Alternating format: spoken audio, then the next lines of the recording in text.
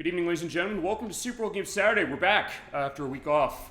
We're in the new Super Bowl Game Saturday studio, as you can see, but I'm also not alone. I'm Captain D-Trek, by the way. DollyFinn. So good to see you, DollyFinn, and since it's a puzzle game, and I just set this 2 seconds ago. You saw that, right? Yes, I did. Oh, yeah, we're playing Mr. Driller for the Dreamcast, just to let you know. I had to set the timer up because my Dreamcast internal battery is dead. I literally turned the console off right before we started. I said, okay, fine, we're going to do this, but fine. At least I could make it easy. Is it 1901? So there we go. Okay, so getting ourselves set specifically. But yeah, we're on camera for a very special reason for this one because this is a viewer request for June. And also because I'm running this with accessories that you never knew this game would be played with. By the way, there's also jump pad going on the Dreamcast controller here when it's loading the file. Alrighty. Tonight we are playing, since I'm on camera, I'm going to show you what we're actually playing on the box. Mr. Driller. This came out on, I have my notes here as well. This came out in the arcade in 1999, November of 1999, from Namco. They then ported it to the PlayStation 1 and the Dreamcast in 2000. They also ported the Game Boy Color, where it's over $200, I found. Holy mackerel. It's even more expensive than this version is. There's now $100. I bought this for about 60, 70 last year because an ElecVerse who comes in the show said, I'd like to see this game. We've given Mr. Driller a bit of a look before in Mr. Driller Online from Xbox 360, but never with a full show of his own. Always a bridesmaid, never a bride for Susumu Tori here, but here he is for this game. And we talked before, you ever played this before? I've played it only last night. Right, but you are the puzzle game expert of ours, I think, for the show. So I think you do need to be here, and thank you for coming by the way, for, I guess, the christening. By the way, that is the reason we were not on last week. I was moving. So we are in a new place. I have the new Super Bowl Game Saturday studio, as you're going to see it, with some nice mood lighting on the side. A nice television, the way the table is set up with a lot of stuff, including a lot of interesting corporate sponsors you're going to have. Yes. Also, a photo back there of stuff that can change. Right now, it's every issue of Nintendo Power was the poster that came in the final issue in 2012. Yeah, this is how we're going to be looking. This is how we're going to be sounding from now on. We'll see as far as the going on live with camera thing, but for this one, I got Dreamcast accessories here. I guess I probably should bring them out just to show that I'm not kidding when I say I have a fishing controller, I have a keyboard, and I have a microphone. Each of which work with this game. They do. On top of the stuff I don't have a hold of, which are the light gun, the Samedi Mingo maracas, which you actually told me, like, they work. Like, they do? They do. Yeah, they do. And I'm trying to think, wasn't there another accessory that this thing ran with? Fine, the jump pack for Rumble, which is in here. And then the VMU, which, by the way, also because we're on screen, I can zoom into the camera here. There's a nice picture on the VMU. You see that they're changing that way. And showing them drilling as far as it is a nice effect. But yeah, so that's going to be the idea. We are live on camera, so we can show you the fact that this game does work with those accessories I got, and to give a perspective of Mr. Driller. Now, let's go into this. In the arcade, it was built on Namco's System 12 board. They ran Tekken 3, which we played for the program already, as well as Point Blank 3, Soul Calibur, and Techno Drive. It was an interesting case because this was intended initially as Dig Dug 3. There is footage, I believe, of what the prototype of this game was going to look like. There's this great video that Jeremy Parish of Electronic Game Monthly, who now does his own retro stuff, I'll have a link in the link list right down below when I edit for this, indicating that. I kind of did a deep dive on the franchise and was looking at Mr. Drill Land, which is the most recent entry in the franchise, particularly the 2020 re-release of it, which is now on all the consoles. And it's something that they pitched this to Namco, particularly the late president of Namco, that being Masaya Nakamura, who founded the company. He passed away, unfortunately, in 2017 at 91. Wow. But they had this idea. They said, hey, you know what? Let's make this puzzle game. They were thinking, like, we'll go with Dig Dug, because we played Dig Dug in the program a couple times. We played the Namco Museum Virtual Arcade. We'll have the link to that play as well, showing Dig Dug 1 and then Dig Dug 2, where he was on islands, specifically, or Taizo Hori, the main character of those games. And what happened was, they said, we have an idea of what we want to do with, because if you play Dig Dug, maybe there's a similarity. Fine, you're drilling down maybe, but it's not like you're walking down doing your gardening. No. Or drilling into islands and tossing them into the sea, like with the second one. But they said, okay. There's Well, right, yeah. What's going on? the little blue. Yeah. Oh, the Undergrounders. The Undergrounders. Which the manual does not say who they are, so I had to go into the lore of Mr. Driller, which is surprisingly varied. And showing the demo, based on how we have this with the camera over there, it looks like it's saying emo, but no, it is not. specifically. That'd be something is like, is that the idea of his taste in music as far as like the emo bands, like the All American Rejects, or trying to think, what's that band that a friend of mine was big into? Attack Attack. Because I was thinking Bro Ash was here. That was a favorite of hers. She loves like emo new metal style music, specific. But they said, okay, they liked the look as far as what was going with Mr. Driller, or fine, with Dig Dug. But then they said, okay, first off, they thought maybe we should put this to consoles to start. They said, we want to put it to the arcade because we think this might get lost in the shuffle. Yes, easily. Then they brought it to console afterwards, but then they said, all right, there's this Japanese children's game whose name I could not find. I thought, like, I'll be able to find what this was, because like, what's the idea of this?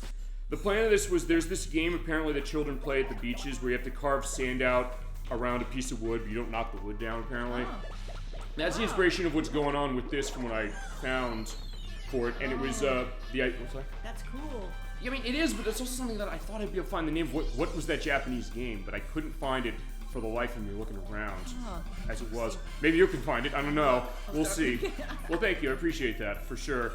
But, yeah, the game was designed and directed by Yasuhiro Nagaoka, who did QA testing on Tales of Fantasia on the Super Famicom, was project director on Ridge Racer Type 4, R4, as it was also known.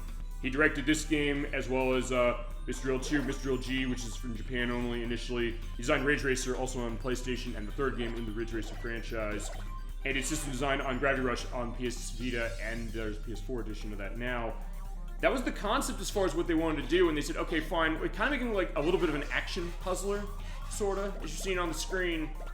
Assume drilling down or digging down, and as you go down into the well more, your depth increases, but then the idea is that you're running out of air, so if you run out of air, you're going to asphyxiate to death. But then also, there's like blocks or dirt blocks. Don't dig into those, otherwise you're going to get yourself losing air. But your air is going to go down further as you get deeper down. There's going to be air caps you can pick up. That can also potentially be a problem in the sense that they're going to be surrounded by those dirt blocks, or the X blocks as they call them. If you're drilling those too much, you're going to get your air cut as well. But it's also the other thing, because the line, I mentioned Dig Dug a lot, not just because of the fact that this was intended as the third game in the franchise, but with Mr. Driller G, which came out in Japan on the PlayStation and the arcades in 2001, I believe it was. I don't think we ever got that. They came up with the confirmation that, hey, Susumu here, his father was Taizo Hori, who was the main character of Dig Dug, but then ElecVerse told me this when we played the Namco collection last year. He said, Masuyo Tobi, who is the main character of Baraduke, also known as Kissy, apparently her and Taizo were married. They seemed separated for reasons that are kind of unclear. Dig Dug Drilling Strike, is that the name of it? Digging Strike, which is on DS, suggested that maybe Taizo's a little, amorous as far as other, fangirls. But she's also kind of potentially loose herself in the sense that she gets her nickname of the fact that when she gets drunk, she apparently wants to kiss everybody around. I swear to God, wait, this is an arcade game from 1985 with Baraduke and 82 for Dig Dug. You think, wait, it's gonna have that much of a backstory, but yeah, it is. And Drill Land, the more recent one, fine, it was on GameCube in 2002. We didn't get it, and they ported it here a couple years ago, and since put it on the other systems, had that going. But they said, okay, fine. They presented this, as I said, without pitching it. It's like, usually we don't do that. But it was, as I mentioned, Yasuhiro Nagaoka, who was the designer-director, but was also assisted by the producer, Hideo Yoshizawa. Actually, you mentioned this when we were doing the test last night, saying, when you go to the high scores, you'll see as the seconds we start playing, that they said, there's like Yoshi on there. It's like, what was that a reference to? It's a reference to him, who's the producer on this game. He directed Ninja Gaiden 2, The Dark Sword of Chaos on NES. He did the story for Ninja Gaiden 1 and 2 on NES, as well as writing on Klonoa, Door to Phantom Isle, and Lunate's Veil, which are also Namco franchises. And he also designed Smash Tennis on the Super Famicom and directed that as well. He said, usually this is not how you present a game to people, but they said, okay, this is what they did. It came out. It was pretty popular in Japan. It came out here. It was not as big, but I think it got some attention. I think maybe also, I was seeing Jeremy Parish's video. He's saying, hey, Soul Calibur was the big Namco game that was on Dreamcast, and people were thinking like, hey, that was such a huge case where it looks and is better than the arcade version because of extra modes and things. This has some extra modes, but maybe not as many things. Maybe the thought that maybe it's so colorful and cutesy people didn't want that, but I don't know. I mean, it was on Dreamcast, but it's also on PlayStation, where that is the more readily available version if you want to play this, because on PlayStation, it is like $30, $40. On this system, I bought it for $60 last year, but it's like $100 plus now. And Game Boy Color, I'm surprised that Game Boy Color version is like over $200. I looked at that, I said, what's the most expensive version? It's that one. Even the Wonder Swan Color version, which Japan got, we didn't. That's another one that is nowhere near as much. Well, I tried to find that, and there's the only thing they have is the Japanese game at the beach is a watermelon splitting game. So unless somebody came up with one of those, this isn't the same. Which, I mean, I guess find the name of it. That does go into actually another Namco game, Taiko Drum Master. Oh, so did they split watermelons? Yeah, I mean, actually, I have the Taiko Drum for the PS2 for that. It was like lying around somewhere over there. That does have a mini game where it is the watermelon festival. You have to hit on it's a drumming game as far as it. You basically hit on the drum for playing music. There's certain songs I can show on that because of Namco things, but those licensed stuff I didn't dance around doing. But when you hit on they have mini games in that. One of them is actually the watermelon festival. So you have like the kid on the beach. You have to kind of hit the drum enough to get him to walk around and hit the piñata on the beach. Or another case where you have to basically hit to eat the watermelons and then basically spit out the seeds before you pull another one in front of it. I wonder if it's based on... I would think that game probably would have been pulling from that, because I know Namco tended to have a lot of stuff when it comes to, I guess, cultural perspective. With some of the stuff they do with this game, which seems like maybe you look at it and say, does it really? But I guess it kind of does. Yeah. And I mean, it's kind of an interesting thing when it's come to that. Also, let's see. I'm just trying to think of like what else to go into. I guess quickly we'll talk the music and then we'll get started, because I'm going to go 12 minutes without this going. Also, I'm going to move the camera over a little bit just to make sure that she's in view. You know what? Last night, also, one thing about this game is that when I first tried it, I did terrible. Yes. And then the second time I did really well. So I think it's a game that you can get really good at quickly, right? I mean, it's I'm glad you're saying that. Yeah, because most of the games it takes a while to get remember, because I only got like 150, and then I went to. Well, I even got my name on the leaderboard. Right, that's true. We'll show that for sure. So, I mean, but also, because you've been on a lot of the puzzle games you've played. In fact, most of the shows I think you've been on have been of puzzle games, with the exception of, well, we played World of Illusion. That wasn't a puzzle game. We had a puzzle game we showed in it. Right. I mean, Sailor Moon of the Story, that was another one, but I know it was an RPG. Yeah. But you were in the Puzzle Showcase, you went for Tetris Attack, we were in all these things. Yeah. You're kind of our expert when it comes to puzzle games, so it's also one of those things that, fine, I know this is kind of an obscure one. Yeah. And that's also the reason I wanted to give it a little bit of a look. Also because ElecVerse said, I want to see this. Like, absolutely, we'll show you absolutely everything we got with it.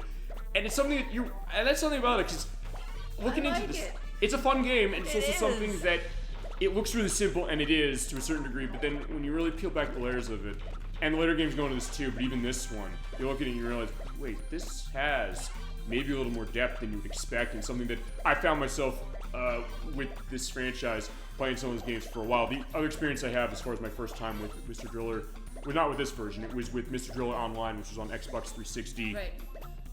It was a download game that you cannot download anymore, but it is in the Namco Museum Virtual Arcade, so if you do have that disc, it's worth pointing out.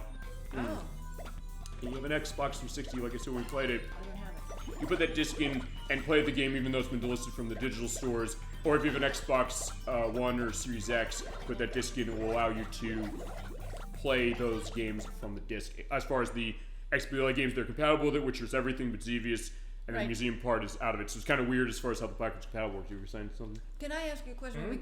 When they show that again? Yes. How long do you have before the red block comes down?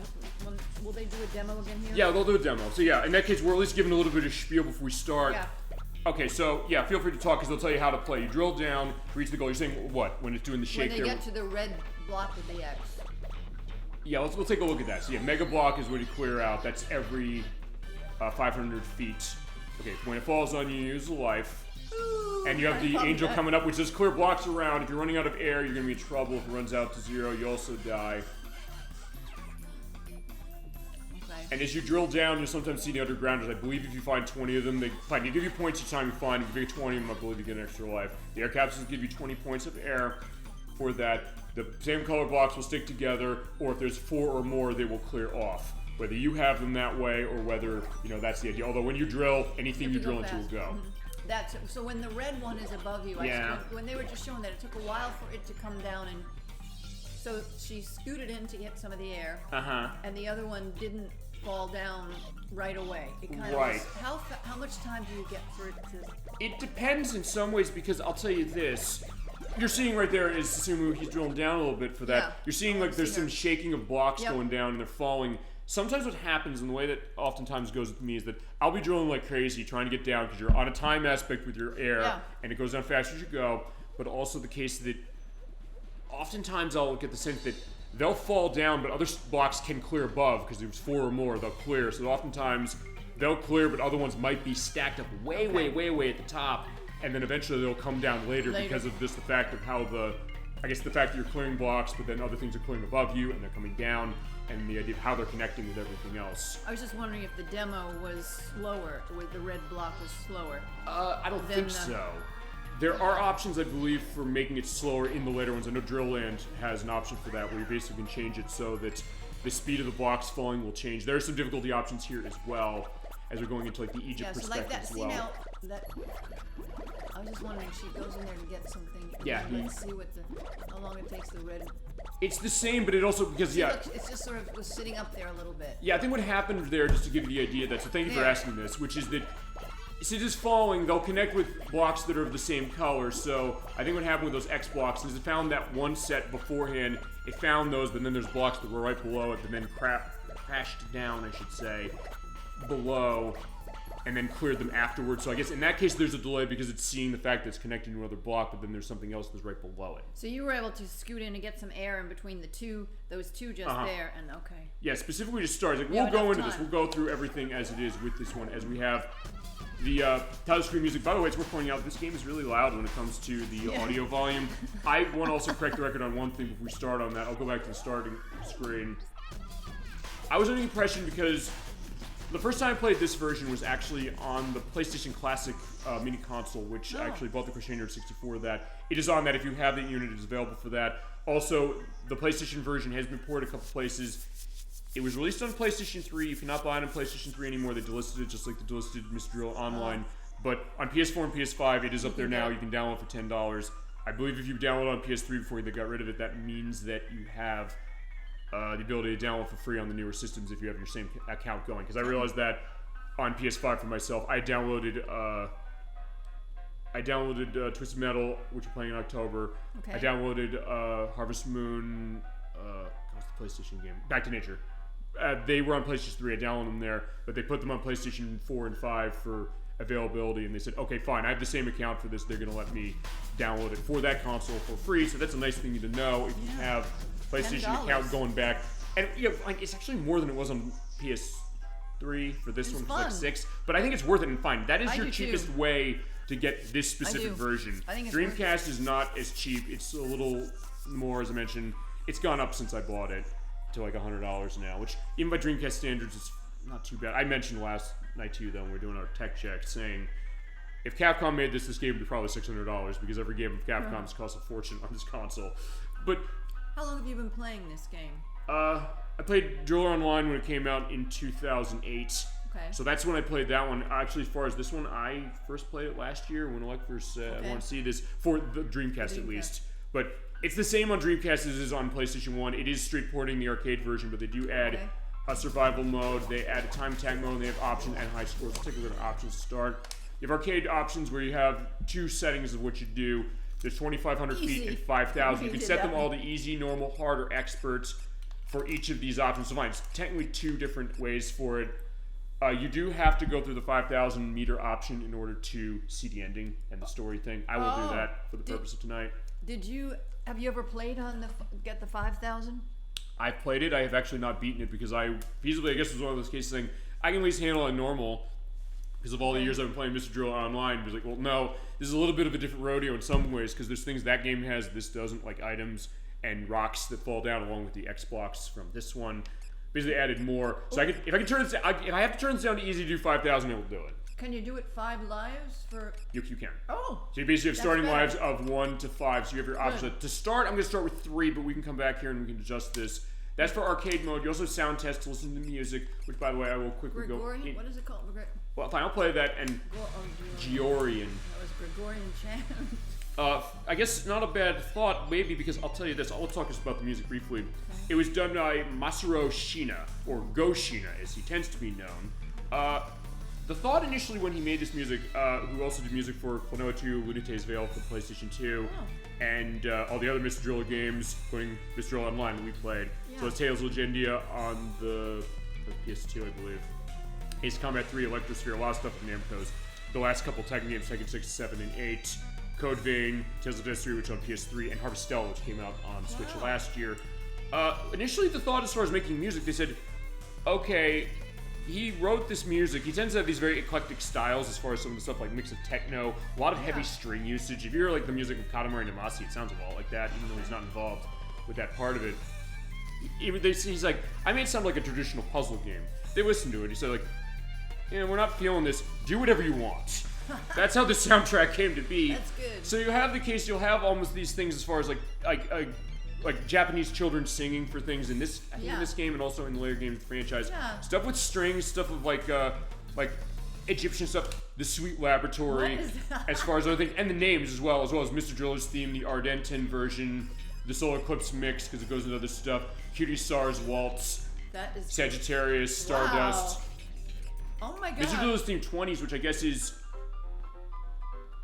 yeah, no, I'll tell you what it is. It's 1920s style, really? Perspective, like the 1920s honky-tonk piano. So, okay, if you ever wanted to, you know how when it comes to silent films, they have musical accompaniment? Put on a Buster Keaton or Charlie Chaplin picture with this 20s music. It might fit up, potentially. Or if you ever want to, if you like Cuphead, which is another game that is like a style of that, of like 1930s, 40s cartoons, something like this. It's so yeah, they give you the idea. And Susumu Hori, that is the main character, who, by the way, it's worth pointing out, is voiced in this game. I do have the name of the voice, and then we can go on. And every voice, that is Tamaka Tatsuita, who did music on Libero Grande, which is a Namco game from arcade that I actually never heard of. Yeah. Ace Combat 3, Electrosphere, which is on PlayStation 1. Did the sound design for Klonoa DollyFinn on the PlayStation, and actually was involved in Katamari Damacy. Doing stuff with voices for the Japanese version, although I can never tell, based on the credits, who are they voicing. And we did play Katamari Damacy on the show. We're using the roll edition, but we don't have that. And it's not the English voices, where I believe they had Ryan Dries, who is Tom in Shenmue, which you're going to be in when we start that at the end of the year. I love Shenmue. I know. On Dreamcast, we are running a Dreamcast, by the way. We're going to run it the whole way. I have a demo disc I'm actually going to show as a little bit of a preview for that when we first do that, because it's how did I come to that game. I guess maybe how you came for it. I don't know. We'll see. The best. We're going to have a great time playing that one. But we're going to have a great time with Mr. Driller as well. But yeah, you have your option of stereo mono, saving and loading. It is 12 blocks to the VMU to play for this. Okay. It is, we're pointing out, this is a little bit of a random thing. When you save to this, it is one of those weird cases on Dreamcast, I don't think I've talked about this yet, where you save it locks it to the VMU you're saved on. You actually can't copy it off, which is weird. I'm like, there's some games on Dreamcast that do it. Actually, Soul Calibur from Namco does this as well. I don't know if like the Namco stuff didn't do that or what. You have to do adjusting screen as far as positioning it. This is a 4x3 experience, as we're pointing out. It's run that way, and rumble on with the jump pack if you haven't inserted, and auto save here, and auto saving as you go. So okay, with that we can get going on this. So you get options like the mode. So it is like the arcade where it's like, hey, you have the stick going there. So like, yeah, take your option to fly. We recommend for beginners is 2,500 feet or 5,000 for experts. For ending, we'll do 5,000. We'll do that later. For the meantime, we will start with 2,500. All right, so sit back and go into aspects of this game or anything of Namco's, or this puzzle game, DollyFinn U2 as well, as it is. Okay. So yeah, I'm also playing this last... What's up? You're getting a lot of air. Yeah, I'm getting myself crushed, which tends to happen because what happens in this game to me when I play it is... I always have in a case that maybe I play games really, really fast. You may be seeing...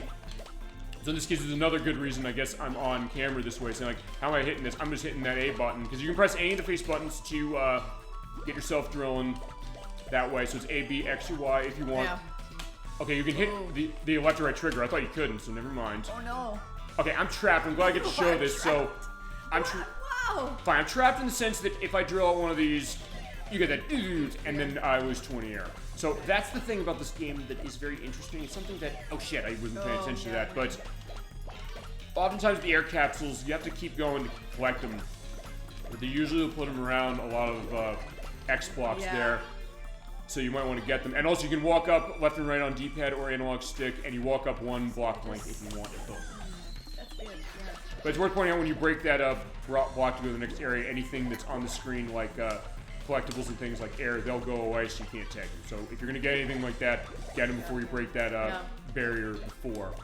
And yeah, we're seeing that shake there. It also means that, yeah, they're about to fall, so you have to be ready for that. Or set it up so that, boom, there goes down there, boom, boom, boom. Oh, the shaking. Like that, yes. Okay, all yeah, so paying attention to the shaking, really. Oh. And also, sometimes you have to zigzag. I've shown this when I played Mr. Driller online before, and I'll have... actually, I'll put a playlist together of everything Mr. Driller, which is the 2 times we've shown Mr. Driller online, which have been when we played Katamari Damacy, when we did Namco Museum Virtual Arcade last year, and then now this dedicated case. And shit, I did it again! Oh, no. Or oops, I did it again, which I guess goes to like music at the time. And every so often, you get these perspectives of areas where you have only 2 colors on the screen, which means that it's actually really, really easy to get chains and combos going on here. So like in that case, boom. Yep. They'll go down, boom, boom, boom, and the wall can come tumbling down. So it makes it really easy to feasibly get a ton of stuff going on. What's going on? Yeah. Oh, okay, fine. I was referencing Britney Spears. That was what was that from? I don't know. What, World Comes Tumbling Down? That's a reference to something. It is. I'll link as far as what that is if I know. If I guess maybe I was just thinking the Britney Spears thing. I did it again. Well, but also, I'm fine. We played Contra Hardcore. One of the people who was involved in that made Britney's Dance Beat on the PS2. Okay. Who went on to, it was Metro, the people who made, Buster Groove who made that. Actually, he made Buster Groove as well on PlayStation, which is another one. Alright, there you go. Oh, wow. Oh, go! Oh, no. I just dove out of the way at the time. If you were right on the edge there, as we're pointing out, Susumu will kind of sort of trip over himself so that he lives. Just barely. So in that case, this game is not completely unforgiving. Whoa! But in that case, you have to be really close. So it's not a case like, hey, if the block is there, you're gonna be crushed, and they're like, hey, you know, that you're gonna be in trouble. So the game is fair, but it's like, yeah, it'll punish your mistakes if you are not in a good case of that. Or fine, sometimes you might want to say like, hey, wait, you can also drill upwards if you want to, but pointing upwards. Sometimes it's help like, hey, there's a block right above you. In that case, bring them down like, hey, can I clear that so I can get the air out? Because basically you have to dig the air out on top of that. Or say like, fine, boom, in that case, let the air drop on you. If the air drops on you, you're fine, you will not get hurt, you'll just collect it. In some cases, you just want to do that. Or, as I said, like there when you're doing the shaking, sometimes just like, hey, it's going to go in an area where you want to. Actually, I'll show this way. Like, hey, if I'm going to be drilling down, if I know that that's going to go to something, there you go, and fine, right there. Okay, I got myself crushed. But if you're careful of that, sometimes you use a sense of, okay, fine, you know it's going to hold on to something and not clear out. You can sometimes do that. That's kind of the idea of how this game tends to be. But fine, I'm almost there. And this version, as we're pointing out, they run in feet. The Japanese version ran in meters. And also, it goes every 500 feet for this, as opposed to every 1,000 meters in the Japanese version of this. And Mr. Driller Online did that as well, especially when you get to some of those challenges that tell you 5,000 meters. So you have to do 50 screens of this, basically, in order to get down to the bottom. And then the quest mode is like, hey, in quest mode, you can run to cases where you have to do certain things. If you do it wrong, you lose every single one of your lives, even if you have lives left. So actually, that one can be pretty unforgiving. I showed the full force of that last time we looked at that. Well, right there. Okay, so in that case, I made sure, like, hey, that connected on there, so it wasn't going to fall on my head and kill me. At this point, yeah, I have 0 as far as that. 0 just counts as a life, but if I die again, we're going to be in trouble, so I'm going to make sure I can avoid that happening. But, uh-oh.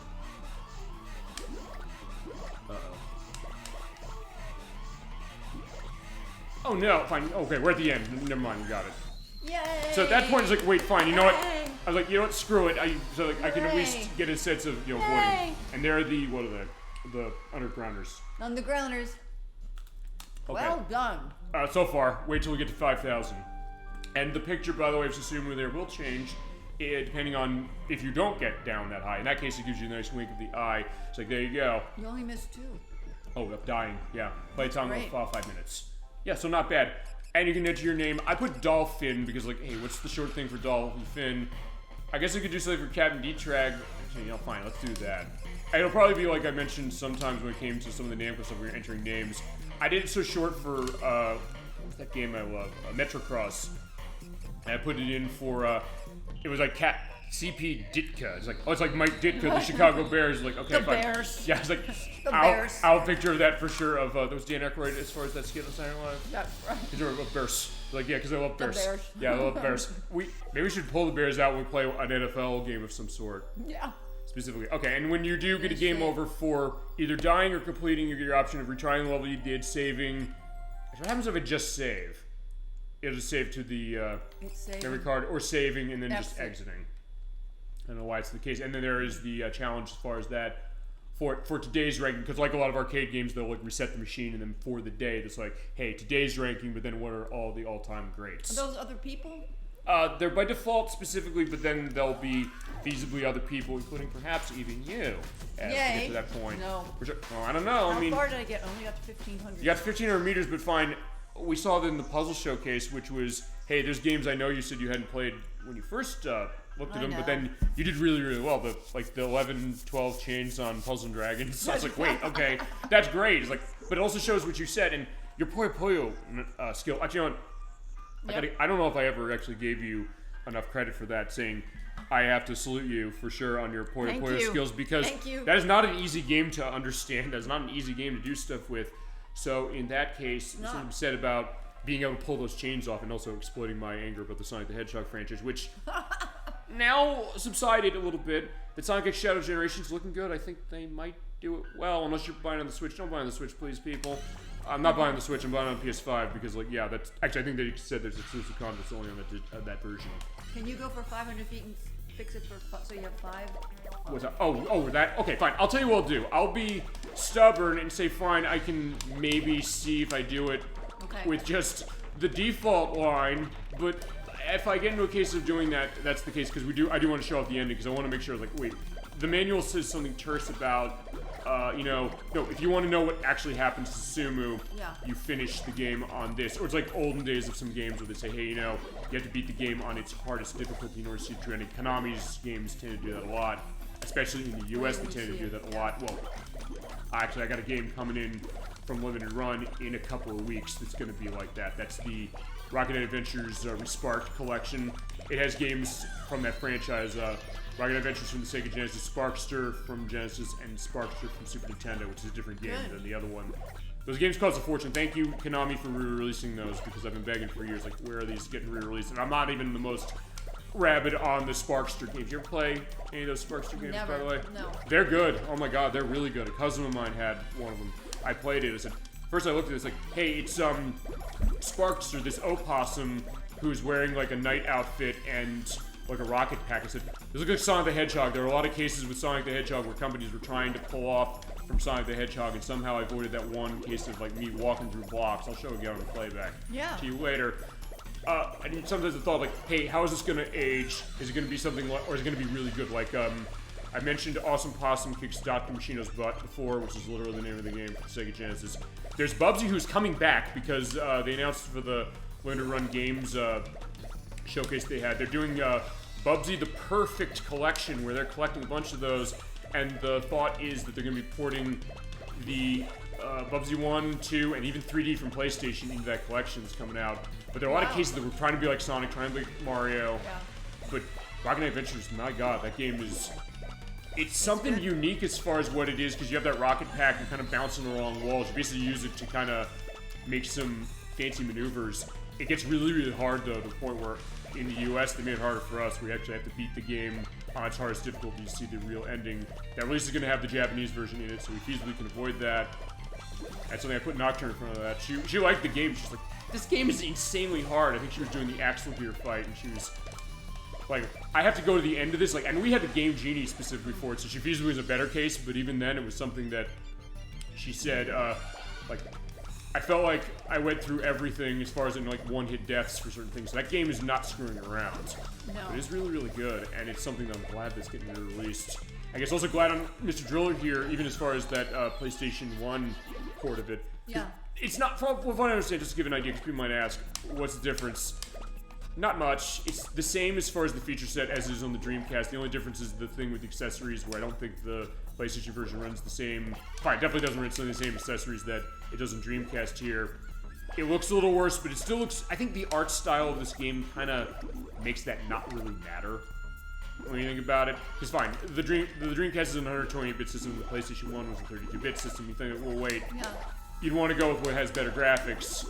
Maybe, but then again, for a game like this, you're looking at this. You've said this before. You said this when we were doing the test yesterday, saying, hey, this looks like something for very colorful, very vibrant. Something that, I want to thank you for this. I don't think I've explained this enough, or thank you enough for this, which is bringing the focus of color and what color really means to a game, whether it's this or anything, really. Jeez Louise. Yeah, I'm stuck. I'm going to have to take the penalty. But I'm at least halfway there. We'll see how it goes. That's why they make it so hard. Yep. And it goes more, so you feasibly have to zigzag your way around, saying like, hey, gotta get that going, and then as that's falling, let that drop onto me, and then put that there, so that'll go there, that'll go there. Move that there. And then, so yeah, it becomes this weird case of what this is, but I want to thank you again for emphasizing color, because it's something maybe because I'm playing so long, or sometimes it's something that I maybe didn't... for granted. Yeah, I think, you're right. I absolutely do, you're right. I think it's something that I also maybe didn't give that eye, but sometimes there's something different, and I've noticed this when I've seen other people play stuff, or when or what it's been, which is the, holy moly, this is incredible. Oh, Crum. Let's get that down. There we go. Oh, that was good. lucky, but I need to get that one out of there. Get some air. There we go. Oh, good. And you do, like with any aspect of puzzle game, you're so like, hey, when it gets insanely stressful, like with Tetris Attack, hearing like the music. In this case, you're hearing the woot with the alarm. It's like, yeah, that alarm's going off when the air's going there, and so you have to kind of go there. I'm gonna get. Uh-oh. I don't think I'm getting through there. I think in this case, I'll tell you what I'm gonna do. I'm gonna resign myself, get down as far as I can. And when you die, by the way, it's worth pointing out, your angel will go up and you'll clear the blocks when you come back. And hopefully, the other thing I hopefully do, if I can find an undergrounder and find enough of these things to get a life. Fine. I hear you can get a life off them, and oh crap. Fine. I was gonna say, can I get that? Okay, this is gonna be interesting if I can go through this. But fine. So fine. Okay, strategy then is prioritize getting rid of these that way. So like, fine, can I get that going so then I can get the air to come down on me? And as I'm going, also because I'm going down further, I guess the density of the well is increasing. So fine. That's definitely the idea. Whoa, that was lucky. Where fine. At that point, your air is gonna go down further, and fine. I can do that. Drop that there. Boom. So sometimes you do have to think. So something that you're on clock so much on this game of just moving because of air. You sometimes have to think about what am I doing. Uh-oh. I'm gonna get pretty damn close if I don't do this. So I'll say that at least. But you only get 20 points worth of air and it's going down. You're seeing that right there. Like, whoa. Ow. So I got to 4160. Wow. Not that bad. Was great. So I'm gonna try one more time with this because I got that far. And so so I did get pretty good. Oh, you did phenomenal. On normal? Let me ask you a question. Were you going to move up the amount of time? The lives? Yes, the lives. I will after I try this. Because you almost got there. I almost got there. So I'm surprised you may I got. not even need it. That's. Well, I don't know. Maybe I will. Maybe I won't. So it's worth not. pointing out. You did great. But it's one of those things that sometimes. Actually, I'll tell you. Dirty little secret, DollyFinn. I think you've noticed this too. I've sometimes said, "What's the joke of the show?" When it comes to ideas of when I'm good at a game or not. Oftentimes, it's been something where the puzzle games I've shown cases where I've had struggling. Mr. Drill has been one of those. When I showed it the first time, I was like, okay, fine. Okay, fine, right there, perfect. Like, that's not gonna be good going down. But I had cases where I'm dying constantly for puzzle games a lot of time. Mr. Drill is like that. It's like, hey, when I showed it the first time, I only cleared one well, except, fine, I cleared one well that was easy, and then I redid one of the easier wells at the end. It's like, fine, I was losing everyone dying. So it's something that, I mean, Have you ever gone down that far as you went this time? Have you ever gone down to 4,000? Not in this, I don't think in this version, no. Because the last one, you didn't lose a life. I didn't till later, yeah. This one I did, so that's also already putting me at a disadvantage unless I find a undergrounder, and I'm getting undergrounder shit. All right, I'm gonna do really bad on this one for that very reason. But fine, I said it's something that fine. It seems like for whatever reason, those puzzle games are the ones I tend to have the most difficulty with, even in cases of puzzle games that I have some familiarity with. But it's also something that fine, maybe because I play them really recklessly to a certain degree. I think maybe here's the other thing is that because you're a resident expert for sure as far as the genre, really.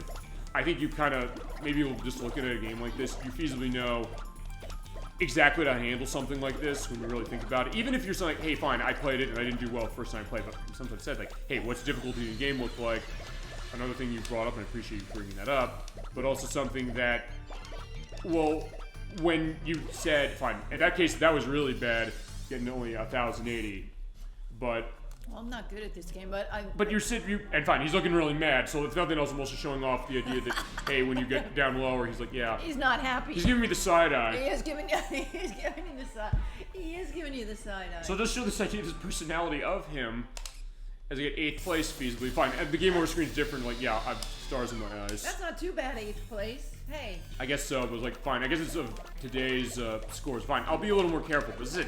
Sometimes this comes to puzzle games, like, hey, you'll know just looking at them kind of how to handle them, even if you're like, hey, you know, maybe you haven't played them before or even that much. Because, like, hey, when we did the puzzle showcase, I said, you have your hand feasibly on everything we play, because I said, I'm not going to toss you the wolves necessarily, just because I said, fine, you know what, that's not fair. If you're playing this game, I've always said this, we'll show as much skill as we have to show on this program that comes naturally that way, but I'm not going to be a sense of saying, like, hey, you're going to show off a game, and I won't necessarily set my guests up for failure, as it is, necessarily. That's kind of the idea, just to go into that. But it's also something that, fine, if it's like a blind play or something, like Nocturne and I are doing with Croc, it's like, fine, that's a little bit of a different case. Whoa, you saw that, right? Yeah. Fine, that was because I came right into that as it was falling. You're going to see that in the time attack mode, because the time attack mode has a couple of scenarios to go with it. So there's the Underminer. Whoa. Uh-oh. Yeah, that was saved right there because it connected to the other blocks. Yeah. Yeah, but so far, I mean... You're doing great. Fine, okay, yeah, so far I'm doing okay. But I mean... But it's something that sometimes I get so overzealous, like there, that I think, you know, I can handle this, especially this game, this specific game. This one, Mr. Drill Online. Actually, these are the only 2 games this franchise have played. There are 13 games in this franchise. We're trying, technically, I guess if you count Dig Dug, there's,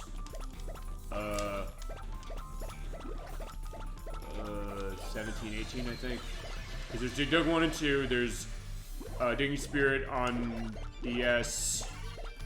I guess there's that arranged one that was on PSP, that was in the PSP Namco Museum game, perhaps, as far as how they count that. Fine, there's been a lot, but the point is that when it comes to this, like, hey, I haven't necessarily played as many of these, but it's also something that, fine, for a while, some of them weren't here, some of them were here. Actually, even as a Dreamcast owner, this is not one I played when it came out, which was not, and it wasn't because, like, hey, you know, I was, yeah, I was in that case on that. It wasn't even necessarily because I was not necessarily, you know, on the wavelength of this game. It's like, oh, I don't want to play this.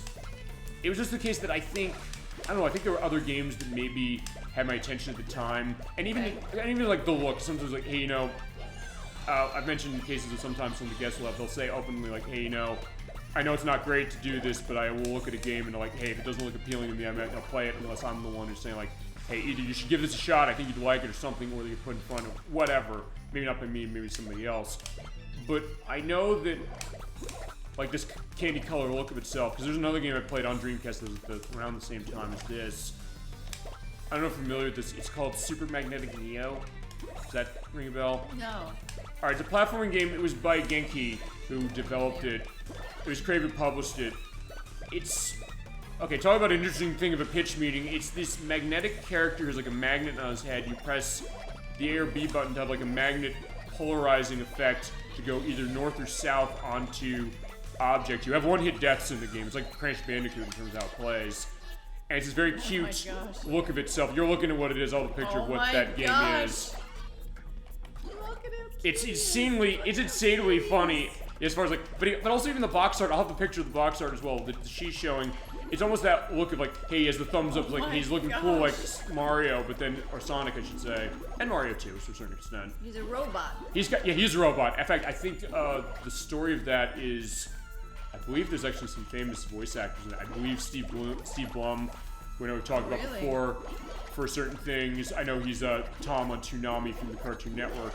He, I believe, does voice in that game.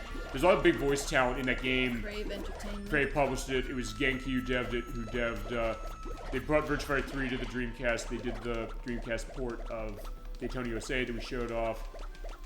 They did make a Namco game, Contemplated Forever, for PlayStation 3 for it. It was this interesting thing, and it has this very pastel look, but you'd also think, like, for a game that looks as cute, it's really hard. And part of it, I think, is because of the one-hit death concept, like Crash Bandicoot to a certain extent. And, okay, fine, I did better at 29:15. I'll do one more, and then at that point, I'll go down to a difficulty. This game sounds like a hoot.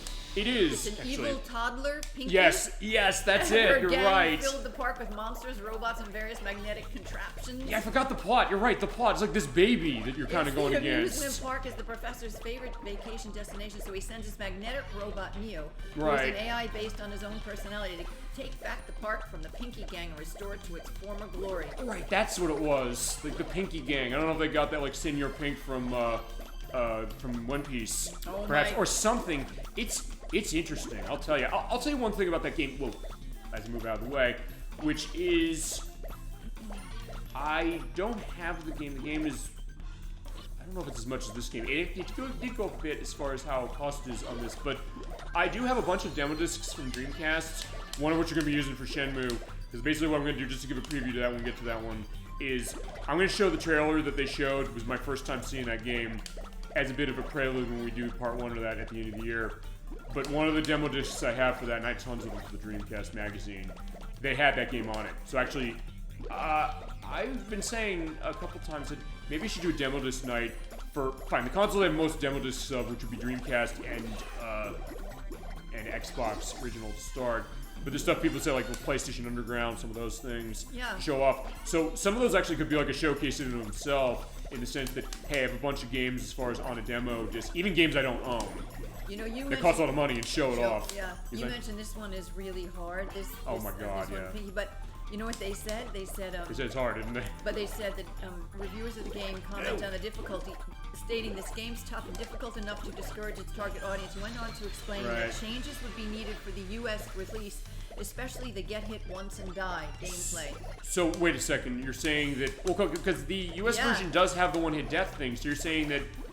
The reviewer was saying you're gonna have to change that, otherwise it's not gonna be as. But they didn't. I mean, I didn't know if this was one of those cases where fine, it was that way in the Japanese release, and then they changed it for us. Yeah, Anoop guy of IGN said that he went on to explain the biggest flaw of the game is the level mastery due to the difficulty being based on trial and error deaths, which can become frustrating for the player. But I have to tell you something so funny. The final showdown with the Pinky Gang sees the Neo battle a giant mechanized ballerina robot. Oh, right. It sounds like Tournament Heady a little bit. I never even got that far when it came to playing that game. The end is going to be great because they're controlling the robot from the control center in its head. When Neo defeats the ballerina, its body explodes and sends the head, still containing Pinky, Yasu, and Gasu, flying into deep space. Okay, I think we. I want to see that. I think we need to show this game. Is that? I guess it's a request for the show. I'll track a copy of the Super Magnetic Neo down. I have kind of wanted to show that just because it's something weird. And fine, off-beaten path for Dreamcast. Because, I mean, I guess it's sort of off-beaten path a little bit. It's just... I'd heard it, but it was also something that, sometimes you think about, we've talked game pitches before, the idea of what is the idea of something like that, but even this one where they didn't even pitch the game before they presented it. They said, oh, we're just going to give you this game. Like, okay, fine, they liked it. I mean... In the case of when they presented this, they said, fine, they liked it. Who just like, hey, you know, it's like, no, we hate this. Don't do this. We want something totally different. Go back to the drawing board. But they didn't specifically for that. Fine, maybe that's, I'll tell you, maybe that's the thing when it comes to, honestly, showing up anything on the Dreamcast for me, which is, not that the Dreamcast is the only system that does this. I mentioned this when Nocturne and I did the Typing of the Dead, which is that there's so many experiences that were on the Dreamcast, you think, like, I don't know how they feasibly could maybe position a game like that again to sell for certain things, but it's also the kind of thing you do appreciate the fact that there's people who went out of that and sometimes really interesting or really good things. Even games that aren't that great, sometimes there's stuff like, you know, I don't know if I necessarily say of what I played of Super Magnetic Neo that it's a great game. I mean, it's not Crash Bandicoot. I mean, I know they were going Crash Bandicoot direction on that for sure, but something that, it's very interesting. So even games that aren't very good, we talked about this when we did the April Fool's Day shows. Even when we did Justice League Task Force, said there's things about that game I do kind of like looking at it, and something that I don't know if I can necessarily dismiss them. So sometimes it makes it really interesting just to kind of show for a program. You know what? It actually reminds me of the picture of him. What like would you this say? is like something that sells like soap powder back in the '60s or something. I don't know. Really? Look at him. Oh yeah, I kind of He get has that. like pants that looks like Mickey Mouse with the 2 red buttons, and the top looks like Gumby's head with a face on it. Yeah. Look at him. I think it looks cool. I really want to see that. It's interesting. Actually, if I knew where the demo disc was, I'd toss it as an extra. The who? The demo of that. I don't know where it is. Unless you feasibly want to vamp a little bit, and I can go find the. Actually, wait a minute. I might have it in the box. You know, if you want to do that, I can figure which one it's on. If I. Yeah, I'll you know. We'll have to play that. Yeah, maybe I will. You know what? Fine. I'll do that because I've always said. How many times have I said the show is improvisational? I say it all the time. So I think in that case, I might be able to draw it. In fact, you know what I'll do? I'll try this once more. If I don't do this again, I will drop the difficulty down so we can show the ending. I will also let you have your perspective, and then I guess I will also at one point like run up and see if I can find the disc spindle that has the Dreamcast magazine stuff. Actually, I think I might know where it is, so actually I might be able to pull that. I'll just randomly pull out demo discs. It's like, where's the demo of this game? Because fine, I don't have the game yet, but it's also something that I have the demo of it, and that's something I guess has been interesting when it's come to growing older this way. Like some of the games I have on demo discs now go for a good amount of money. So being able to have a little bit of a taste to it is good, especially like fine, you know. I mentioned to you last night this stuff by Capcom that costs a lot on this console. Yeah. Like, hey, you know, do you want to spend that much money if you don't know how good it is, or emulate it? Because we talked emulation before. Like, fine, maybe sometimes people emulate it that way, which is like, hey, you know, I'll do it because hey, it costs a fortune. Like, am I gonna like this game? Like, am I gonna feel okay spending money on this game? Right. Specifically, because I know that. I'm trying to think of a good example of this for something that's costs a lot of money. Because I know the Retro Pals did a show recently. They did some of the rarest games on the DS. And they showed like promotional stuff. One thing they showed was a promotional cartridge that came out that showed the trailer of The Legend of Zelda Twilight Princess from GameCube and Wii. It was just a game card for DS that was at store demos that they set up for that had this trailer on it. That cartridge goes for like thousands of dollars now because it was not something they sell. Actually, no, that's not true. That thing actually did get. I think there's a giveaway, I think, for Nintendo Power to get one of those. But it's just the trailer of that game, so you're paying thousands of dollars to see the trailer of that game running on the Nintendo DS, where it looks insanely crunchy, specifically as far as how the screen resolution of the DS is. So in that case, it's like fine. That's a case of like fine. You feasibly just want that to have it for a collection. Even something like Clay Fighter Sculptors kind of stuff I have, which is a game that's $1,000 now. I got this for $11 somehow in 2008. I always tell that story, and I know I got to show that specifically, but it's something that maybe that's a good thing as far as a demo case. Like, fine, if you're not sure you want to spend tons and tons of money on something, that's good. Yeah. At least get a sense, unless they get to re-release. Because fine, those Rocky Knight Adventure games are cases like that. Those games go for Sparks in particular. That's like $400 or $500. Thank God Konami's saying finally we're going to re-release that. But so in that case, fine, a re-release can also be something that's welcome. With the case of sometimes rights to the license for re-release and stuff, or not, fine. Capcom has that going with that Marvel vs. Capcom collection they're doing, where they have Marvel vs. Capcom 1 and 2, X-Men Children of the Atom, Marvel Superheroes, X-Men vs. Street Fighter, Marvel Superheroes vs. Street Fighter, and Punisher. Which is like, those games go for all money, fine. Because I have Marvel vs. Capcom 1 on the Dreamcast. I have 2 on the original Xbox, which is actually a lot of money because they ran out of the license and they couldn't print it actually for long.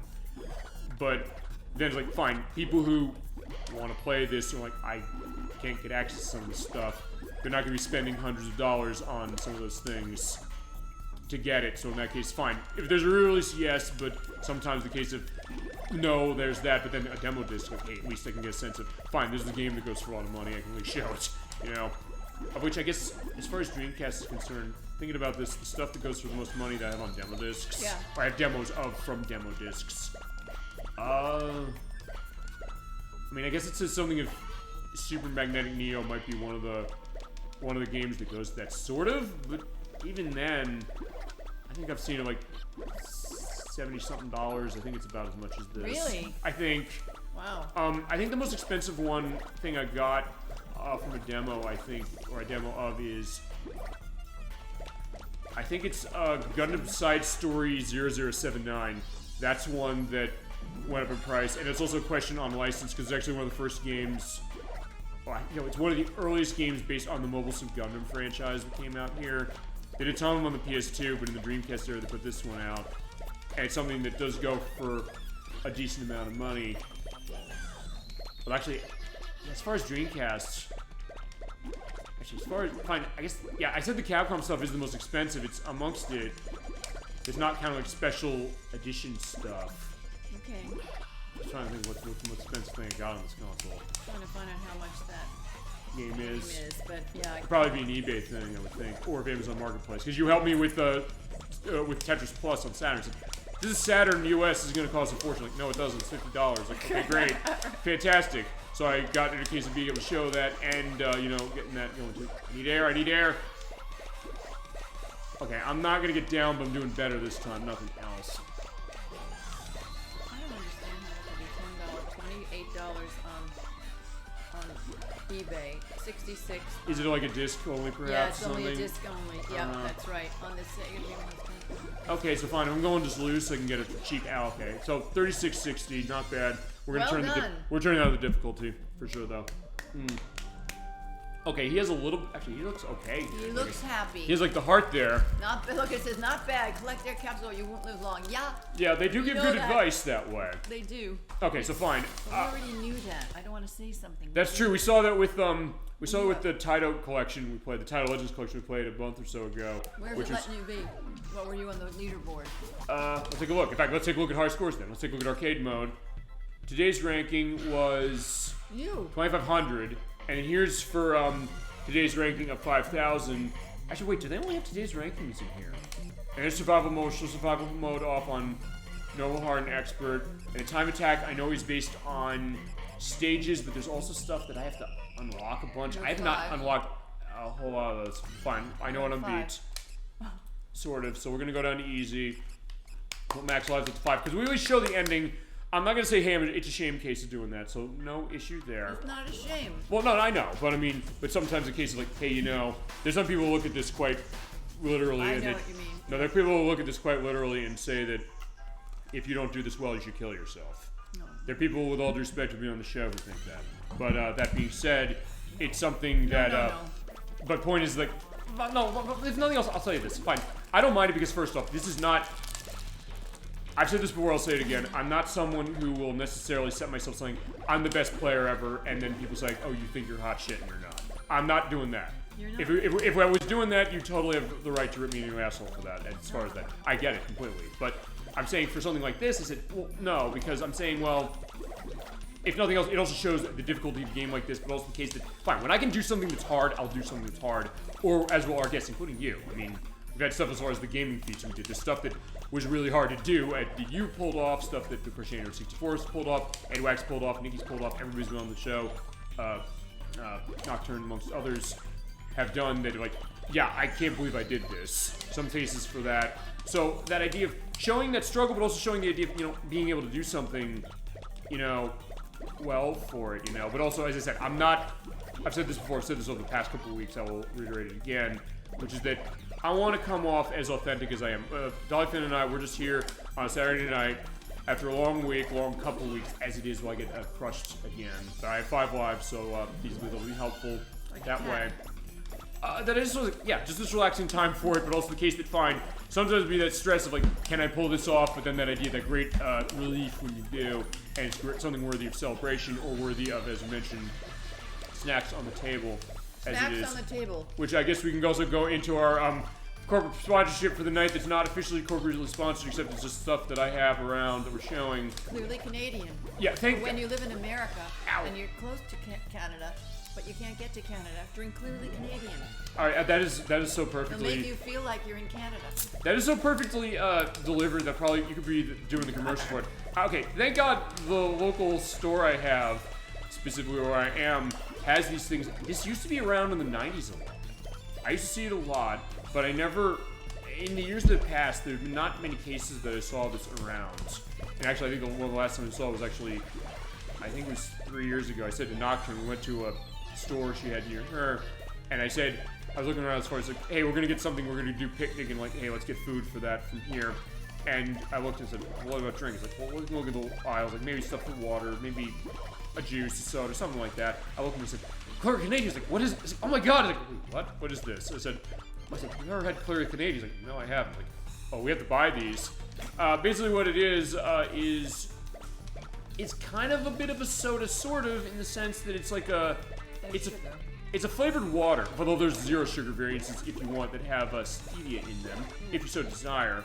Or if you don't desire, that's like fine, but the point is they have that. But it's like a soda, sort of, but it's more, it's like a carbonated drink, but it's not exactly a soda. It's not as much sugar as some other sodas. No, as far as it's just to give a sense of this, like how many ounces, it's 11 fluid ounces. It's almost like a can of Coke or something like that. Oh, with about... They call it a sparkling water beverage. Okay. This is Orchard Peach, and it is delicious. I bought like 8 of them today, specifically before we did the show. I said, hey, I ran out of them. I told them, like, hey, you know, they sell them here. Like, oh my god, they do. Let's get tons of them for every flavor, basically. I have one on the table of Mountain Blackberry. Actually, I didn't have the peach. I just bought the blackberry to start, and I said, fine. Let's buy all of them. So yeah, this is incredible. Ouch. I'm fine. Okay, fine. I'm okay now. It's like, 'cause I got drilled through that, but it's like, fine. I basically got my air, and in that case, fine. There's tons of air capsules here, so you just grab. Although, fine. It's worth pointing out you cannot max it past 100. At least not in this version. Mr. Drill Online has items they add. We showed that when we played it, which is you can get items, you hit the X button in order to activate when you pick them up from the chest. One of them is actually, what is it? It is an air extension, which extends your air meter by 5%. This version doesn't have that. The later ones actually do add a lot of different options for things, and a lot of things that really add to this formula. This game is great as it is as far as what it does and what it offers, but then clearly Namco realized they had something going here, and it's all well enough, particularly for Europe. Here, it was kind of tough to tell the sales figures. I only saw like 40,000 copies, but even, and that's going to the PlayStation version, but even then, it's always tough to tell that. But they saw that and they said, hey, let's expand upon this for its sequels, where they basically turn it into almost like an adventure case and it was crushed. But I do have one more life, so fine. I'm also, maybe here's the thing, I'm also being too cavalier. You are, but you're also chatting at the same time. That's true, but sometimes, like, I've said this before, it's like, hey, I've said to, oh shit. Fine, there you go. Actually, yeah, in that case I did worse with 5 lives than I did with something else, but fine, I'll do that. But I've said before, like, hey, that's the point of the show. It is about talking whilst you're playing this way. But fine, it shows that, because it shows the idea, I guess, the dedication of Susumu, as it is that way. Because fine, yeah, who is the main character here? And it is interesting, I guess, the thought of this, as far as it, and then, as I said, we'll also show off the accessory usage. We promised we'll show that. I said, I'm going to show that off. Specifically, said we're giving something extra. With the fishing rod. I know. Oh my gosh. It is a hoot with the fishing rod. Yeah, I said, the only thing I wish I had, I wish I still had the maracas for Sama de Amigo. You don't have them anymore? No. Actually, no, I don't. No. Yeah, because weird thing about those maracas, which was when the game came out here, actually, when it came in Japan, okay, it came bundled with the maracas. The game was $80, it came bundled with a pair of them. In the US, I guess it was the late era of Dreamcast, they made, I think, initially like 40,000 copies of the game. No, they made 40,000 copies of the game for its first print. I think maybe they printed a few more, maybe, after that. But then they only made 10,000 maracas. And they didn't make enough for everybody to use, although, with a couple exceptions, the Dreamcast accessories are region free. So that means if you buy the Japanese accessories, you can use them on your system. Unless Sega decided to reprogram the games to remove the support altogether, which they did for the House of the Dead 2, where House of the Dead 2 used the Sega light gun, but because that came out 5 months after the Columbine high school shooting, they said we don't want to have light gun things, but there's other third parties that said, fine, we have light guns, we'll release. But then Sega, this is the thing that I think was worst about this, which is that Sega then said, we're going to actively reprogram the US version of the game so that if you want to go and import the light gun from Japan to play with this game, you can't do that. And that's the only case that they did that for, like, the accessories for the Dreamcast. Every other case, you can get the you could feasibly get the maracas for Sound Amigo for the US, or for Japan, and play them in the US version if you want to. So did you know there's Samba de Amigo maracas for the Switch? Yeah, I have the game. That was. You can get it through eBay. The Samba de What was the name? Amigo maracas at eBay used. I'm trying. Okay, so hold on. How they do that? They put it in a shell? Because I know with Sound Amigo, I have it on the Dreamcast. Actually, I have every version of Sound Amigo that came in this country, mostly. Put them on there. Okay, so it is a shell. Okay, I'll have a picture of what you're showing. Because, yeah, there was the Rock accessory that the Dreamcast version had, and there was an arcade game too. They then ported it on the Wii, which is by Gearbox Studios. The people who made Borderlands ported that to the Wii. They also had like a shell for that. You could play with the Wii remotes. It was not very responsive, unfortunately, as far as how the controls were. Oh yeah, the Samba de Amigo Wii. The Wii game, yeah. Controller. Then they did the one on the Switch last year. I don't remember what the name of the Switch game was. I bought day one. It's like, oh my god, they're bringing Samba de Amigo back. There are few people who knew what it was, and I said, oh my god, we gotta play this game, and we did. They've got one for Dreamcast. So how much were they asking? $77. Okay, it's not as bad as I thought. I thought there would be more. That's an eBay, and then there's I guess that's the. Actually, I'm curious. Then there's $120. The original Dreamcast. There's one for 100 controller boxed. Oh, so that. Sega. That's another one. 100. Oh, that's the Japanese version, which came bundled with them. Okay. Or best offer. Because actually, okay, I'm thinking this as far as the Samba de Amigo because actually this is interesting how the tech of that worked across those three consoles, which is on the Dreamcast they had the accessories, but it had a mat that was set up for it. It had a sensor bar. It was like the Wii sensor bar that went below, and then the way the game operated, they said you stand on the footprints on the mat, and then you adjust your height, and based on how the height is set up, it recognizes where high, middle, and low is. For some reason, the Wii and the Switch games did not use that. As far as using that height thing, I said, that went great, because actually, I didn't, when I said I was buying that Sound Amigo Party Central, that's the name of it for the Switch that came out. I said I was buying it last year. I never actually said what I thought of it. I liked it, but it's also something that they didn't support it very long for DLC because of the shock, it didn't sell well, unfortunately, because, fine, only people like me care about that, I hate to say it. But fine, there are people who do care about this, me, and I'm being totally fucking reckless again because I'm at 3,070 and dying. But, anyway, He's not sad, he's got a little okay, it's better, so at least... a little heart on his fourth, okay, you were eighth, you're fourth, come on, now you're... No, well, we'll get this. On up. Yeah, to the east side. There's not a Jefferson's game, unfortunately. If there was, we'd show it on this show. You bet we'd show it. George Jefferson was... and Wheezy. Ouch. That was awful. I think, yeah, you're probably more of a reference on the Jeffersons. See, that's the other thing. I guess in the stream of consciousness show, like, hey, if we're thinking the Jeffersons for the Mr. Driller play is going to come up, and we don't care. We'll do whatever we want. Fine, we do what we want on this program, feasibly. That's also the benefit of being an independent show. It means we can do what we want. We can feasibly talk about what we want, even when it's hard, or when it's, people like, we want to go into this, sometimes like, you got to, for certain things. That show won an Emmy Awards. It was so funny. It was a spin-off of All in the Family, was it not? It was a spin-off of something, wasn't it? Yes, no, it was a predecessor, was All in the Family. Oh, I was going to say, because I know there's something it was a spin-off of. Yeah, Louise Jefferson, and 1975 to 1985, 11 seasons. Wow, that was a long run. That's right. It was, and Sherman Hemsley was George Jefferson, and Isabel Sanford was Louise Jefferson. I wonder if there are any games. Fine, as far as, fine, not that there's a game based on that, but if they didn't voice performance on any games, so it's fine. We had people from Bonanza who played Metal Gear Solid 2. It's like, well, wait a minute. That was kind of amazing. Fine, as I said, the guy who voiced Fat Man, we played that, he was in Fiddler on the Roof, the film adaptation that Norbert Jewison made. And he was also in the film adaptation of Jesus Christ Superstar that he made. So, like, that was also something amazing. I said, like, fine, there we go. And unfortunately, talk about horrific timing this way. When I said that on that show, I then found a couple days later Norbert Jewison passed away. I'm like, wait a second, what?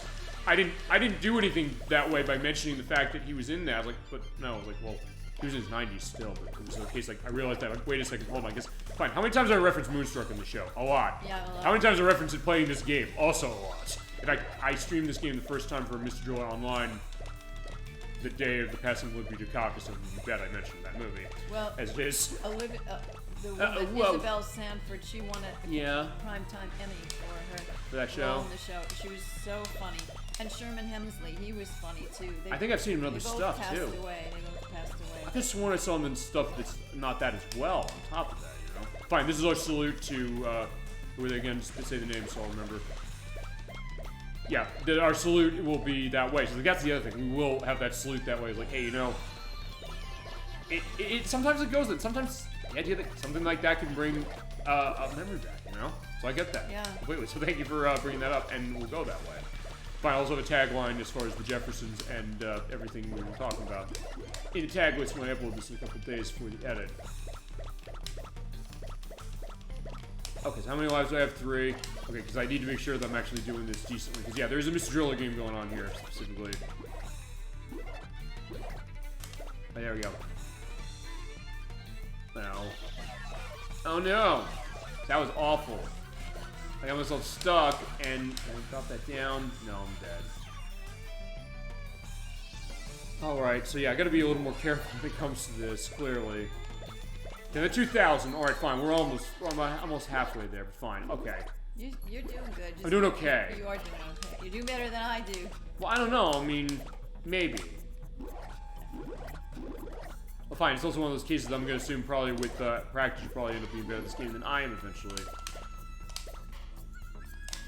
Especially if you get the, to know the consoles you have. I know Mr. Drill and the most recent one, there is an Xbox One, Series S, and X port of that, specifically.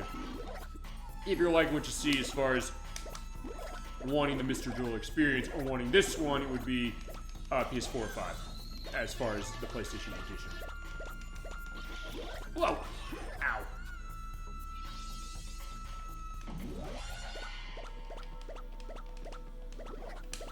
Although, here's the other thing, which is, and maybe if I die again, I might want to look at this, because since I do have Mr. Driller here complete in box, and I have the instruction manual for it, including the registration card, I want to see if...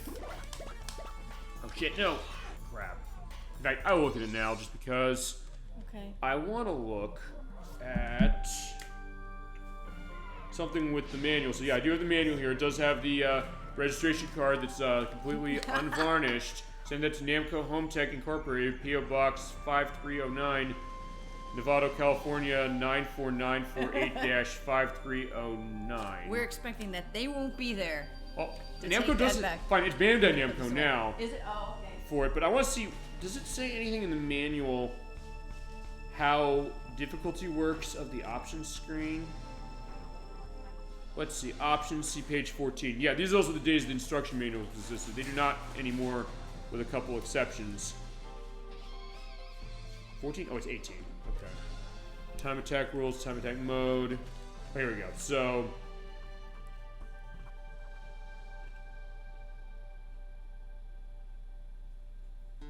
Okay. Doesn't say anything. It just says select easy, normal, hard, or expert for the 2,500, 5,000 feet games. Try the easy 2,500 feet game for starters. You beat that, though. Yeah. Choose from 1 to 5 lives for lives. This is valid for both 5,000 and 2,500. It doesn't say necessarily what it does. Does the score matter? The point. Now, is that how they rank you? On the leaderboard, yes. That is how they rank me, or rank us, as it is, by especially when you get your aspects.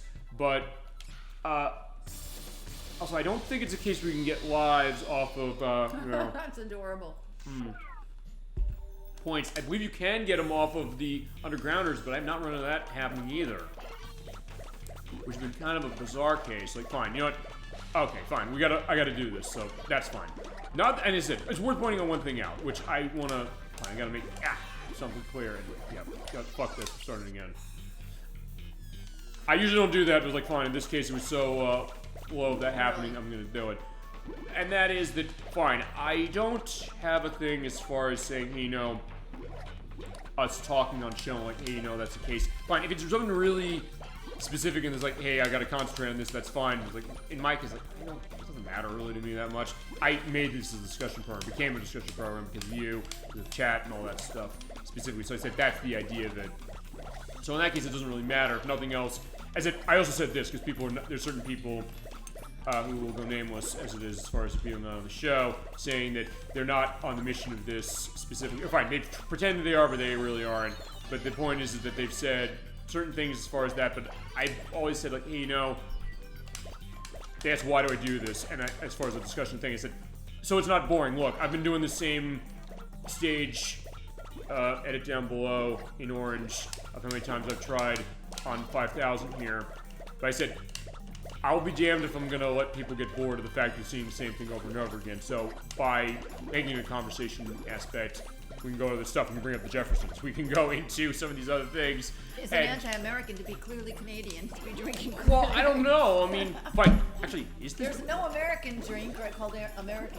Actually, is this made, is it, I guess it's bottled here. No, it's in British Columbia. British Columbia, okay. It's water from British Columbia. It's quite something. I don't know, like, hey, they bottle it here, because sometimes with drinks like that, they will bottle it here. Water sources.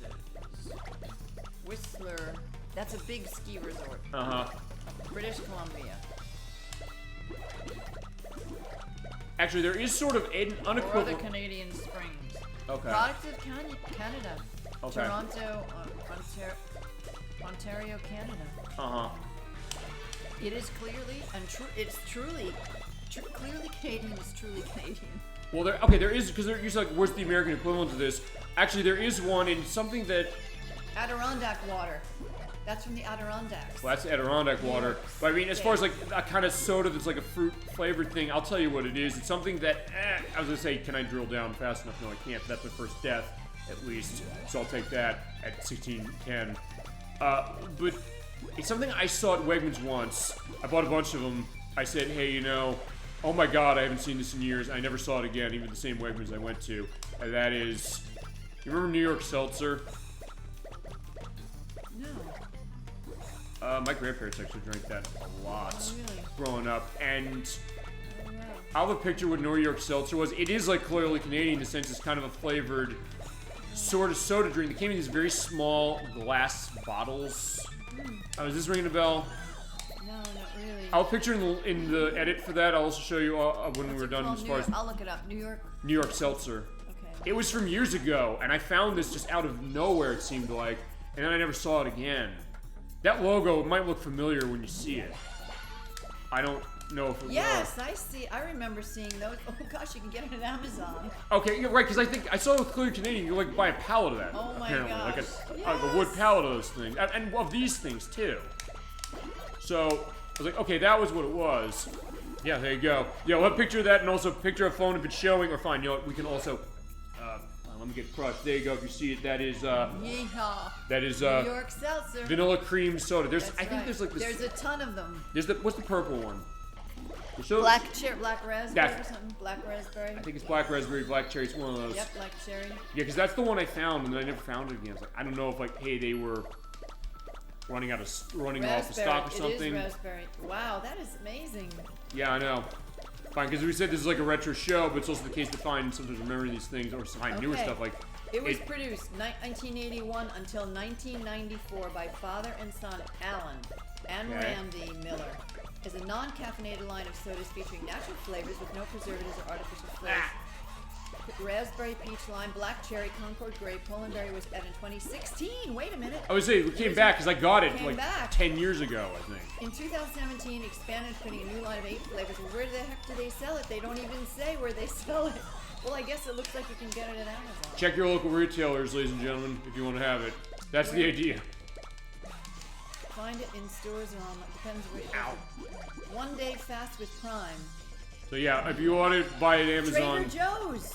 Okay, you can go to Trader Joe's feasibly and find it. I guess we can see the one around me. Yes, it says Trader Joe's has it. Okay, so fine. We're also giving you tips on where to shop for obscure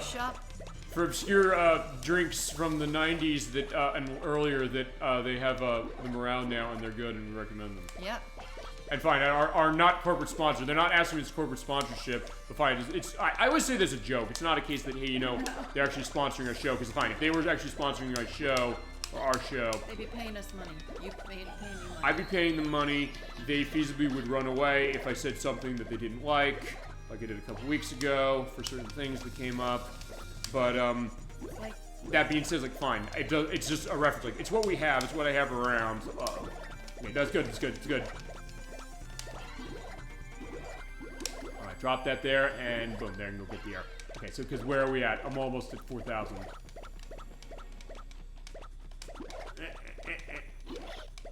There we go. Drop. Drop! Shit. Alright, fine. Not bad. Okay, so unfortunately that was it. So I'm gonna fill this damn leaderboard up before I beat this thing. Alright, fine. Let's try one more time for this. Actually, maybe I'm not drinking my clear Canadian. That's the problem. Maybe that's what I need. Fine. I'll do what I usually do. It's like, hey, I'll celebrate with that later. Fine. I'm at least proving the point as far as the idea of, you know, the thing of puzzle games being a case with me sometimes. Fine. I did Poison River Mario Sunshine 2 because it was somehow on my first try, and Pachinko also somehow on my first try. Don't know how that happened. But yeah, I can't do this as Mr. Driller, so there you go. Fine, it goes to the idea, I guess, of, you know, games that you might be more proficient at than others, specifically. And I did practice this game, and I played the online edition for a while, so I have that. Alright, there we go. I mean, if I could at least get to a case of dying for the first time at, like, 2,500 feet or something, that might be good. Or I could take advantage of the fact that we're early on enough that my air is not going to drain too quickly, so I can just say, like, fine, get everyone. I know it's feasibly redundant, he's out! Okay, 605, that's not so hot. No. But fine, it is putting you at risk, because, like, fine, this game is saying to you, like, fine, you can go get that, but you're also putting yourself at risk because, hey, you know, those are going to be shaking. They're going to fall if you're zigzagging too much, which I'm doing so I can see if I can get this. That's falling, that's falling, that's falling there, and boom, like, right that. That's a problem. And at some point, I'll, you know... Also, there's a fan down here, I noticed that. You can also see sort of in the background, there's stuff down there. There's a broken piano. There's a broken television set. There's an old clock, a typewriter. All this stuff I guess you'd find, I guess, drilling down to the center of the earth. I don't know. These are drill landfill. Okay, oh, an old Model T, or not Model T. So I guess this show brought to you by Ford, technically. Whoa! Yeah, that one was not built Ford tough as it was.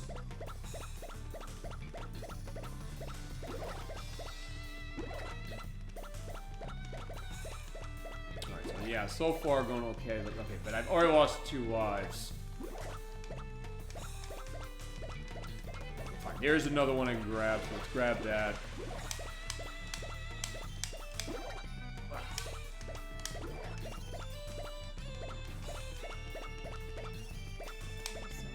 What's up? With that clearly completed sentence. Yeah, I know. And sometimes it... Okay, perfect. Good, good. I was like, wait, hold on. Was I stuck? But thankfully... Yeah, the physics of this game are really good in the sense that, yeah, you can kind of get a sense of, yeah, being saved in a bad case like that, or that, or that. Perfect. There we go. Now I'm thinking as far as the Mr. Driller way. Except I gotta get out of the way of that X block, because, like, there's nothing connecting it, and there's nothing connecting that yellow either, so get out of the way. There, that's gonna hold. Okay. What's up? I was looking for anything more about it. Yeah. About what specifically? Yeah, feel free to go into anything else you got on your mind, too, as well. About this, the drinks, or other stuff. Okay.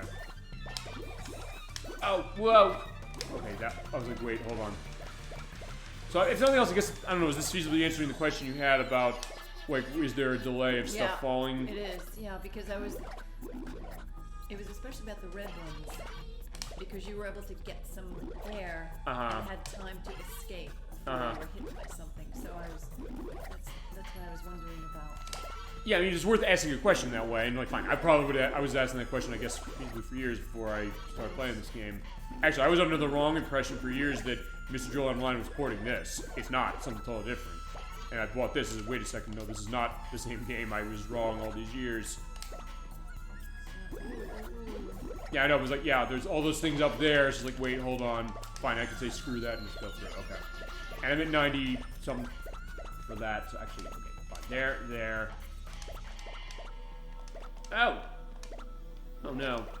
Okay, good. Ah! I was gonna try to drill down and drill all the way, but unfortunately I couldn't. They said those are the choices you gotta make when it comes to this game. Those are some cases like, fine. Ah, shit. I'm doing worse. Maybe I should let you do this and we'll feasibly end with that. Yeah, you'll probably beat this on your first try, seeing all this is. Last I only got to 1,500. I don't know. You're seeing the mistakes I'm making, so feasibly, like right there. Okay, that looked weird. He's like halfway through the block. Wait a minute. That was weird. What happened there? We can't replay, can we? We'll have a picture here showing what happened. I was kind of in a halfway case of I was gonna look I got crushed halfway through. Yeah. But fine, you know what? we need the power of Clearly Canadian. This show brought to you by Clearly Canadian and more is one. That was a weird thing that just happened, though. That's the other benefit of recording yourself or recording ourselves playing a game. Yeah, because I was going to try to see what it was. Okay. I'll have the picture there when we said as far as it was going, but fine. I'll do this right, but we'll keep talking. It doesn't matter. So keep going on anything you got, anything you want to talk about. I know what I was looking for. The air. What was that? Of this?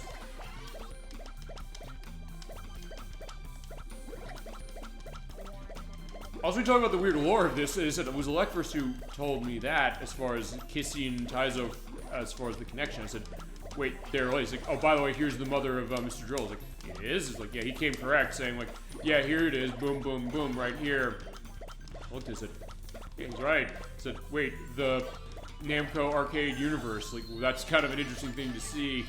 And then thinking that through, or fine, Tower Duraga, because Jesus Christ, Namco is an insane hard-on for that game, massively. I mean, and it's fine. The legendary game in this show, people will, like, shake in terror when they hear what the Tower Duraga is. But even Mr. Driller has a mode in Drill Land that's taking off for that game.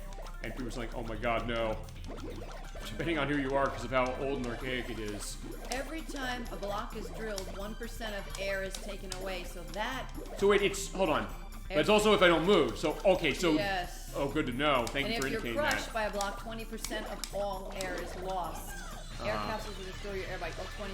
Oh, interesting. Okay, so actually, good to know that. So, okay, that's why it's going down faster. That's right. Fine, that's part of why it's going down faster, but it's also that... Fine, it's going to go down faster even if I don't drill, but it's also going to go down faster because I do drill, but it's a case that... Okay, I never knew that. So thank you for indicating that. Yeah. I had no idea that was what was really going on. Like, I know it's going down faster, but fine, it shows that... Yep. Ow. Yep. Okay, better, 1265 as far as first death. Okay. And that is, this game, you'd think... Look, looking at this game, you'd think this game is insanely easy or insanely simple. But it isn't. It isn't. It isn't in the sense that there's so much hidden depth to this, and that I think is what makes it so great. Right. And I guess what's gotten it attention this way, as far as people seeing it, people wanting to see it in the show, and all that stuff too. Even as you was like just seeing this for the first time yesterday. Yeah, because actually I remember. I think all the times I showed Mr. Driller online. Yeah, I don't think you were in the chat for those shows, so in that case, it was a case that, fine, that made sense that, yeah, this is the first time seeing it. Fine. Probably makes sense to see it the original way, this way to start, although, fine, online's not that much of a difference. No. Honestly, any of these really can be a good first one to go, and I've lived with 3 lives and 500 feet, so that's not good at all. Oh, but there you go, there's air that I don't need right now, but I'll need eventually.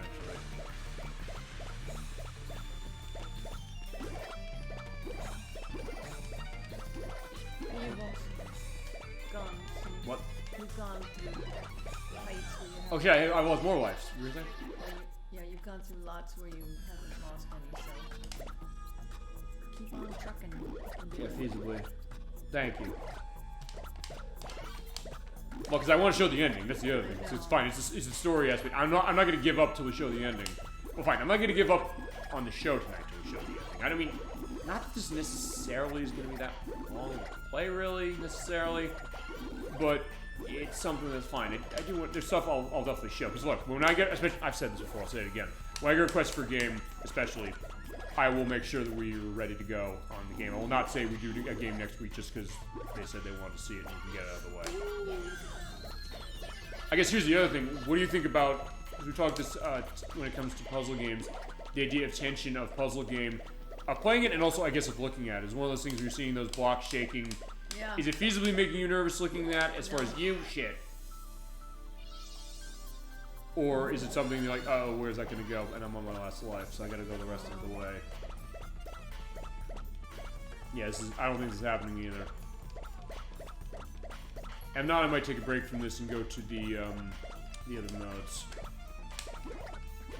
Fine, see, that's the other thing. It's like, wait, I want to get that out of the way so I can get the air, but it's also something that, fine, I have to go out of the way this way. I have to get this there. I have to turn that over this way. So that goes, that's set, and then I can be safe. Even right here, it's like, yeah, because they put it into in a weird position. Yeah, they do.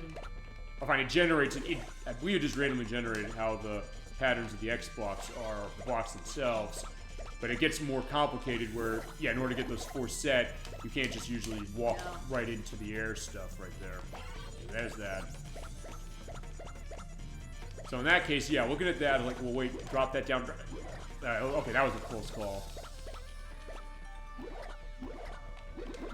There's also, wait, I'll hit that. It goes down there, boom, boom. Okay, so fine. I'm playing smarter. That's the idea. Play smarter, not harder. Uh-oh. You are enjoying the music. Yeah, the string stuff. I love that sound. Oh. Yeah, it's good. And it doesn't sound like other puzzle games, really. Or I think ElecVerse said it best. Is this game, as far as the milieu of itself and also the soundtrack, it almost makes you feel like you're at an amusement park or going like a world-faring adventure. Which you kind of are. I mean, fine, we're digging deep into the center of the earth, I guess is the thought.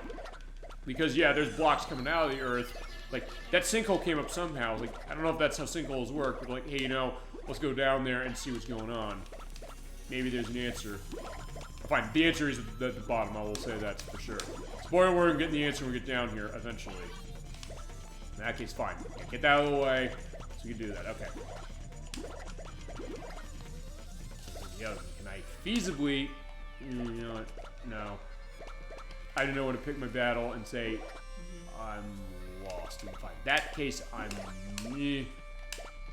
Okay, good. So I was like, yeah, then it drops right on me. So if I can make that happen, that's good. Ah! Oh! Shit! Oh, wow, you did That was great, so close. You did great. Yeah. You had a big score, though. Score's good, and actually... Your score is very good. Look at your points. Yeah, you're right. I knew it. Number 2, you're right. Fine with this. Fine, one more shot and then we'll look at Excellent. something else. Or, fine. We'll do this. We're gonna do it. Okay. But if nothing else, I guess you're also seeing then... Oh! So it's a good thing I'm on camera for this one, showing like, how do I play a game like this? You probably see me hitting the A button like crazy. But also the idea of how I'm moving. And I guess in my case, using D-pad. You can use the analog stick if you want. Shit. But... God, for this, I don't know, maybe it's just like a 2D game that sometimes I'll run D-pad for it. Fine. It depends. Depends on the game. Depends if the game gives me an option for it or not. I know some games don't, so I might have to say, like, fine, I have to use analog stick for certain things. Yoshi's Story is a case like that. But I think I'll be... Yeah, this is not looking good. So then again, it might be one of those things that if I can keep myself going. But I had 2 deaths going. Specifically, so alright, fine. And also put the controller down. Oh, no. Yeah, pay attention enough so I'm not drilling into that and getting myself hurt with the air. Uh-oh, there's more air. Can I get that down there? Perfect. Okay, fantastic. I do have the flourish of, like, how it falls down into the meter. Uh-oh. Ooh.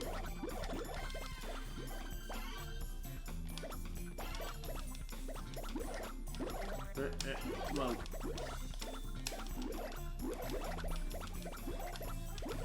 Okay.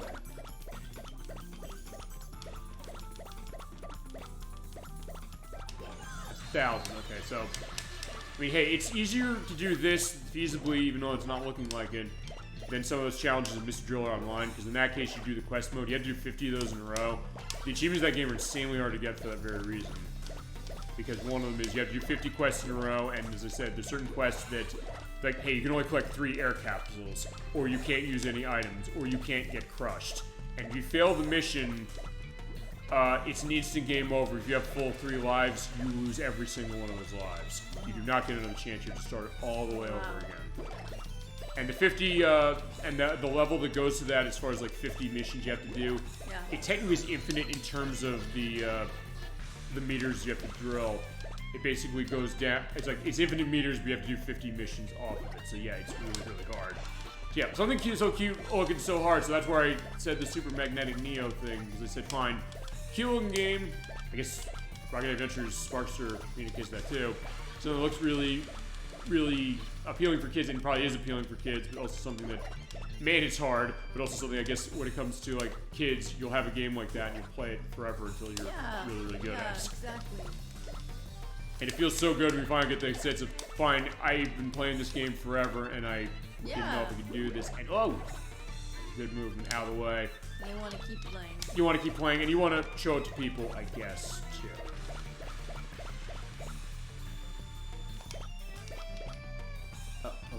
No, I don't want that because I'm going down to the next area because it's at 2,000 feet. The 2,000 feet thing is always going to be the bonus area. Fine, I guess bonus area, the rest area, however you want to call it, where you only have the 2 colors. So in that case, you're in better case to not get yourself killed and have easier access to the airbox. Okay. And get tons of your points. I know that. Okay. Down there. Okay. And the version also, is worth pointing out, as you're falling down, you'll hear that it goes, eat. You actually don't have that sound effect in some of the later games in the series, like that. He goes down like that. So it is a nice attention to detail. Yeah, he's fallen, but he'll be okay. Right. You don't have fall damage. Thank God you don't have fall damage in this game. Imagine that, if like you fell down all that way, and then you, I don't know, lost a life or something. I don't know if the game would necessarily be unplayable, but it's something that would be really, really frustrating. So it is a game that's fairly designed. So I'll say this if nothing else. It goes to one thing. We said this before. Whoa. Which I probably shouldn't have done that, but I did it anyway. Which is, when I die in this game, it is my fault. I feel it's my fault. I'm willing to acknowledge it's my fault. Which you don't always say. Sometimes the game is not well designed, and you sometimes think to yourself, I didn't deserve to die there or something, you know? So, Mr. Drill is not that case. Whoa. So that's also why I'm zigzagging. Saying like, okay, fine. Well, okay. Also get this onto that. I can pull that down. There we go. Create steps. Because you can go up 1 step. Or at least in this version you can. In some of the later ones you have characters that have their own attributes and one of them can actually go upwards by more than 1 block. So you can go up by 2. It's Poochie the dog. Spelled P-U-C-H-I, by the way. That's when Mr. Drill G came out. That's where the lore of this went. Specifically, in fact, that's when they revealed this had the connection to Dig Dug and Baraduke. It wasn't with this one. First I thought it was. It's like, hey, fine. It was in behind the scenes, sort of, kind of, but then it was later that, uh-oh, get out of the way of that one. Okay. Okay, that's, okay, I have 2 lives. That's okay. That's a little better. Okay. Oh, yeah, I think no, I don't want to do that. I want to roll into that one. So then I can get that out of the way and pull that down to get this. But fine, I'm already at an air disadvantage because I took that. I guess you get gas poured into yourself when it comes to those X blocks. That's what's going on. Well, okay, good. Oh. Okay, that created a way through. So, right, yeah, that did create a way through and then go that way. Good. I just like, yeah, look for where the air capsule is. Can I get a way through? That's basically what the question is going to be. And this should be okay if I can just get that going. Okay, I'm down enough. Yeah, in that case, I walked up into it, so that was actually worse. It's 3,500. Yeah, if I can do 1,500 feet more without getting myself killed. Or maybe I'll say, you know what I'm going to do to start. Because if it's every 2,000 is the rest area, maybe say screw it, let's not even bother going for this now. Just get down there to the bottom and hope I survive on air, which is feasibly something I can do, but it might screw me over later, but we'll see. I'm already about half. Ow! Oh, that was lucky. Oh, no! Fine, I stopped. I stopped because I thought, okay, never mind. I'm not in good shape. Fine, clear that off. Okay, so that was a bad decision. There's air, so like, fine, there's there. Let's hit that so I can at least have a block to go up. Okay. There's air over there. Can I get it? I'll say screw it, I'm just going down. I think this is the furthest I've gotten, if nothing else. I'm not winning this, unfortunately, no. Okay. Well, you did great, though. 4265. Actually, one thing it's worth pointing out, I probably should show this, how the VMU runs. You want to take your run on something with this? Look at your score, though, too, because... That was actually less than I think I had last time. What was happening on the screen? Oh, 42. I thought it was like 42,000. Okay, so no, I see the score. But there's score below that. I thought you were first. Yeah. I'm first on... Oh, okay. How do they consider that first? You know what? I thought you were first. You want to give a try on this? I'm not going to do the 5,000 though. Fine. You're in the mode though, aren't you? I'm in the mode, but I can go back. We'll come back to this. We'll finish this. Look how close you got. Actually, that is the furthest I've gotten. The point is that... You ready? Yeah, give your shot. In fact, you know what? As far as options, since we're going on the 2,500 feet, you want to run easy and 5 lives? Okay. I wasn't sure of that because, like, you know. 5,000. Easy on. I don't know. Maybe you can do that. So, no, okay. I can't. All right, arcade mode, 2,500 challenge. Here you go. Wait a minute. Remind me again here. Just D-pad and A button. That's all you got to do. Where am I? Oh, I'm going already? Mm-hmm. No, So here's DollyFinn running her way of this. No, DollyFinn is doing bad. No, you're doing fine. Hey, as I said, look at what I was doing. How many times I died doing that? And I did that a lot. So there you go. It makes sense. Squish, DollyFinn. Yeah, 5 lives, so it's either way. You're in good shape. Well, if I can find an answer about how the difficulties actually factor on that's things. That's what I wanted. I was gonna fall on there because I was falling on that when I was going for air, and I like. Sure.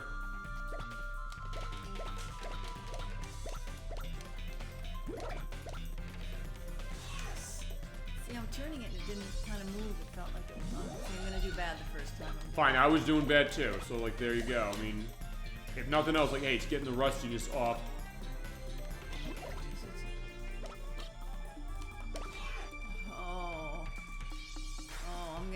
I'm getting. Fine, it's probably that case. Like, fine, then you eventually do that. You might end up being, you know, the hero of Mr. Driller. You know. No way. It's also worth pointing out one thing about this version. There's no multiplayer in this, unfortunately, so we have to alternate off. How bad I'm going. Okay. No, it's fine. Oh, no. Okay, he's not even on the screen yet, but it's either way. No, but also, I don't want to be on. Also, yeah, it's not me. She didn't get that score. I didn't get that score. She did. You know, it's funny because when I did this, it wasn't really turning. Oh, I don't know. If you want to try the analog stick, you can try that. No, I'm just gonna. You're just moving left and right. I mean, sometimes it's a little. I'll say this when it comes to this game. It's sometimes a little weird when you're doing. See how did I get killed? I didn't even. Yeah, it was basic fun as far as how it fell. I think you were like right there, and then because the blocks can hit you as they're falling, and sometimes they'll.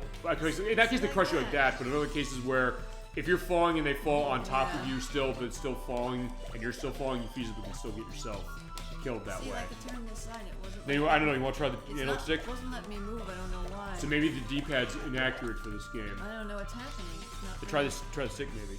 What's in here? Or the analog stick up there, perhaps. Okay, I don't know. Maybe that makes it better. Maybe it feels better for you, because so I'm glad in that case if it feels like it's going to work better for you, running the analog stick might be a better case, or it might be a case that, fine, not that the Dreamcast has a bad D-pad, I wouldn't say, but fine. Here's the other thing. Maybe you play this game better with the keyboard. Yeah, maybe that's the other thing. In fact, we'll do that when we get to the accessory part of this showcase. We'll do that. Actually, one thing while you're doing this. I'm gonna go get those demo. No, keep going. I'm gonna go get those demo discs. I'll be right back. Damn. Okay. Yeah. Here we go. This is how we're doing our show up here. So let's do it. I'll be back. I know what those discs are. Okay, folks. So I'm not good at this. So I'm just keep trying, but I'm not good at it. That's for sure.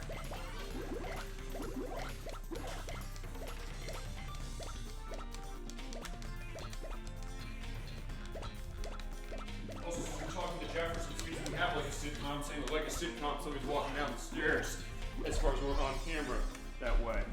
Okay, here we go. So, I do have all of my original Dreamcast magazine discs, including the one that came bundled with the console, the Generator Volume 1.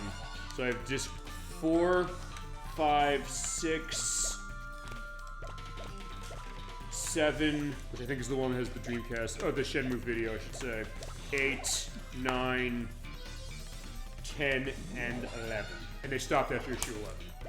Almost no lives left. Look, I didn't even get to move, and I'm like, I think that's it. I think it's over. I don't know. I mean, we'll see. If nothing else, I think if nothing else. Hey, I'm glad this is happening for both of us because, as I said, it shows that such a cute game can be surprisingly difficult, but also something that you still want to come. I mean, in fact, I'll ask you this question. Well, at least I'm seeing her. At least I'm seeing her at least. Actually, I got a question for you Okay. for this. Based on what you're playing of this, is this a case where you want to keep playing even if you're in a case of not doing well? Bad, yes. Because, I mean, that, I guess, is a test of a game like this, or any game, really, which is... In fact, you've said it before. You said, hey, if there's a game that's really hard, do I want to keep playing it or not? Life right there, then you know you're bad. Technically, I'm going to argue with you this way, saying I died before you did when I was doing the 5,000 mode. Last night I did pretty good. I got some... I think you build, you know? I get that. I know he's going to get nailed on that one. Wow. Bad. What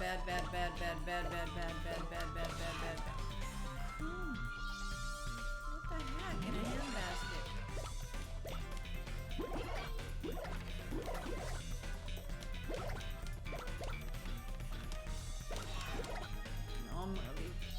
Can't even get to my 1500 before. No, I get that. I think it will probably be okay as far as it as you go along. I don't know. I don't think so.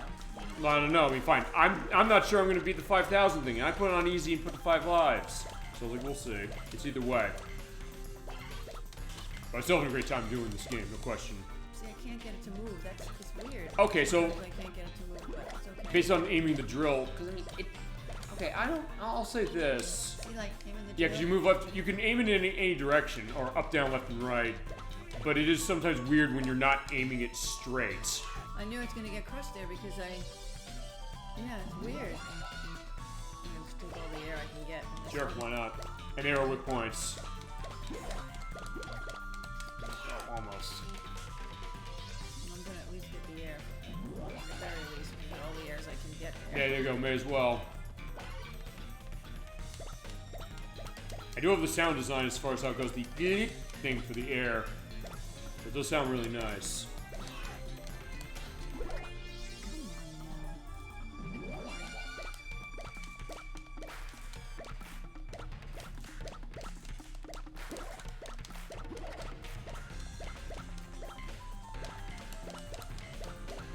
There you go. So there's first level gone.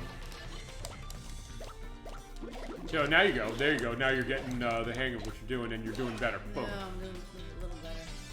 I'll get maybe a little better.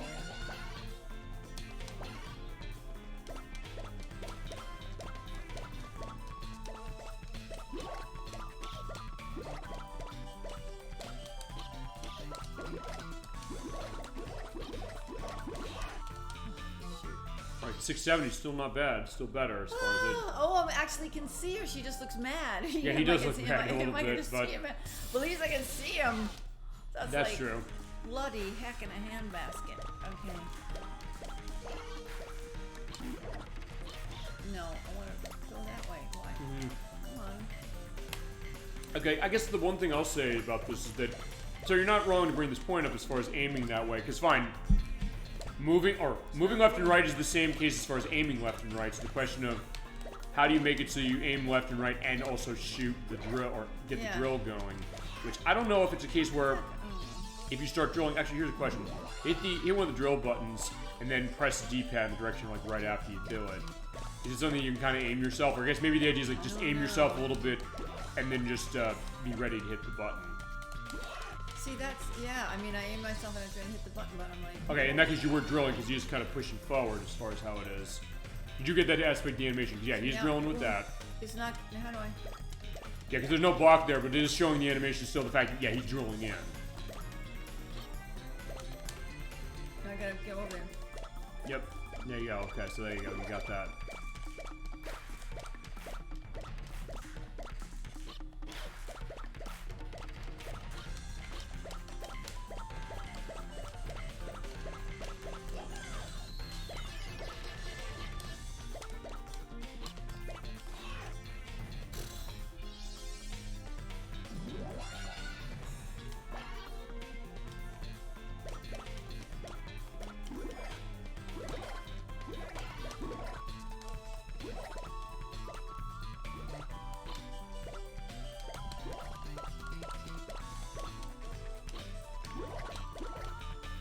Actually, it's weird. It seems like, even though we're running the easy cases, it seems like there's tons of X blocks I'm seeing here.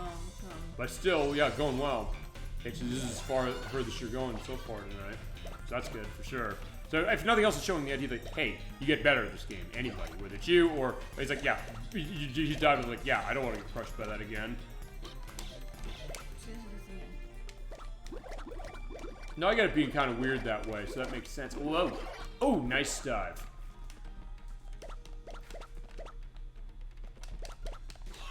885. Okay, so that is best perspective of that. Still mad.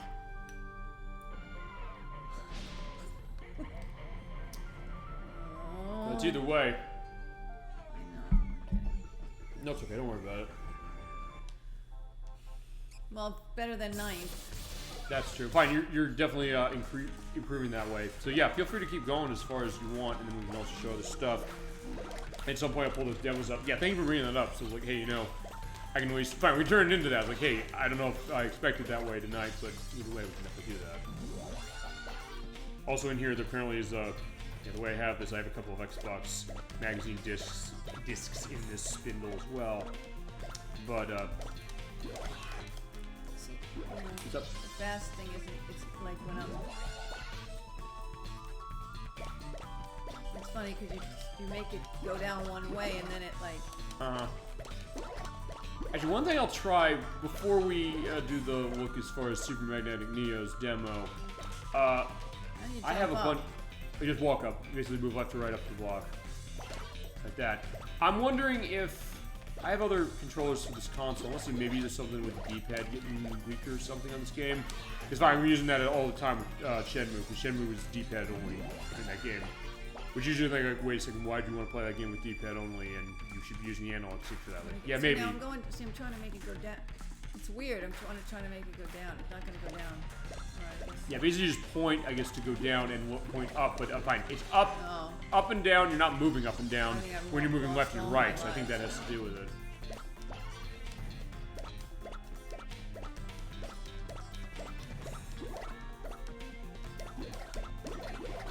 Oh no.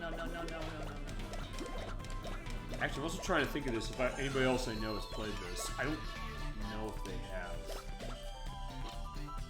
Actually, the only person I think that might have would be the Crusader 64 because he has that's the my last PlayStation Classic for it. That's But the even then, I last don't know if one. he played it on it. Oh. Alright. You want to take a break? Yeah, take a break. Okay, fine. I guess in that case, I got to make sure that I get my redemption You of do. doing You 5,000. do. Well, good aspect of that for sure, as Thank far as you. getting that through. Fine. I gotta run this shit again, so like let's go on. Fine. Yeah, there's like a spilled trolley on the ground. That way, I was like, fine. Golly. But I guess I don't know. It's like this is actually I know that Drill Land has story to it. I think part of it involves them going to space, from what I understand, Oh, you think? from what I've read. Let me But one thing about that is. Land. Yeah, which was on GameCube initially. They didn't bring it out here, and it was GameCube, and the GameCube was the worst. No, the GameCube was the worst selling console of that cycle. It didn't sell well, and they didn't localize it here. Mr. Driller Drill. But they've since released it on other systems. But it had a story mode to it. So the idea is like, is this the idea of like what Mr. Driller or Susumu does for work or something? Or fine, he gets his family involved. It's fine. His father's involved. He has his brothers that the later games indicate as well. 2002. For GameCube, yeah. For GameCube, 5th entry in the video game series.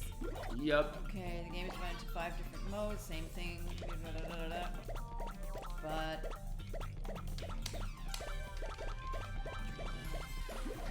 I've heard it's awesome. In fact, I think ElecVerse said he played it and said it was really good. Reception. I want to get it. I definitely want to pick that game up. Positive critical response calling one of the best games in the series, one of the best puzzle games for GameCube. And we didn't get it. Hall of Fame award Unfortunately. based on reviews with it. Well, UK Magazine games. Well, listed oh, on wait, it got a PAL version. 20. I didn't know it got a PAL version. Yep. I know Japan got it, but I didn't know. Remastered version holds an 81. Oh, the new one. Okay, never mind. Critics applaud the game's presentation art content. New gameplay modes, graphics, multiplayer, and multiplayer. Yeah, there's full multiplayer suite in that. I do know that. On GameCube and in the new release of it. For its intense and addictive gameplay. Oh yeah. What I saw as far as they're doing in modes, I want to get that. Unfortunately, it's digital only unless you get it on the Switch imported. But I'll definitely take a look at that. I think we should do that one for the show. That looks really cool. Retronauts called it the ultimate driller experience, recommending to players who have tried out previous Mr. Driller installments. That's us. That's us. And this game is, Doodle. and I like this game very, very much. I guess I'll It is preface my final thoughts. This game is very addictive. It's a lot of fun, Yeah. even as I'm doing, potentially badly. Although, right now, I'll say this: it's a bit better. for reasons I'll indicate probably when I get to the next set of the next level down there. Can you dig it? It says. Yeah, can you dig it? I guess it's a take on the Warriors, which does have a game based on that from Rockstar. The popular action puzzle game Mr. Driller makes its Western debut on the Nintendo Switch. You're invited to a secret thank God they released it over town known as Drill Land.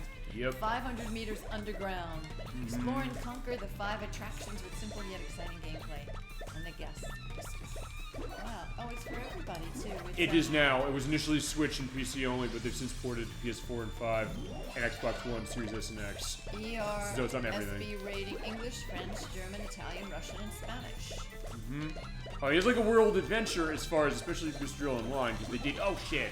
I was gonna say I didn't start dying, but fine, I didn't start dying until like almost 2,000 meters, so that's better.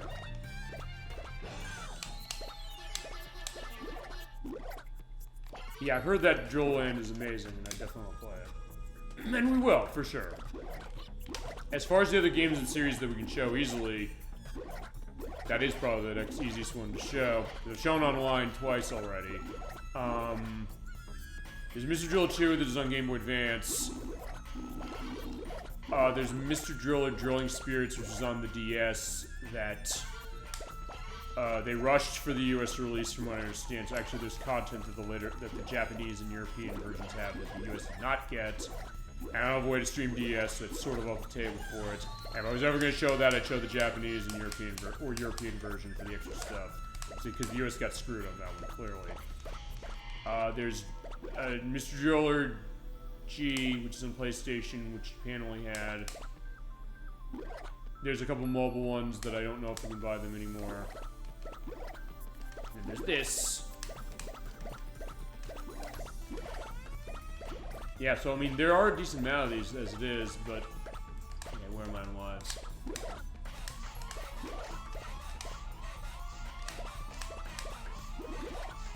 Pretty good.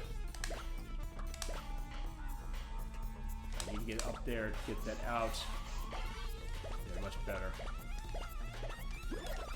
I'm doing better this time, I'll say that. Okay, way better now. Well, 3,000, so that's good.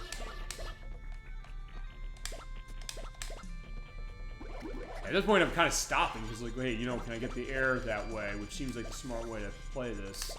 To start. Whoa. Oh, yeah, that'll work. Okay, it'll sort of work in the sense that fine. Okay, no, I can go down. I can go out this way. Like, yeah, what's the way out? I was say, is there no way out for Susumu here? But the answer is no, there is. Whoa, shit! There was any way out, but then I got crushed. Okay, so actually that's fine, because that's one way to get an air recovery, I guess, taking a death. It's like, fine. If you can avoid taking a death, try and avoid it. Or, there we go. Whoa! Honestly, that looked worse than it was. I said, hey, I'm gonna die doing that, but apparently I'm okay. For now.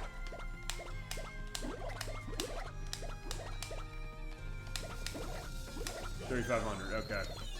At 2 lives, so that's definitely a bit better. I just gotta be careful how I'm getting the X blocks cleared off. Ah, crap. Because I was waiting because I wanted to go up and get the air, but I couldn't. So, alright, fine. I'm probably still gonna lose on this one.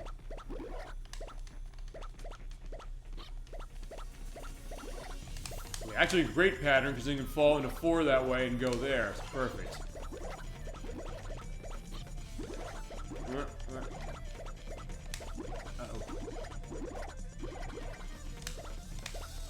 Yeah, those chain reactions are a thrill to see, but it's also something that can be very nerve-wracking.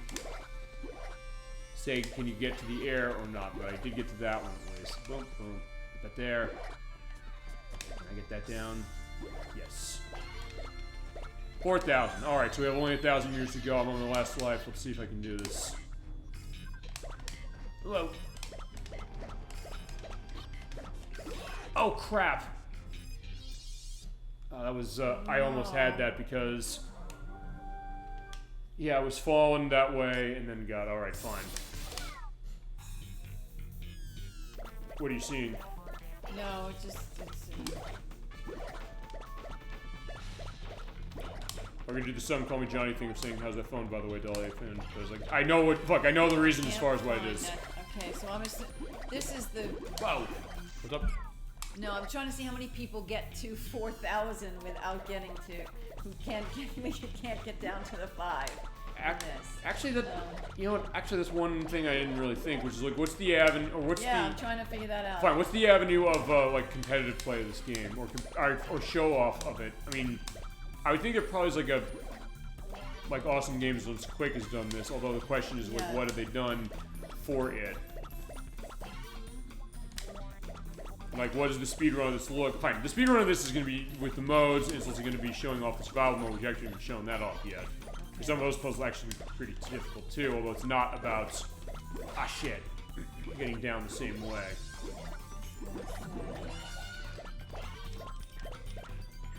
You didn't get up there, Shay.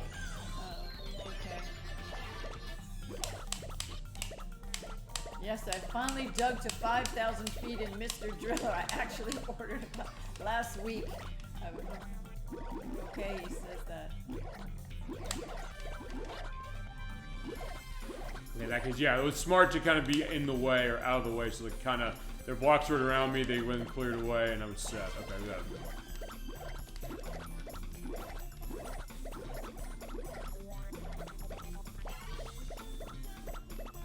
Yeah, I think we'll get this. I'm not ending the show tonight till I get it, because I do want to show how the ending is. And they'll show the stuff with accessories and the demo with Super Magnetic Neo and anything else that's on that.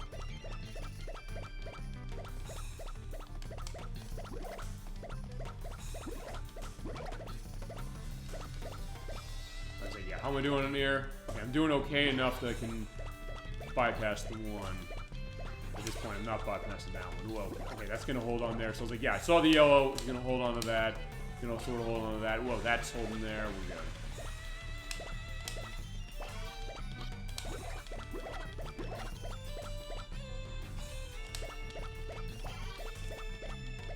Just looking for the corners where I can find them, and okay, that's fine. Wait, was that gonna turn bad?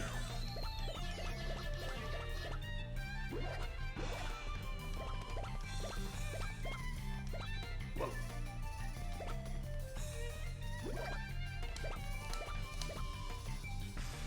I'll go there and I get that. Perfect. All right.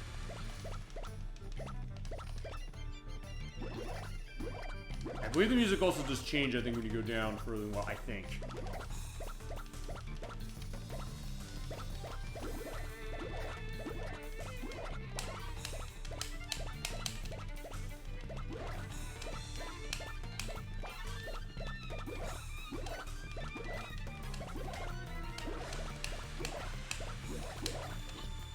Oh.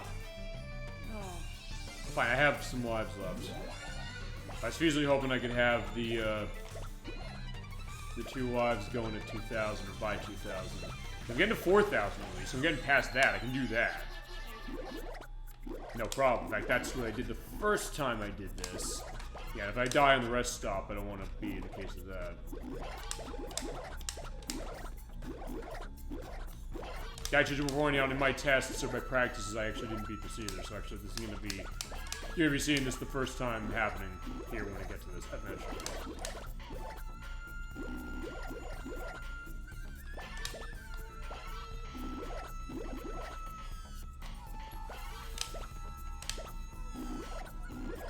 It's just satisfying to see those blocks going, nothing else. Like, whoop, whoop, whoop. The sound is really nice too. Look at that.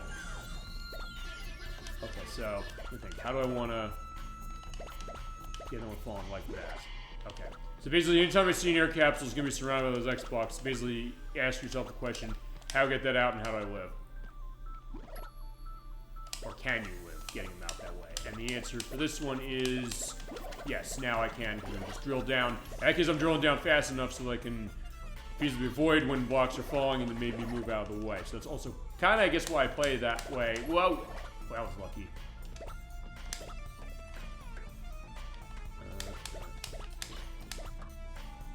I could have done that way. I probably should have waited.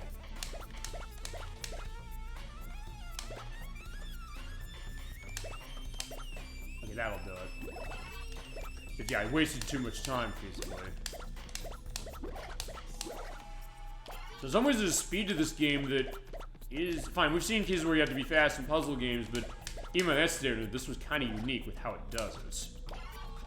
So, at that juncture, that's kind of what makes it interesting that way. Uh-oh. Fine. No, I can't get it. Go. Just go. For 3,000, we're actually pretty good so far as far as still having 2 lives. What's up? A lot of people can't get to the bottom of this. So it is basically the case that, fine, I mean, if nothing else, we are, because I said with Poison River when we did Mario Sunshine a few weeks ago, I said, does it look like I'm lying that I did it on my first try when people say this game is insanely hard? Fine, I practiced that game for 4 months, so maybe that's the reason, but if nothing else, it's proving that, no, we're telling the truth. This is not easy. If easily looking at it and find, oh, whoa. That was lucky. No, it's true, but if sometimes it, ow. They hit in the head, but yeah, it was delayed, by the way, him coming back because of the fact that the blocks are still falling. If you still have the blocks falling that way, there'd be a delay in terms of when they come back. Yeah, waiting back there. Actually, this is not too bad of a shape to be in to start, only because I do have an extra life. Going next, and there's that. Except I didn't move out of the way of that one.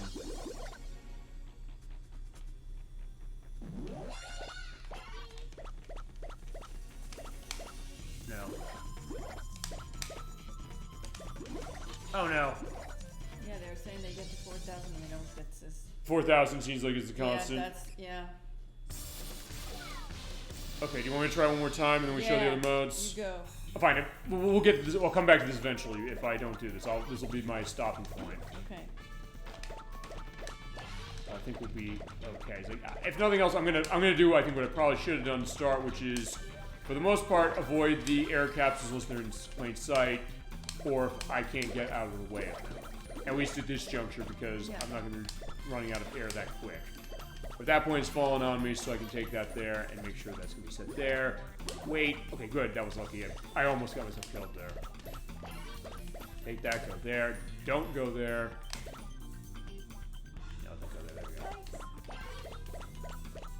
we go. Yeah, because here's the thing, and this is also, I guess, the strategy I used when it came to the Mystery Online as well, which is, if you can get down far in a challenge like this without dying, that's probably your bet.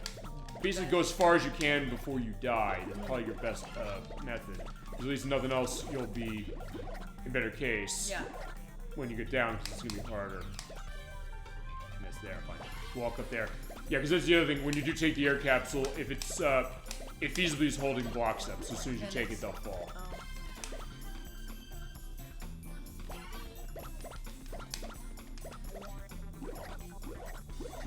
In some cases, yeah, maybe just wait. Okay, so far I'm almost. Piano. Oh yeah, you gotta talk about that. There was a piano. Oh, the background. You mean right. Okay, that's it. I gotta look at the background. Well, there's tons of backgrounds. Although here's the other thing: is that because you're drilling through the game with the blocks, it's gonna be you might not always see whatever's in the background. Never. I guess interesting. Right. Or fine, you see it a little bit because you're like, hey, I'm drilling, and you're seeing like little bits and pieces here and there. I mean, not completely getting the full picture. Mr. Driller found. It looks like there's like a stone Roman Colosseum columns or something in the background over there. Oh, wallpaper. It's called wallpaper. Oh, is that how they have it? Yeah. So I guess maybe people feasibly scan with the background. This is without the blocks or something. Yeah. Probably dug into the code, I would think, and found how can they set that up, and that was bad for me to do.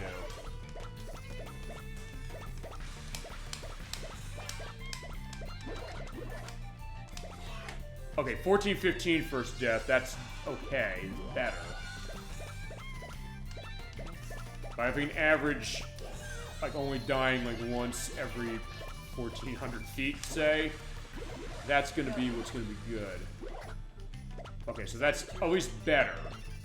Mr. Driller. That's what it was. Okay. Wallpaper.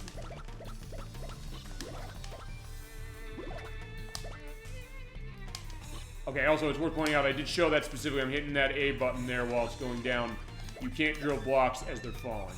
So it's only when they're either positioned somewhere on top of something or when they are falling completely. In that case, I was saying, yeah, I was thinking, hey, I can get that down that way, get the air.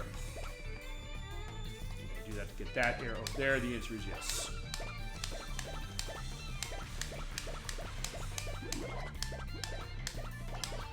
Maybe it's just kind of, because I love seeing the blocks falling, but I also don't love seeing the blocks falling because of how that can be sometimes. Oh, no. I can sort of make that happen. To move that way, and I love seeing that. Yeah, that was a long one. Well, it's long, but also the idea that, hey, you're safely in between. Yeah. Okay, this will be no problem. Actually, one thing, I guess Mr. Driller Online is a little easier because one of the items you can get as far as that is the bubble. And if you have the bubble, if a block falls on you, it absorbs the bubble, but you're able to live. So basically, you're the boy in the plastic bubble. You can survive for a hit that way, and actually, it'll actually act as kind of a block that holds everything up, and then eventually break. Oh, okay. So it does kind of give you a little bit more of a breathing room. That and the speed shoes that game had, where you can move left and right faster and drill faster. Okay. A little faster.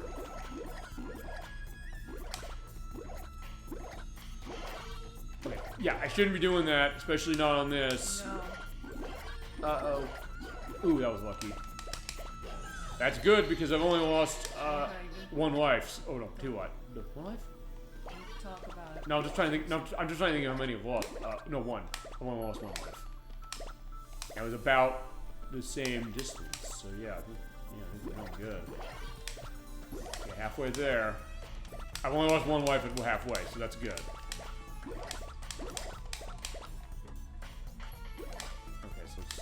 Best way to get. Okay, well, okay, that was good, but fine. At least being able to drill up helps that way. Yeah, sometimes you have to set up from above in order to make it so that they'll fall in order to get the air. And I can do that. There we go. So yeah, fine. I don't care if they don't clear it right now, because as long as I can get my way in.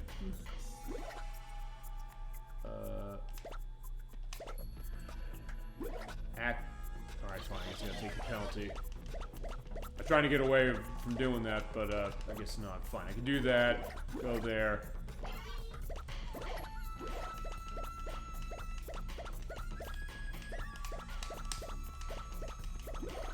Yeah, so that's gonna come right down.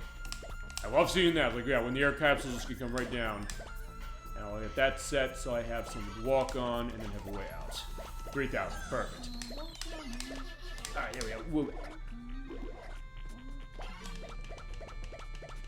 Okay, so yeah, I'm feeling good about this one, honestly. But I guess if nothing else, you're also seeing the other mentality, which is that fine. I said every time I said, "Oh, you know, I'm gonna stop and do something." I was like, "No, I don't want to. I want to keep going. I want to make sure that we can do this." Not just because I want to show up for the show. That's obviously one reason, but just because I want to get this done. I want to do it. I think we can. Whoa.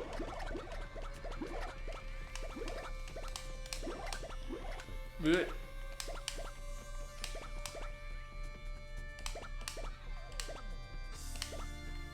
Get that there, clear those off perfect. Okay.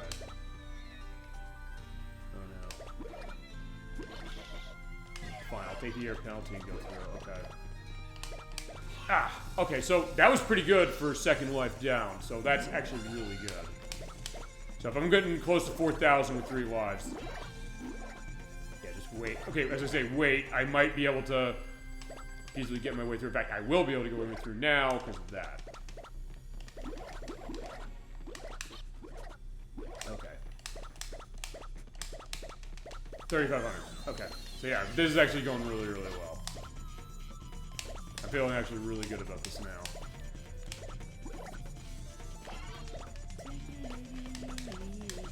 Oh yeah, from the drive you crazy. We may lose and we may win, but we will never be here again. So open up, I'm climbing in. Take it easy. I say, yeah, that's what happens on this show. We start singing the Eagles, and we won't get copyright stricken for that, so don't worry. But I need air. Ah. Alright, fine. That's probably fine, me dying that way. to start. 'Cause I have 2 lives. As long as I get down here, I have a full air, so I'm going to take advantage of that. Just go, go, go. Don't stop for now.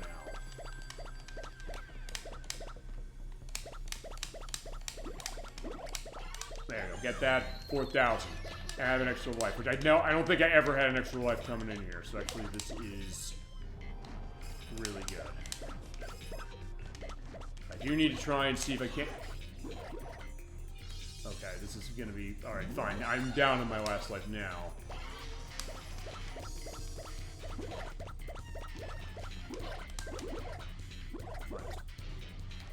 Yeah, not that. Put it there, and no, don't go down yet.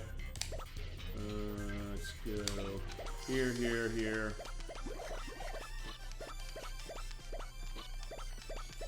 The green's gonna hold on to something. It's like, yeah, is that gonna hold on to something? The answer is yes, and that's gonna hit something that goes on there.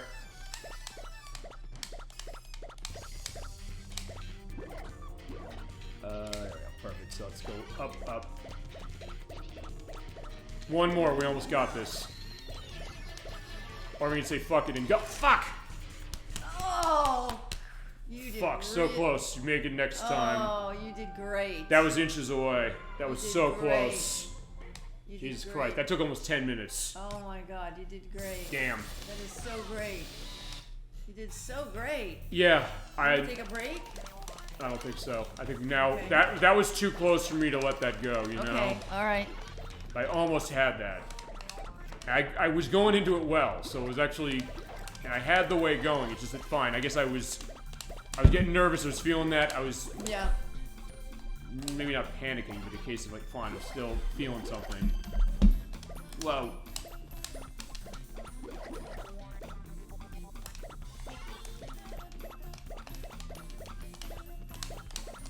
That was so close. Oh my god.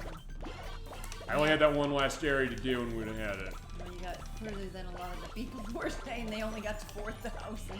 Right, but still going to be tons of attempts I'll be taking, but it's either way. Is it fine? We have the discussion case. So fine. This is, in that way, this is the perfect game to talk over, really, when you think about it, for that very reason. Because we can go into what the game is, we can go into memories of it, we can go into that discussion as well, but also add more. And it's interesting what people say about it. I was reading people were saying. Yeah, to go into like that. Because, you know, it's a little bit, they weren't saying frustrated, but they were just saying, you know, it's hard. They're saying, like, yeah, it took me forever to do this. Yeah, and I keep going, but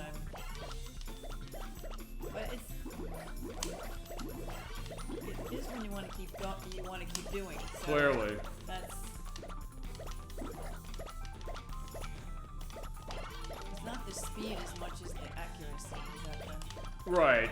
Which is, as I said, that also makes this really interesting, because it's kind of something that it goes for speed, but also is that you have to be accurate at the same time, while it's also encouraging you to, get moving. So this weird yin-yang on this game that is unique, really, for puzzle games. I can't really think of other puzzle games that do this quite to this degree, as far as that, I guess...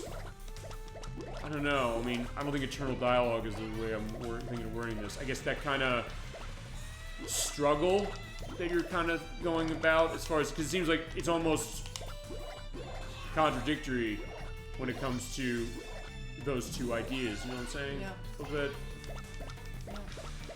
You would think feasibly, though, that maybe it would be okay. This would sort of make sense, but for some reason with this one. Yeah, I mean, it doesn't, I guess, in the case that, fine, I'm doing horribly now. I've definitely let my aspect on the last one go. To the point where, no, I'm not going to do that, because maybe I can rally. Oh, that's the other thing. I don't think we've gotten the sense that I've either seen enough of those undergrounders to get a life out of them, or they even got a life off them, because they say you have to find 20 of them. Yeah, I haven't. But the manual didn't say anything about that. And I didn't see anything else. No. Let's see if I can find something about underground or something. I think I saw it's 20 to a life, but it's like, I don't think we're gonna, I've not seen even 20 in one level. There's one.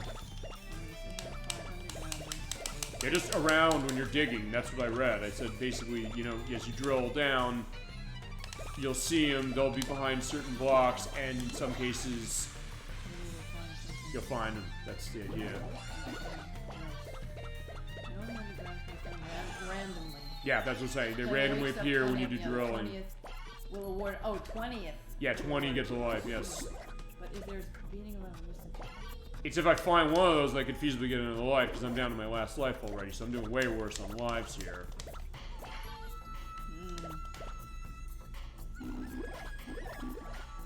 Yeah, I don't know if it's based on... Okay, fine, that's the worst way to die, dying in one of those things. Alright, fine, one more time and then we'll look at the other things, then we'll get stuff going. So yeah, we'll get 5 hours of this game somehow for that reason too.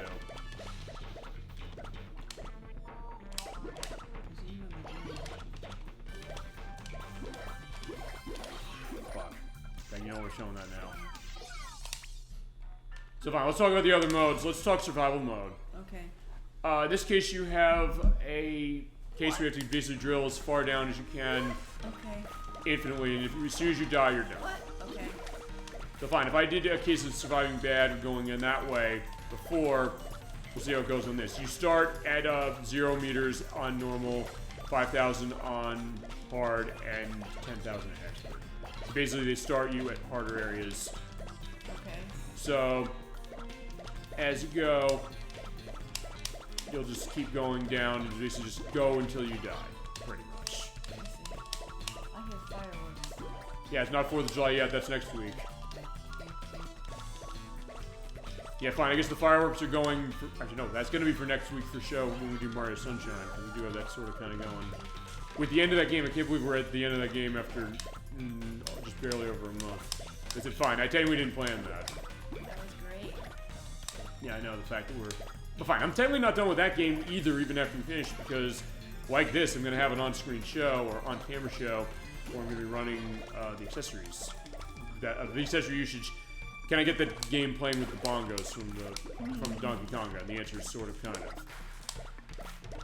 I mean, hell, you probably could put the bongos into Mr. Drill Land on GameCube, or even maybe into the Switch version. I bet you could. Actually, fine, because since Drill Land is on Switch, you can put, there's the GameCube adapter, because I'm using the Switch to play Mario Sunshine with the GameCube controller for it. It easily could work. Although the idea is that you can't steer. So... Right, that's right. How would you have to tap it in a certain direction. Yeah, well, let me tell you, the fishing rod was just... The fishing rod has an analog stick at least on it. We'll show that. Oh, I'm gonna... so funny. Yeah, we're gonna see that soon enough.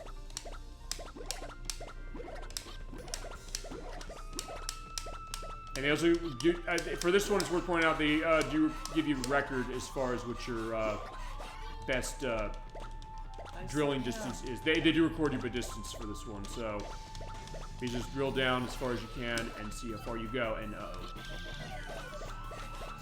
it's still the same rules, just the idea that, hey, you know, you just have to make sure that if you die, you're done, but I'm probably getting close to it because I'm low in air, but we'll see.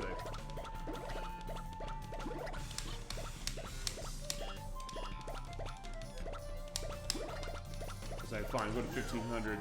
Actually, I also don't know. Oh, well, I don't think I know if this has. I was gonna say if this has like bonus areas, but fine. That's 1565. You do have replay, by the way. So if you need to, oh, actually, wait, no, it's an instant replay of the last couple seconds of when you died. Hit the X button, you can do it in slow motion. So fine, we look at that on the replay. It's like a sports game that way of saying like, hey, you know, here's where you drilled down here. Actually, no, I'll go further. Oh no, you hit the X button to go on slow and turn it on and off. Hit Y button to hide the menu. So we can commentate this over like it's like a football game or something, saying like, that Zoom was looking strong this season, specifically. He's doing a good job of maintaining his air, but DollyFinn, what are you thinking about what he has to do this season? There he goes.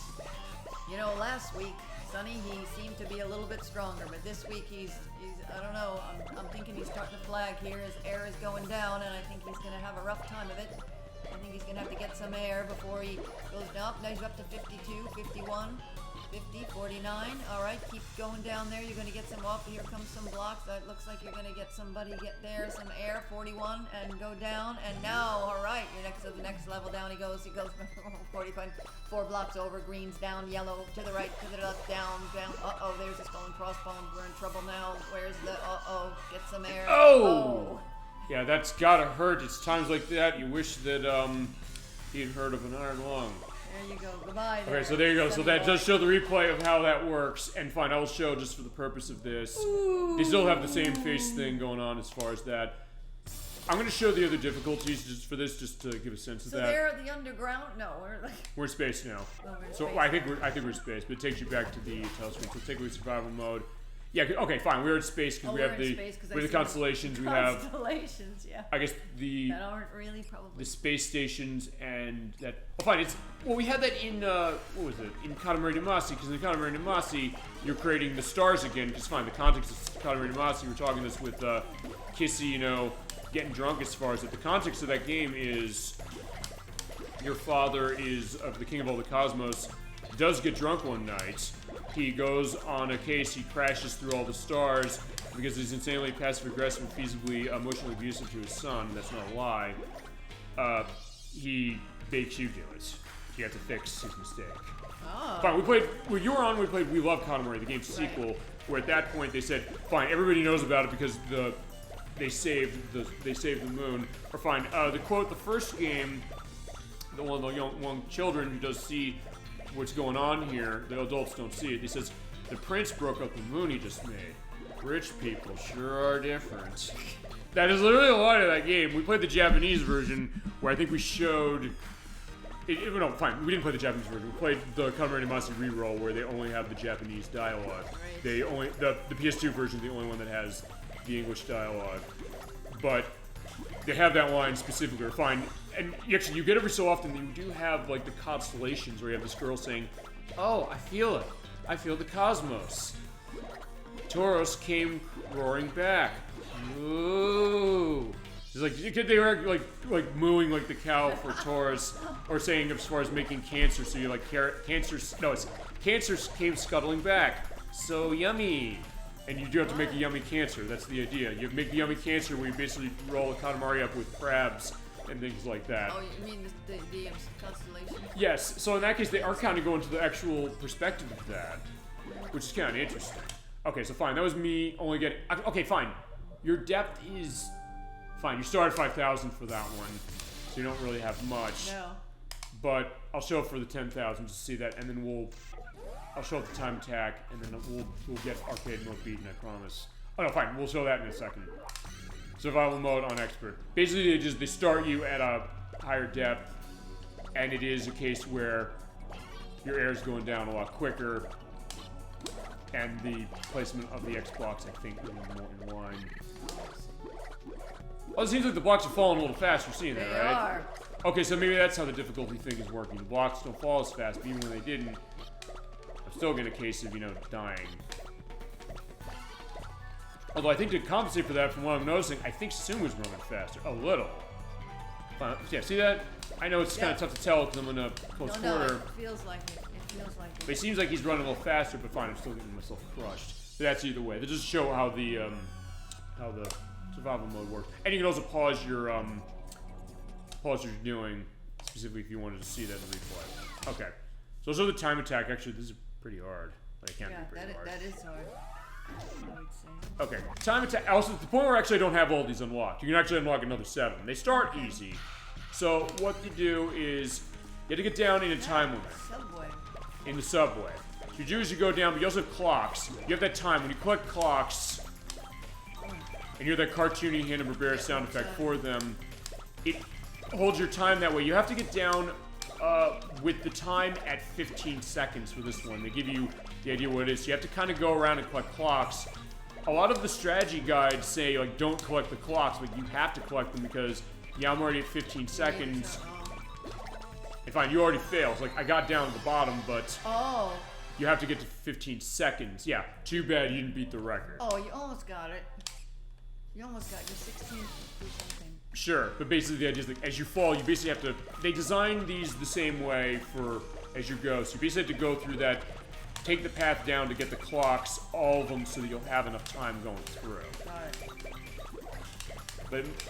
And they do design the courses specifically around doing that, but sometimes you have to be like, go down there to get all those, get that one, go over here, get the 2 second, go down, go down that way. You basically go around the X blocks that way, and boom, got it. But also, it's worth pointing out that, which is is the supermarket sweep rules. You know, you have to have your hands on the $5,000 before the Before bell you rings. This game, you have to have your feet touch the ground at the bottom, otherwise the timer will not stop. Oh, wow. So I got it 14.93, so I just barely got the goal time. Got it, though. Good. Yeah. But that's something also to remember for that. And you have change was great. courses. That was great, but it's also a case as far as where some of these other ones can go. I'll show the ones I got unlocked specifically. Yeah, some of them can be kind of clever how they set them up. Like, fine, there's a clock there. Even in case, like, yeah, it just looks cool to kind of go through. Even in case, like, hey, you know, this is not something Mr. Drill's ever done, but where you could get sense, like, hey, if they do, like a puzzle edit mode, perhaps somewhere down the line. Like, hey, create your own maps or something. Well, I'm not going to make it to this one, I don't think, because I'm not going to because I already ran out of time. You can basically make it so that you can easily set the course up to be something that's going to be more specific for kind of getting through like that. I don't think there's any Mr. Driller game that does that as far as I know.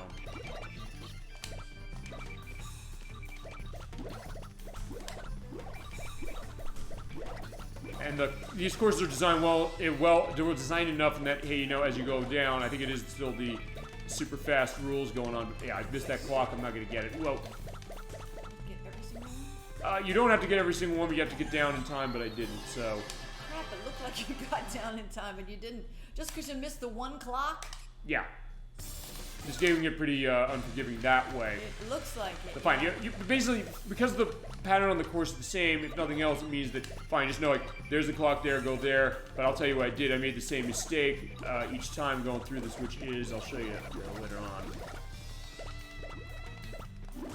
So you're getting that clock, that's there, but fine, grab that one, that's what I didn't do. Okay, unfortunately I didn't. Oh, no, I did. You did. I didn't, because I think the target was 17 seconds, new record. Yeah. Okay, fantastic. Well done. So in that case, that went better. Yay! Yeah, no, he does look happy when he's like, hey, I did it. He'll go to the armory. So there's all your torture devices feasibly as far as Susumu was like, yeah, this game's getting a little dark, but here's the other thing is that... Oh, this is tricky. Yeah, this is tricky, is what you gotta do is you basically have to make it so that you... Right. You clear it that way and you pick up all the clocks as you go. That was great. It's fun. Yeah, it's fun. Like it's great to see like the chain reaction going on that way. Except in that case, I crashed. So basically, if nothing else, it does show you that you have to kind of. That's interesting. You have to kind of go a different way. So you do. Okay. All right. Fine. This is what I did. So I think I went down here and then I basically knocked that down. Oh no! Did I? No. Right. Because fine. You basically have to find out how do you get the X blocks cleared out. Basically, put them in a pattern like that. So I think.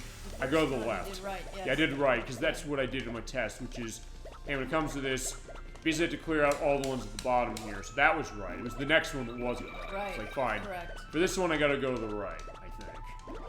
Well, yeah, probably. Except don't get myself crushed. Okay. It is also in short bites, so it's the kind of thing that's a toughie, this one. Yeah, you wait. It actually gets harder than this. Way harder than this, even. But it's something that, hey, it's a different mode. This is something that is exclusive to the console version. It was not in the arcade version, so it does give you... Feels like, hey, this doesn't have the mode that Soul Calibur has. Fine, it doesn't. But then again, it still gives you a good amount of ways to run this game. Okay, so in that case, get that there. As far as this, I don't know if this is the right way to go. This is a weird one. Yeah. Wow, that's... This took me some time to do this on the test as well. Like I said, I want to get as many of these done as I can, but there's actually another set of the puzzle I can go, and I went the wrong way again, didn't I?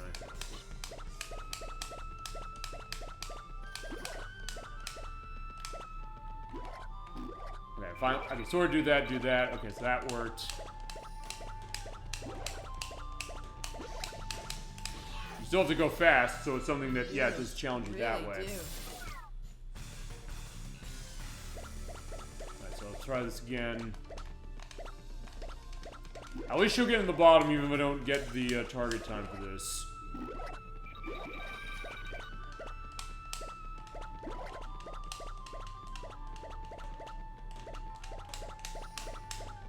Wait, I'm supposed to go to the left again, wasn't I?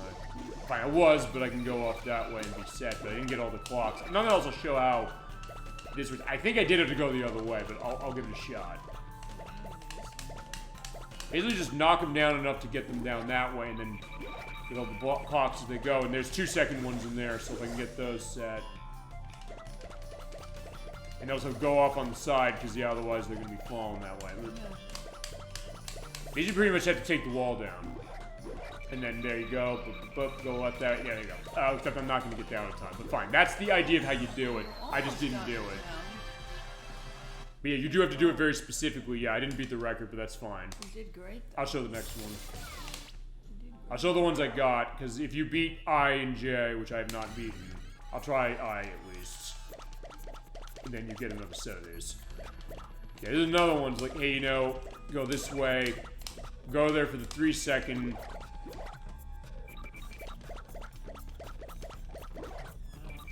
Yeah, so you have. So sometimes it takes a case of saying, like, which way do I go, and then also for the clock itself, like, hey, you know, what's the one that's going to give you the most of benefit, and how we get that wall coming down, and also, fine. In this case, you have to go in between, like, yeah, drill this way. So yeah, like, hey, you know, if you don't like your claustrophobic case, it's not going to be good for you, but it's also something that, hey, you know, go through this way, boom, boom, boom, boom, boom.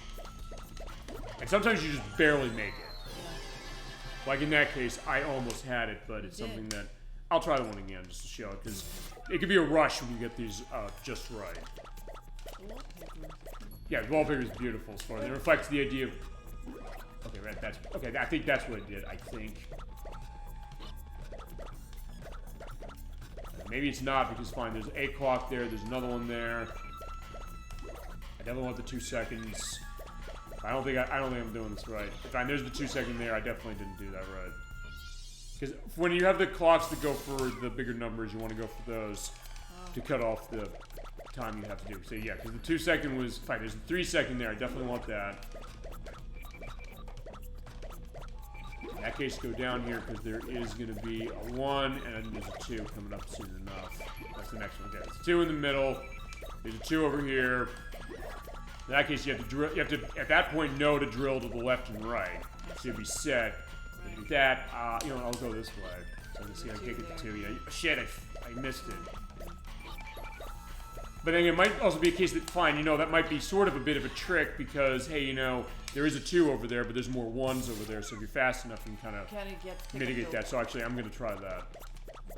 So I'll go, yeah, there, because that at least drops it there. So at least put 3. Get the 1, and then go left down, because at least there's that one coming down. So sometimes, a lot of cases, you do have to try these missions more than once to really know exactly where do you want to go and where do you want to position yourself to get through. In this case, I'm going to do this. In fact, this is how I did on my test. Looks like it's taking longer, and it sort of is, but it's also something that, hey, if I can get myself set, gain more there, if I can get... Yeah. I was just gonna say, can I get that? But like, no, not maybe. But almost. But that's how you do it. Yeah. Wow. That's oh wait. Oh no, 22 was the time, so no, I got it. I just didn't get the record, so never mind. That's great. So I didn't make it. You did make it. Excellent. I just wait. What was the time of that You were one? whipping through those ones. Yeah, that's what you do. Nessie. So yeah, we get. So there is the Loch Ness monster who exists in this world. Now for this one, then you have to get the X blocks going to clear them down because you can't get it through otherwise. And then go down the holes that they create because then it's like, where are those things? Yeah, I love that. Like, boom, boom, boom. I See love that? Oh my gosh, it's so good. It's cool, yeah. But then again, I'm falling fast enough, maybe it doesn't matter, feasibly. Although, I don't know what the time was on that. My record, I guess, was 18 seconds, so I did that really fast. That was not the target. Fine, let's see how did I do that then. I think how I did that is I basically made it so that I had all this stuff set so I can hit that. There we go. Basically get the X block down as fast as you can so you can go down that way. Make it so that it's falling in the same case as that, boom, like that. Except in that case they're crushed. Yeah, so that's how I did it. So I think I can do this one. Yeah, it's really cool how they set these up. I know. It's just they're hard. Some of them would be really hard. This one's not too bad when you know, like, there. Oh, I screwed that up. But either way, similar ideas. Like, hey, pretty much have the one going that way so you can sort of mitigate that. Basically, make that X block fall. You usually don't want to do that, it seems like, but in this game, just, yeah, do that. Boom, boom, boom.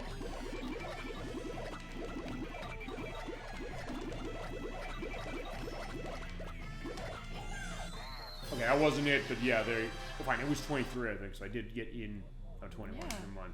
But yeah, that can be pretty thrilling. Wow, that is. That really is. And a neat way to kind of change this. All right, we're going back to the Ice Age. So fine, there you go. So yeah, we have woolly mammoths and things like that. Here's another one as far as... Okay, it says, yeah, you want to go in the middle.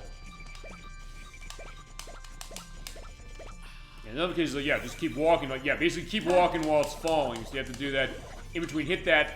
Okay, fine, I fucked it up already. Because what happens is that you have to hit that one up. You have to then climb up in order to make it. So actually, I will show this one. I remember this being actually really fun when I got through it. The key word when you get through it. When you don't get through it, like, yeah, you gotta do it again. And like, yeah, make sure you understand what the pattern is.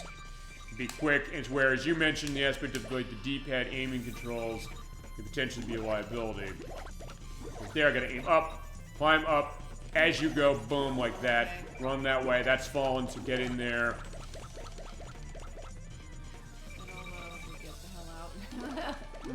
Just like that. I don't think I got the target, but yeah, it is pretty tight. 27-73, so I just missed the target. That's great, though. You did great on that. Alright, so next is dinosaurs. So yeah, we're in the area of the dinosaurs. If nothing else, like, yeah, you're getting the full world view of Mr. Thriller. Which admittedly some of the other ones kind of went into more than this one, but you do still have... Ow! If you're going for this one, but I got crushed. So we need to go get the 3 clock. And nothing else is also feasibly giving me some practice for going back to 5000 mode in arcade.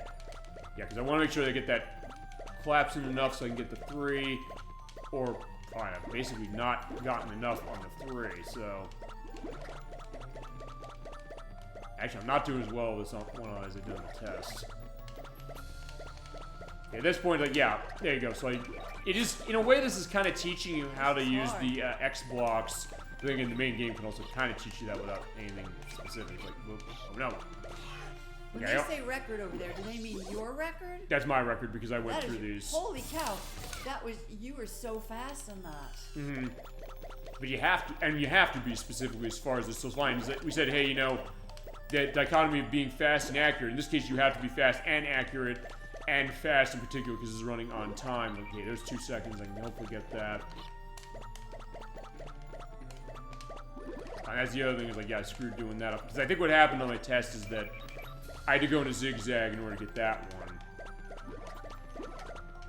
And feasibly a zigzag to get that out of the way, I think, before that happened. Actually, that's what I did, so I'll try that again.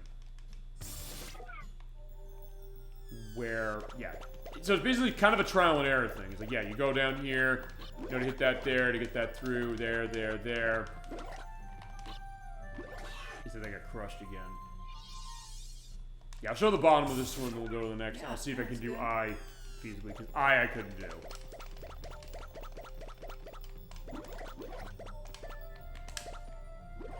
If I can do that, feasibly get that set so I can get that, get 2. Although, fine, in some cases maybe I'm doing a risk saying doing this because like, hey, you know, maybe I don't want to wait. Yeah. Alright, fine, that's gonna be bad. Oh, right, it's worth pointing out, I'm glad I showed that because in the time attack mode, instead of getting an air penalty, because there's no aspect of air in this, you get you get docked time. You get docked 5 seconds. So I already screwed up because I hit that. So basically, if you pretty much break one of those, you're done. But if nothing else, I'm glad I got to show that. I forgot that's how that went. But yeah, the bottom's down there, so I didn't make it. 23 seconds, what you need to do for the goal. You did that before, though. Wow. Somehow. Ammonite, let's take a look at this. This is the last one I beat. And this one, it goes to 1,000 feet. You have to go down, so... This is actually pretty fun because you have to kind of go left and right. So like, there's the clock there's that clock, there's that clock.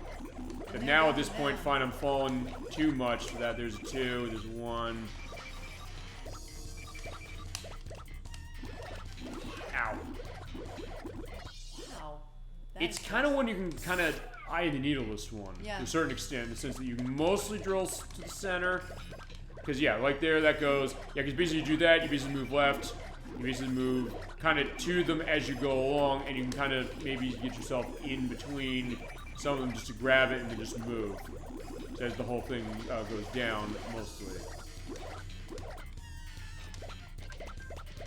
But you have another level clear, so in that case you have to go and do it the next one now.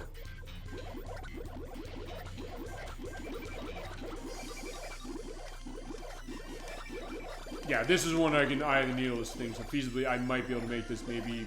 Oh, no, not... Oh, no, okay, yeah, I should have just waited. Grab that.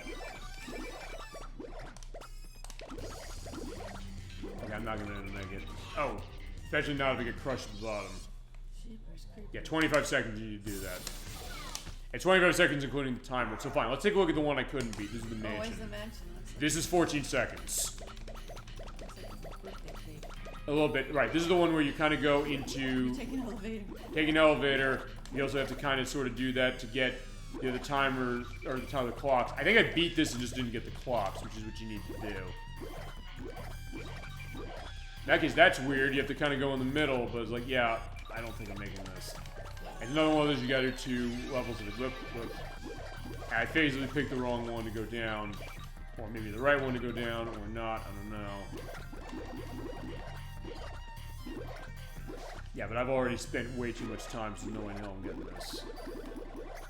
And also you get to see the chain of the box going on. Though. It looks cool, and I guess you have the background. Let's, you know what? See, I've already resigned myself that I've lost this. Let's take a look at the background. I actually never looked at this. The record was 14. Uh-huh. Whoa. That's the target time. You have to get down That here 14. Insane. But That's, I guess... Wow. I guess with this case, look at this. It's like, I don't know. Look at the them. The undergrounders, I guess, are like doing homework as far as like bricking the house, like doing gardening. I don't know, he's making... Putting something on the chimney at the top of the house. Fine, let's drill all this out. Let's look at the background. Why not? What is he doing there? He's feeding something water? Or is, I don't know, making wine or something? Or putting wine in or something? What is he doing at the top there by the top of the, on the roof with the fireplace? What is Oh, that? he's putting on a... Oh, yeah, he's putting on a chimney. You're right. I didn't actually notice that. So fine. Putting a firecracker down the chimney. Feasibly. Yeah, because if you haven't heard it on the video... One's sleeping there, and the one is sleeping at the bedside table. That one's empty.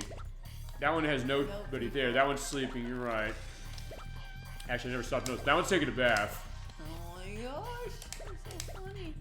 So if nothing else, like, hey, I didn't even think to stop and look at this. Fine, we're gonna fall now anyway, because that's going.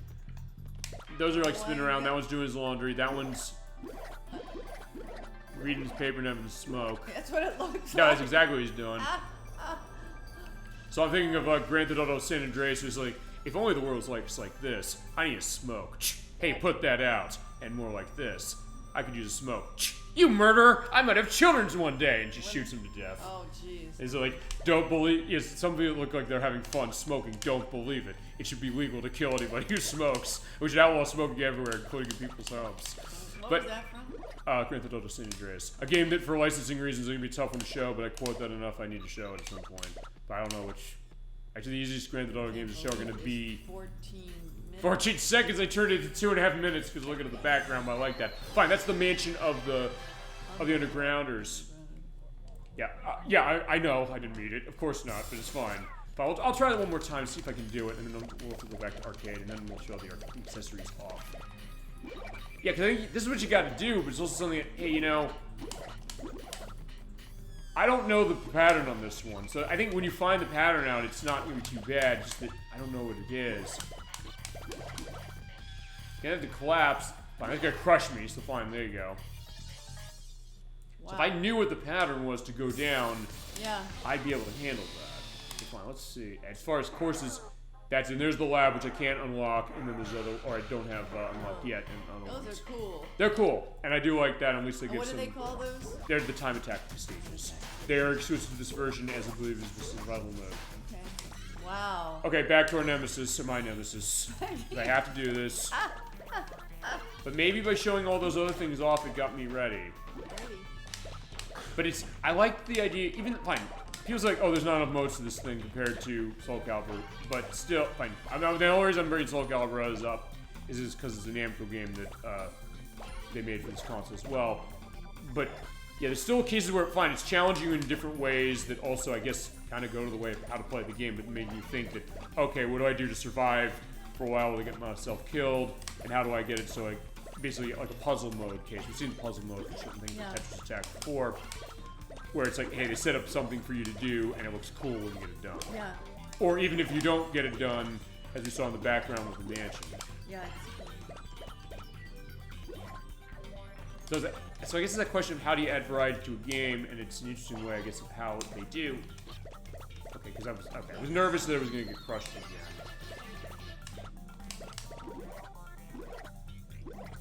Alright. Yeah, almost. We almost got this, I think. Yeah, we haven't played we haven't played a game based on the franchise. I have the one on the Super Nintendo. The Genesis one actually goes for a lot of money. It's totally different, actually. Is this? Yeah, I played the best? I'll look up what the best one. Oh, yeah. Well, fine. The one I have is Scooby-Doo Mystery, which is on Super Nintendo. It's by Argonaut, the people who made Star Fox, actually. I've heard Night of 100 Frights on GameCube and Xbox is really, really good. It's Heavy Iron who made that one. I've heard that's really, really good to the point where actually they have most of the voice cast, I believe, and they also actually have a laugh track on the soundtrack. So like when there's jokes going on, like the TV show, they'll have like the laugh track of like the jokes, which is kind of an interesting touch. I've heard that's actually pretty good. That one in particular. All right, there's 12 best Scooby-Doo video games worth playing. Holy Toledo. All right, the first one is Scooby-Doo and the Cyber Chase, 2001. That's on Game Boy Advance, I think. Or is it Game Boy Advance or Game Boy Color? That is on Game Boy Advance. Game Boy Advance. I know there's one on Game Boy Advance that... Go on. Yeah, go on. GBA is just Scooby-Doo in 2002. Oh, based on the movie. Yep. Then Scooby-Doo 2 Monsters Unleashed. It's based on that movie. I remember that. That's GBA again. Then Scooby-Doo Mystery Mayhem 2003. That's GBA. The next one is Scooby-Doo 8. Scooby-Doo Who's Watching Who.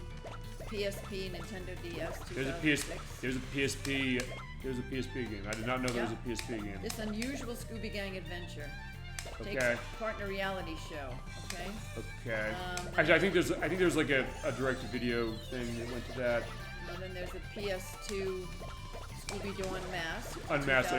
I think I played Unmasked. It was okay. Would have played it. Scooby-Doo Unmasked 2005. Okay, the next one's Game Boy Advance. Then Scooby-Doo and the Spooky Swamp in 2010. PlayStation 2 and the Wii.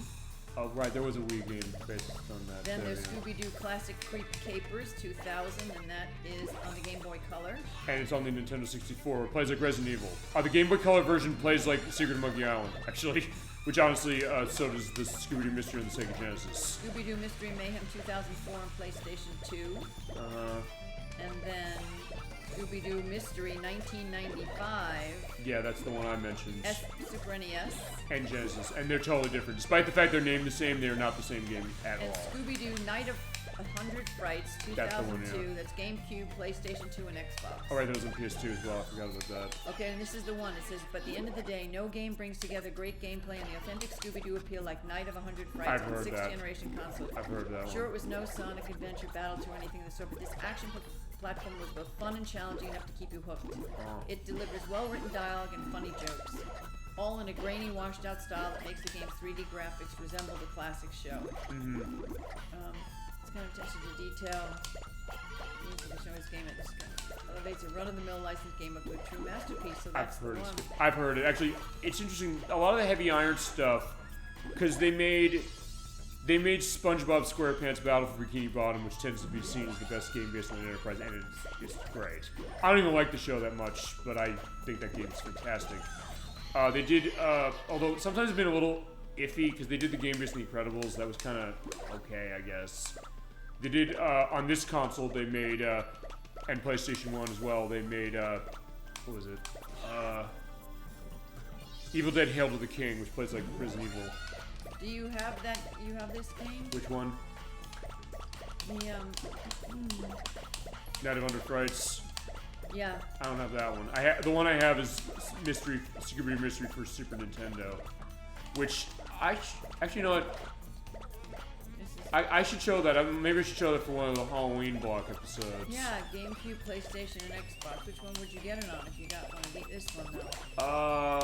I'd have to also scope that game because I don't know. PlayStation 2. That would depend on how they run because I know sometimes when it comes to multi-platform games, sometimes there's a disparity in how they run when they're on multiple systems. And fine, because actually, yeah, that goes to the thing, Mr. Driller. When ElecVerse said he wanted to see this, I didn't, I actually always do what version. If they make a preference, I'll say yes. I sometimes will go based on price. I'll sometimes go then based on what's the best version that's there. Because sometimes it's not obvious what the best version of something might be. How do you know? How do you know? Oh, 4.7, 4.6, the rating of this. And then 4. So it looks like it's... Well, I'll tell you the way I tend to look for that is that I'll usually look based on the capabilities of the console, and I'll see that how does it handle for certain things. Like, take Title Legends, for example. I picked it up on the Xbox because... Okay, I picked it up for a couple reasons. I picked it up for a cost reason. Number one, because that was the cheaper version against it on the PS2. I also got on that because I saw that on the PS2, they printed it to a DVD. No, on the PS2, they printed it to a CD, which meant that the load times are going to be worse. So I said, I'm getting the Xbox, and also because, as I showed with Operation Wolf, the flashing lights are actually better on the Xbox than they are on the PS2. Actually, I didn't know that until after I bought it. So that's one case of that. In some cases, it's a case that, I mean, actually, I'll give an example of like all 3 consoles where it's kind of a question as I'm getting crushed again. On PS2, I know there's Need for Speed Hot Pursuit 2. You familiar with Need for Speed? Yes. Okay, that game, that's another one where it is the same name across all the consoles it's on, which is PS2, GameCube, and Xbox. The PS2 game was done by Black Box Studios, the people who made NHL 2K. Okay. And it runs really, really well. I played the Xbox version, which is not the same. It's by, I think it was EA Canada who developed that. Yeah. At first, it's going to be the same game as on the PS2, but it's not. And it doesn't even run as well. The frame rate is really, really slow. On the PS2, it runs really, really well. There's something about the fact that A, it's a different game, and B, they programmed it really well on the PS2, where the PS2 is better. It's a different game, it's the better game, and on the GameCube, which we're pointing out, it's the same game as is on the Xbox. These so are that used. kinda... You have to buy the Yeah, used. absolutely. Yeah, no question. You're not getting a new one anymore unless you're willing to pay Said for the the money. PlayStation 2 is the one. For what? Night of 100 Frights. I might feasibly look at that on Xbox or GameCube. Honestly, to start, because I'm not sure if I trust PS2 as far as that for certain things, with all due respect, because I know. Yeah. Okay. Well, I don't know. Sometimes it depends, because I mean, I'll go to the GameCube examples where it's best and where we're playing this. Midway Treasures 3. Fine. Okay. Also, we're playing it on GameCube for another reason, because when we started playing those games, I said each of the 3 consoles is getting their look. We did the first one on the PS2. We did 2 on the Xbox. We're doing 3 on the GameCube. But 3 on the GameCube was a case where Midway Treasures 3 is a classic game compilation of racing games of Midway's. Yeah. They rushed it out on the PS2 and Xbox because they gave it as a pre-order bonus with LA Rush, which is not a very good game. But it also came on the GameCube, and since LA Rush didn't get a GameCube version, they said they took feasibly a little more time, so there's aspects with frame rate on the GameCube version that actually run better than it does on Xbox. I bought on the Xbox to start because I said, hey, I want to play a racing game on Xbox, but I realized, man, the frame rate's really bad. Also, the emulation of that collection is not great. Despite the fact it's by Digital Eclipse, it usually does them great. Oh. That's kind of one of the weak ones of theirs. I hate to say it. But then I saw on the GameCube and said, hey, it seems like some of these things are running better on the GameCube. And they are, but they also kind of aren't because we did those racing showcase a couple years ago. I showed San Francisco Rush 2049. It's in that collection, that Midway Treasures 3 as well. It's porting the Dreamcast version not very well on anything. But even the GameCube version was like, hey, no, the GameCube version, it has longer load times than it does on the Xbox, but for Hydro Thunder that's on that collection, it's also porting the Dreamcast version of that, it loads better on the GameCube than it does on the Xbox. So it's one of those cases where it's inconsistent where that is, and inconsistent in some cases where the frame rate is. Where the frame rate in Off-Road Thunder that's in that is horrific on the Xbox, even though that's the most powerful of those consoles. You think that would be the one that would be fine for it. But on GameCube, it runs really, really well. So I was like, okay. So even within that collection, it's not consistently which is it necessarily better for. So in that case, fine. Not say if nothing else, like I don't want it to come off this way, saying like, hey, I'm biased against the PlayStation 2 or anything. But the fact of the matter is, the PlayStation 2 did have aspects sometimes of tech and loading, so the question of what that is. And actually, I'll also say one other thing for that is that when it comes to actually, okay, this is not as much of a factor completely with the PS2. Well, so, okay, it is and it isn't. When it comes to showing them feasibly in semi-native high definition. Okay. Because the original Xbox actually had a lot of games that had like progressive scan support that the GameCube and the PS2 did. And actually, the GameCube I can't show in progressive scan because there are cables that go for it. Nintendo barely released them. There are not a whole lot of games that use it. The cables, by the way, go for $300 now because they didn't release them in this country that much, and they were in very limited quality. So that those cables cost a fortune on that. And the only other option to show that would be running it on the Wii, but the version of the Wii I have does not have GameCube support. They took out GameCube support later. So the thought was like, hey, get the component cables for GameCube and show it that way, which are cheaper. And I have the component cables for Wii. Okay, the component cables for Wii, I should say. Show it that way for GameCube, but that's not an option.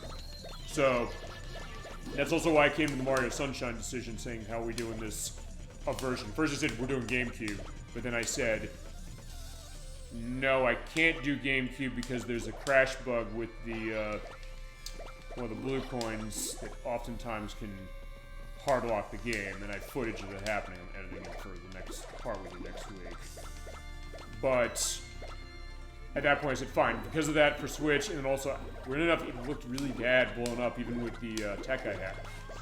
It didn't look that great on GameCube, so I said, I'm run that Switch version. So, long story short, as I'm going down the shaft here, is that, ow. Okay, it's probably good, feasibly, for this, because I'm doing good so far. You're doing good. But, long story short is that, fine, I'll take a look as far as tech reason, like, to get the best thing you can go, but also, sometimes that comes down to a cost. Like, I'll give another anecdote to this. Teen Titans. I know we talked Teen Titans in the show before. I know people love that series. They made a game based on it. It was on the GameCube, Xbox, and PS2. Came out in 2006. It's on PS2 and GameCube, where it's like $30-something. It's on Xbox. It was later for all those systems, but on Xbox it goes for $200. So at that point I'm saying, fine, I'll probably play it on the GameCube. As far as the people want to see that. I would think people would want to see it because I know they love Teen Titans. We talked about DC stuff. Yeah. But I said, at that point, fine. It's going to be a cost reason. I was like, fine, you know, I'll manage that as best I can for something like that and crap. Shit, I'm almost there again. You're almost there. This is going to kill me if I get down here again and don't do it. I'm sorry. Yeah, just waiting for that to fall. I don't give a shit anymore. I'm just going to drill down. In fact, I can make this if I just gun it, so fine. I'll tell you what we're going to do. We're going to make it, I promise, at this time, because what I'm going to do is just gun it down, let everything fall, don't move.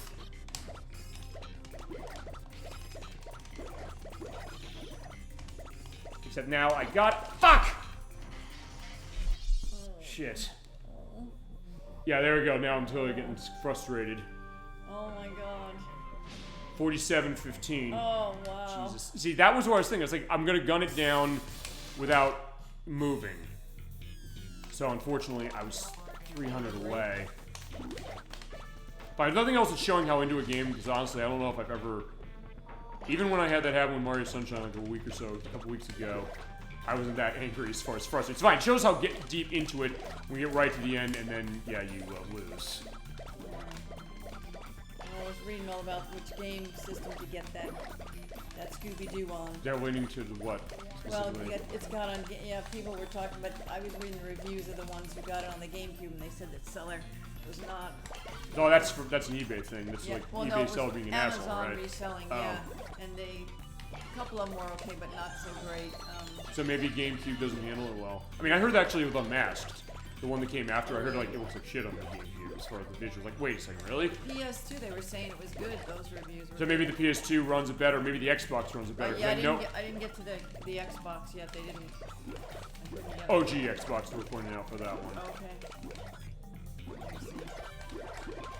So fine. If there's like a disparity that I can research that and I'll get a sense like, hey, what's the best 3 to it? Unless you're like, hey, I want to see it on this console because I grew up with it on this console. I played it on this console. Well, at that point, I'll usually take the request that way. But sometimes they'll also say I might have it already for certain things. That, not much. And I don't think that game goes for a lot of money. Mystery Mayhem, wasn't that the one? Oh, no, the Night of 100 Frights. Let's see, yeah, the Xbox is the only one I couldn't find it on. That one came later. I remember, I think it came out on the GameCube and PS2 before it came on the Xbox. I think they brought that a little later. I think, if I remember correctly. GameStop song from 1999. Yeah, I mean, fine, because they've been doing stuff with retro, in some cases, as far as it, and fine. It's not a game that goes for a lot of money, because I know they made a good amount of copies. As I said, that Scooby-Doo Mystery on Genesis, that's expensive. It's like $70-something now. And I was going to say, Walmart's not going to have that now in 2024, are they? It's somewhat refurbished, I guess, maybe. No, they were just it said no game inside, just the box. What the hell? Because you're a collector. Actually, I bought the box of WarioWare Smooth Moves on Wii because I bought it from a GameStop. Oh no! It was the opposite. I was buying some games from GameStop used. They had WarioWare Smooth Moves on the Wii, and I love my WarioWare, so I said, hey, let me get it. They said, we don't have the game. I was like, you have the box there, but you don't have the game. I said, what? I bought other stuff. He's like, do you want the box? Like, yeah, sure. And then so I went on eBay and bought a disc. It was like $10. It's like, fine, I have a complete copy now. I just had to get it in a little bit of an unorthodox way. Yeah. Wow. So that might be a case of something like that. Actually, I did that with I did that weirdly enough also for a cost reason. Manx Teaches Superbike for the Sega Saturn, where I found a disc for like $20 and I found a box for $20, but complete it was at the time like $60. I think it's gone up a little bit. But actually the condition I got the box in and then the disc in actually worked really well. So I actually kind of bought it piecemeal. Which is like, wait, why would you necessarily do that? But honestly, for that reason, especially for Saturn collection, I said, okay, fine, non-Japanese Saturn collection in particular, that actually worked really well to do it. They have one very good condition here. Oh, okay, good. And that's on the X. It's on Xbox. Includes case, disc, and manual. Minimal signs of use. Tested and works great. Ships from Amazon. 100% money back guarantee. I need air.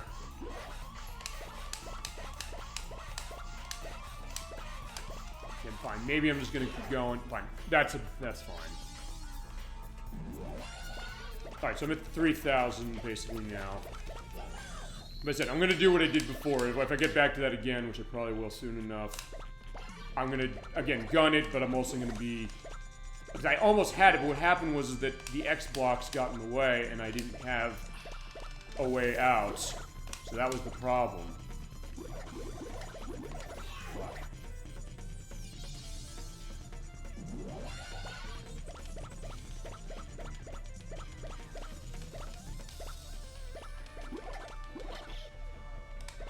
I'm also not in good shape now because I lost a couple of lives.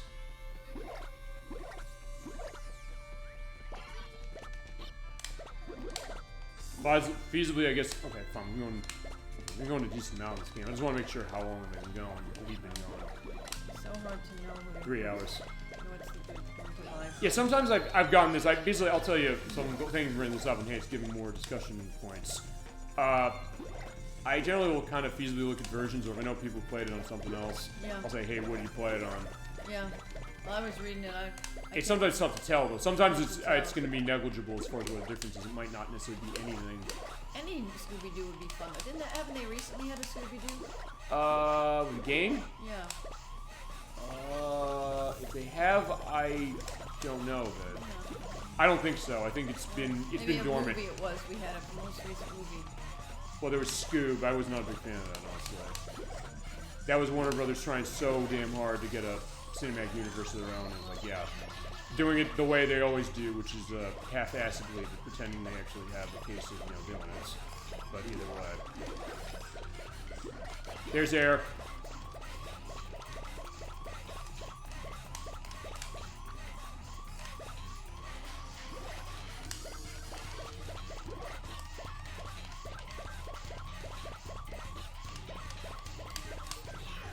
Okay, that's fine. Because last life again, we're doing the same thing. No, not doing the same thing now. Okay, now we are. Oh, shit.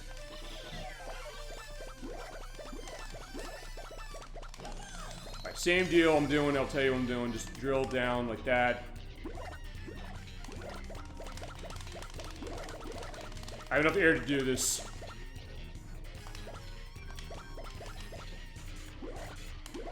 I think.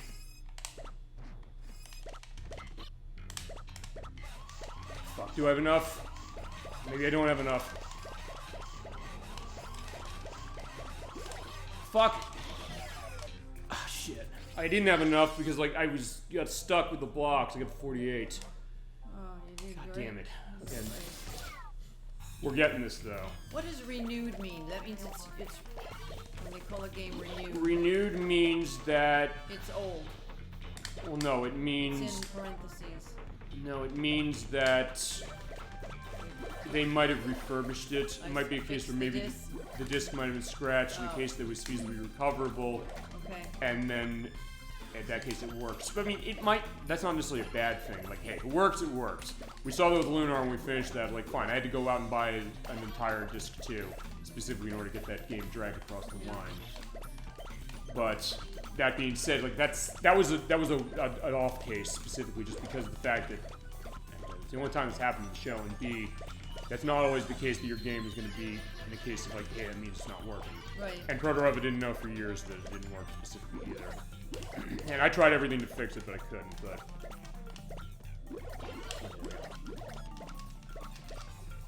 But that's not necessarily a like a reason like not to go for it feasibly, depending on what it is. I mean, as it depends on what. You can return it, right? Well, fine. It depends on what it is, really. Like, hey, it's either way, really. But usually, in that case, what I'll tend to do is actually, if nothing else, it is explaining what happens like when I bought this game, because I bought this game on eBay as well. Is that hey, I'm gonna do this on this console. Oh, fuck.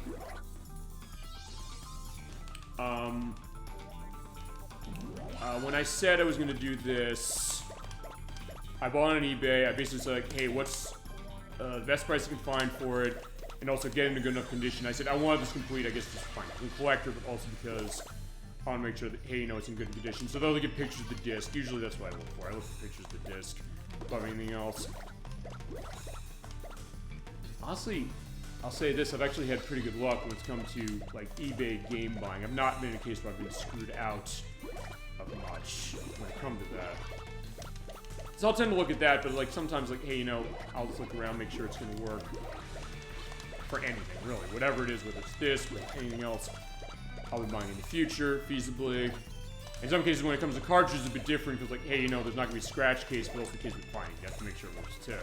Yeah. They'll be doing that for those Donkey Kong Country games from the Game Boy Color in advance that I'm going to be doing for a show in November.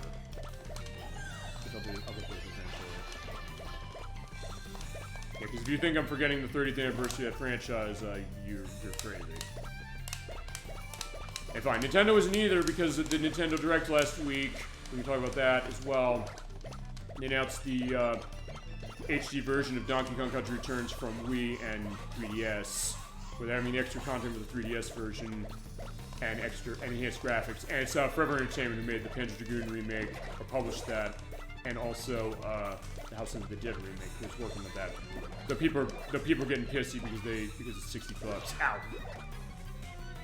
And it's like, wait, Nintendo shouldn't be charging that much for a game that's 14 years old. Well, in my case, it has extra content for 3DS, and that is, by the way, how we'll be showing Donkey Kong Country Returns when we get to it. For that very reason. How many lives you have? I have 2. Yeah, I think 3 left. This is not as good going into this. But I guess like sometimes comes with the question, like, hey, when it comes to a collection, like that Marvel vs. Capcom collection, that I think they're only charging $50. That's cheaper for more games than the Donkey Kong Country Returns HD, even with the sort of kind of extra things it has. And people were saying that Luigi's Mansion 2, which just came out yesterday for Switch, saying like it's the same game that was on 3DS for $40, it's $60 now. Fine, it's the only way I can show it on the show easily, because otherwise I'd have to get my 3DS mod and I still look into it, and that costs a lot of money. So that's another case where I'm saying, fine, I might not be able to do that now, or maybe ever, I don't know. That's gonna be an eventual thing, I'll see what I can do, but that's the easier way to go on that one. So in that case, I'm kind of stuck, but people's like, yeah, you know, Nintendo can feasibly get away with charging that much money in ways that other companies can't. Look, as we show with Pokemon Gen 9, Nintendo can get away with a lot of shit that other companies never get away with. Let's be honest here. People buy games when they're new and just buy up a couple of them so that and then resell them later. Yes, that happens all the time. That happens actually a lot with Nintendo stuff when it comes to, you know, things. Actually, it goes to one thing Edwag mentioned. We did Pokemon Gen 9 for last time. And that was that PDP Riffmaster guitar controller. He said, I'll get you one of those. He came through. I was able to get one of those actually the day of the closing of the place I'm now living in, which is, I was just like a great housewarming gift right there. Talked about that. Oh, he bought it for you? No, he said it went back in stock. The point is, as soon as it came on sale, it became impossible to find, and people were scalping that online for like double the money. Because they knew it was impossible to find one of these things. Wow. Because they weren't restocked yet. So that was kind of where that was going. So yes, people do buy stuff for that, and they will then do that because they know feasibly that the demand will be high enough that they will be able to get some money off of it. Ow. Fine, that's what happened with the PlayStation 3. The PlayStation 3 was a case that people were selling that thing for over $1,000 because it was impossible to find one, and it would cost $600 anyway. And then when it came out, I mean, or when it was coming out, people were like, "Yeah, this is not worth $600 initially." But yeah, so in that case, fine. When it comes to something like that, fine. That's what happened with the PS5 and the Xbox Series S and X for years until they finally got them restocked. It took years for them to do that, as far as that happening, but like that's why I waited. He was like, "Oh, I'll help you get one." I said, "You know what? I'm not going to even bother doing that yet. I'm going to just wait till I can go in a store and buy one." And fine. As far as the Riffmaster guitar thing, that was also something that I was seeing. Yeah, I want to get a hold of that because my Rock Band 4 guitar is not working. So I kind of need a new one anyway. So that was kind of the way. And also something kind of tangentially related to this show in the sense of weird accessory usages. I said, hey, you know, that accessory, I could feasibly show off games it was not intended for playing with it.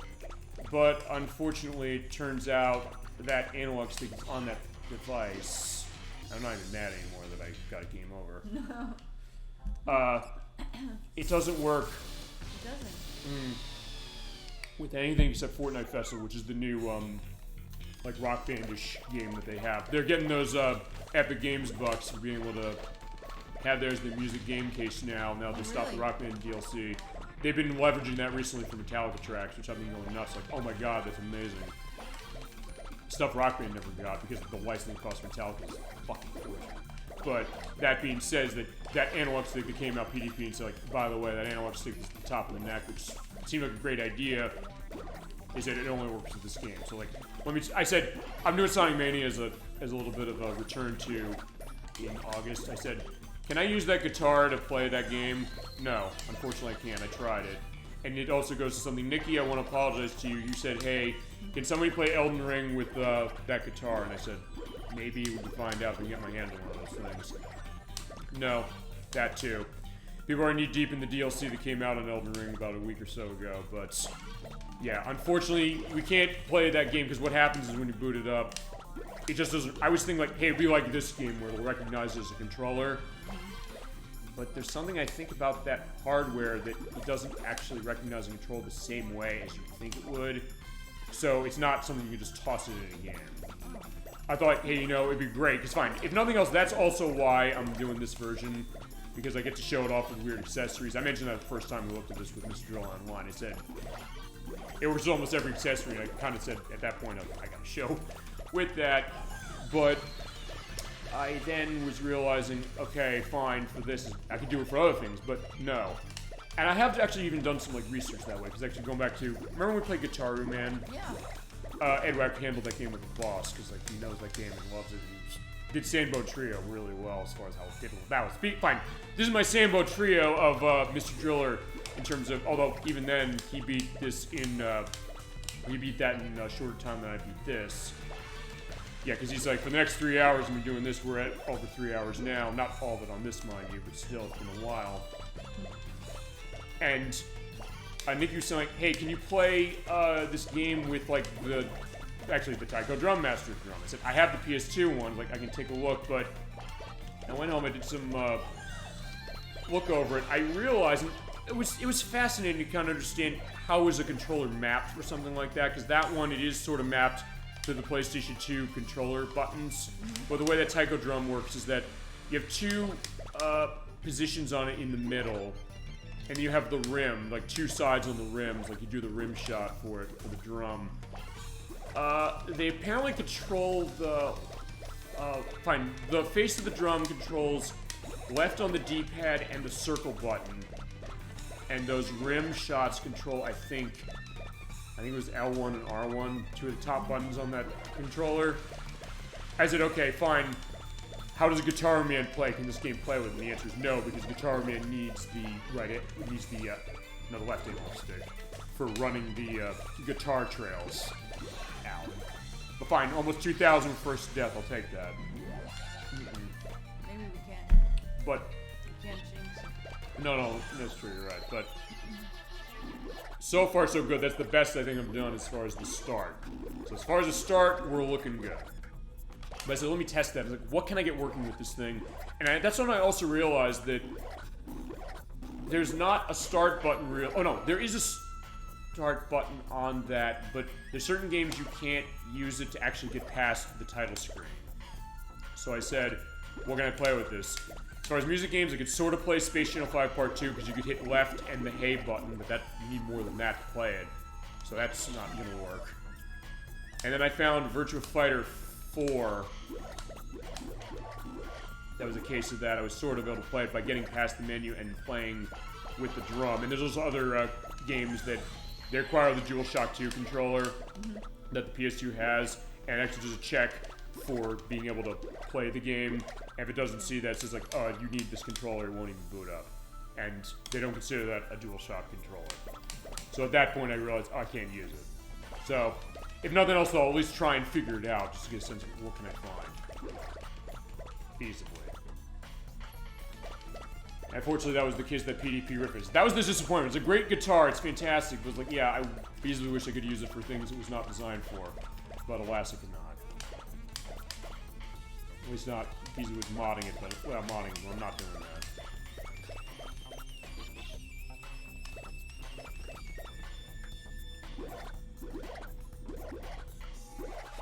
Good.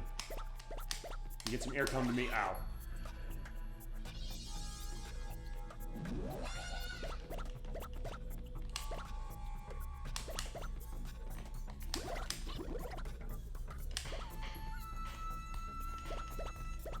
I would say, is that air? Well, I mean, it's sort of worth it, but it's also something that's fine. Right now, I can't risk it. There, I can risk it. If you want to do this, I really want to do this. Fine, you want me to do it too, I think. I think everybody out there physically wants me to do it.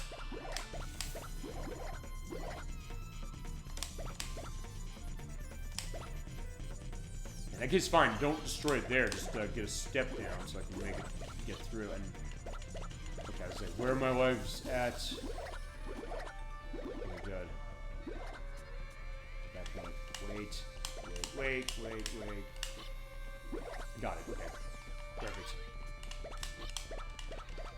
Now go down there, but there's nothing from the top, so I can just drill down and have some attack. Whoa. And that went there. Perfect.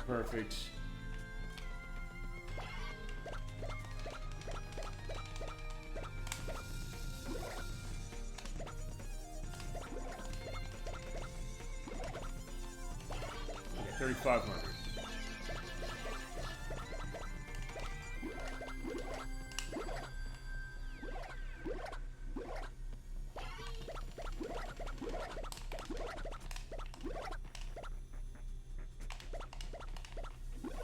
Uh-oh. Well, lucky. Thank God that held on the top, otherwise I would have been dead. Sometimes you're... Fine, I'm trying to pay attention as much as I can to that, but... Sometimes you can't. Well, in that case... I don't think I can really get that.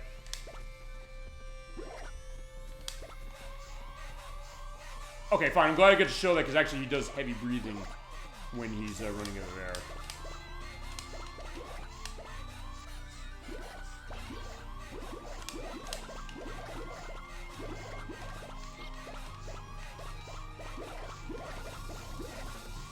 There is.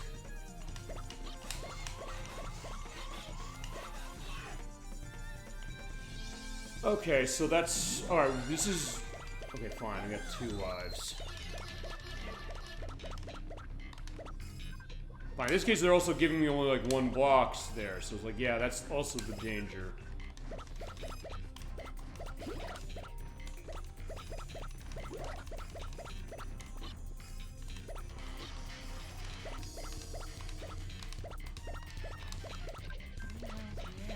Huh?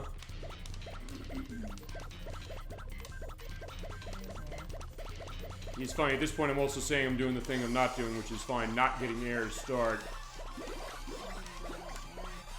I know, but I know at this point...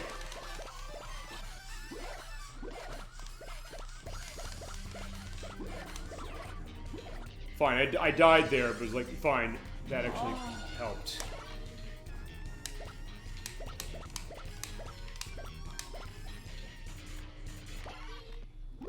Okay, because I'm almost there.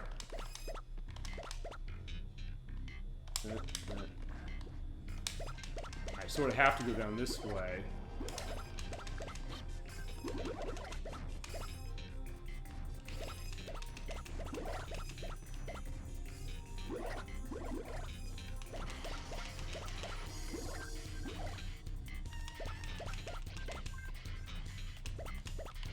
Nope! Got it! Finally! Woo! Thank God. Woo! We got it, thank God. Time, number of attempts Now of this fucking happens. shit down Look below. what happens. Oh, thank God. Look at them, they all... Holy shit, all clear. Next time go for a perfect game. Jesus Christ. What are they?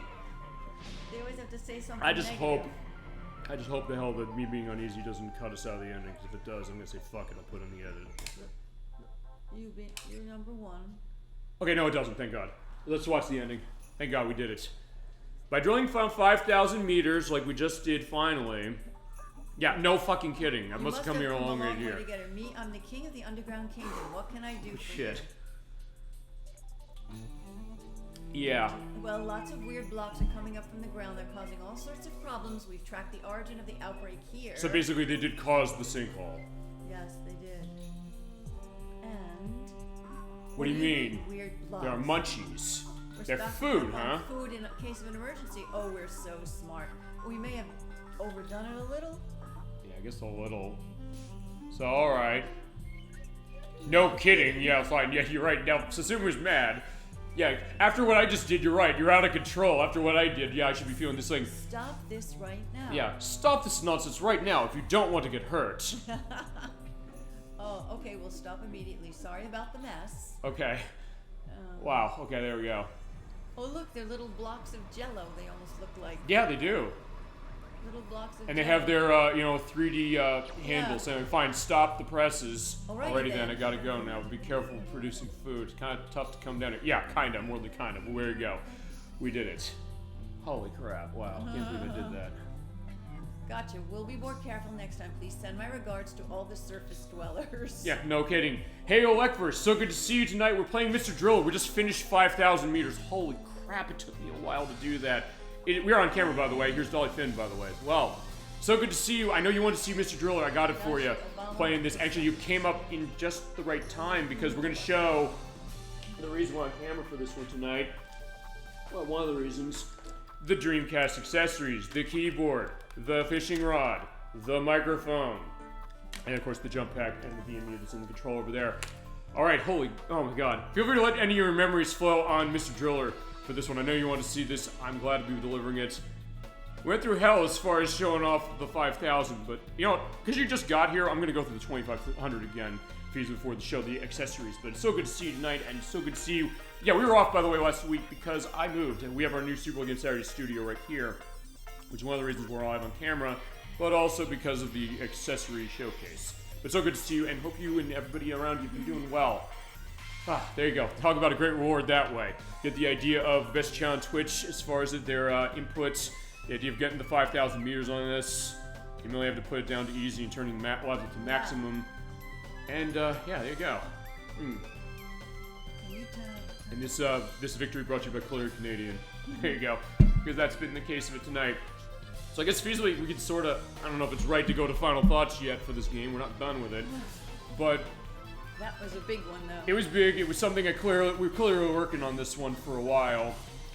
And had a great time as far as doing this so far. But there we go. We did beat the game. And we did see that, hey, the undergrounders were causing trouble.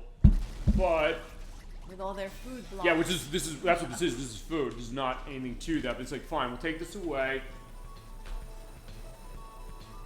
Yeah, we got our helicopter, so yeah, they're gonna, I guess, airlift our way out. Is that right?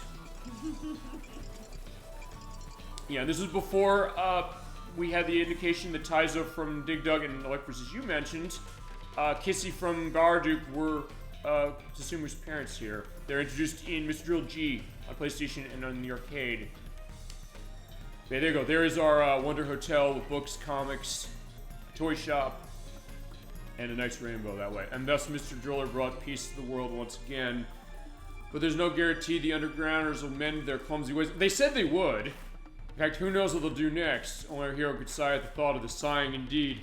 I experienced Mr. Driller during my early emulation days. Okay, what version was it? Was it PlayStation? Was it Dreamcast? Was it Game Boy Color, which is weirdly the rarest one? Or maybe Wonder Swan Color, or the arcade version. And that PlayStation version is the most readily available. As yeah, there you go. There's your victory right there of Game Over with Susumu. It was PlayStation. Yeah, which is the most readily available version as it is, because they ported it since the PlayStation 4 and 5. And it was on PS3. There's all the Captain D-Track attempts of 5,000 feet. So it was more than 10. That's how long it took. But I'm going to show that, and since you did just get here, I'm also going to not deprive you of the game you wanted to see. I'll show the drilling mode as it is just going through arcade. Yeah, it is a fun game, and it's something that, you know, it is fun. Yeah, as I said, we owed Mr. Driller a full show. We showed Mr. Driller online twice, but it's also something that, yeah, we did need to come back. It's so good to come back to that way. Like I said, I picked up on the Dreamcast because I think I asked you, like, hey, do you have a preference? I think you said no. The PlayStation version is the cheapest outside of the re-release that's $10. Dreamcast is a bit more. It's actually gone up since I bought it last year, but also because of that accessory usage. I mean, yeah, almost every accessory except for the mouse, the rubber adapter, and the modem works with this game. And I have a couple of the accessories at least I can show off. And also, just to let you know, since you get here, in the millions of tangents we went off of, that I went off on when it came to trying to do that challenge of 5,000 meters, we got to talking on Super Magnetic Neo. I don't know if you've played that for Dreamcast. I have a demo disc of it. I said I'm going to pop that in a little later after we do the accessory showcase. Specifically, oh, okay, fine. I did what I shouldn't do, which is drilling into that X block and got myself having bad air. Yeah, it is a great game, and thank you again for the request. As far as thank you for making the show happen as it was. It's so good to be back. As far as week off, it was like, yeah, we had a good reason to be off, and yeah. It's definitely nice for sure. Yeah, this is the Super Bowl Game Saturday studio, the new one. Fine, we showed it the first one. We did Man of Medan last year. I have heard of it. Oh, okay, you ever play it? It's interesting as far as Super Magnetic Neo. You said you've heard of this DollyFinn before we started tonight or not? Like, yeah, we'll give a brief look. I'll also have to kind of, I guess, guess on the mic number, the audio numbers. But we'll see. It's fine. It's an interesting game. It's one that goes for some money now, but it's also the case. Fine, I have demos, and I said, hey, our demo discs, so let's show them. Why not? Yeah, we can improvise on the show, as is always the case, on top of, having the idea of the viewer requests. But yeah, we do have the viewer requests for June, because technically, yeah, it took to the end of the month for us to deal with it. No, it did, because, yeah, because we did the next part of Mario Sunshine, which is somehow finishing next week, after just barely over a month. We had the last part of Metal Gear Solid 2, Mario Sunshine again, and now we have this. Uh-oh. The traps. Yeah, but that is an interesting one for sure as far as that game, and definitely this one. And this is a great game. It's just a case of, like, yeah, it was really hard, but man, it felt so good when I finally got down to that 5,000. It was so hard to do that.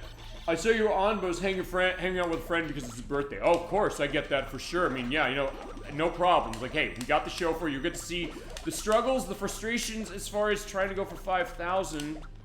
For sure. It's like, hey, you know, as we said, yeah, you have a lot. Everybody out there has lives for sure. Like, that's the idea of what the show is. Yeah, you come by whenever you're able to come by. You have other things going on. We understand it. Glad to be having that. Hope you had a good time as far as your friend's birthday that way. And send our best to them as well, for sure, of course. And like, hey, that idea is like, but yeah, we didn't forget your game. Like, hey, when we say we're gonna do a show, we're gonna do a show and do whatever you want as is. So, of course, and yeah, so glad to see you for sure.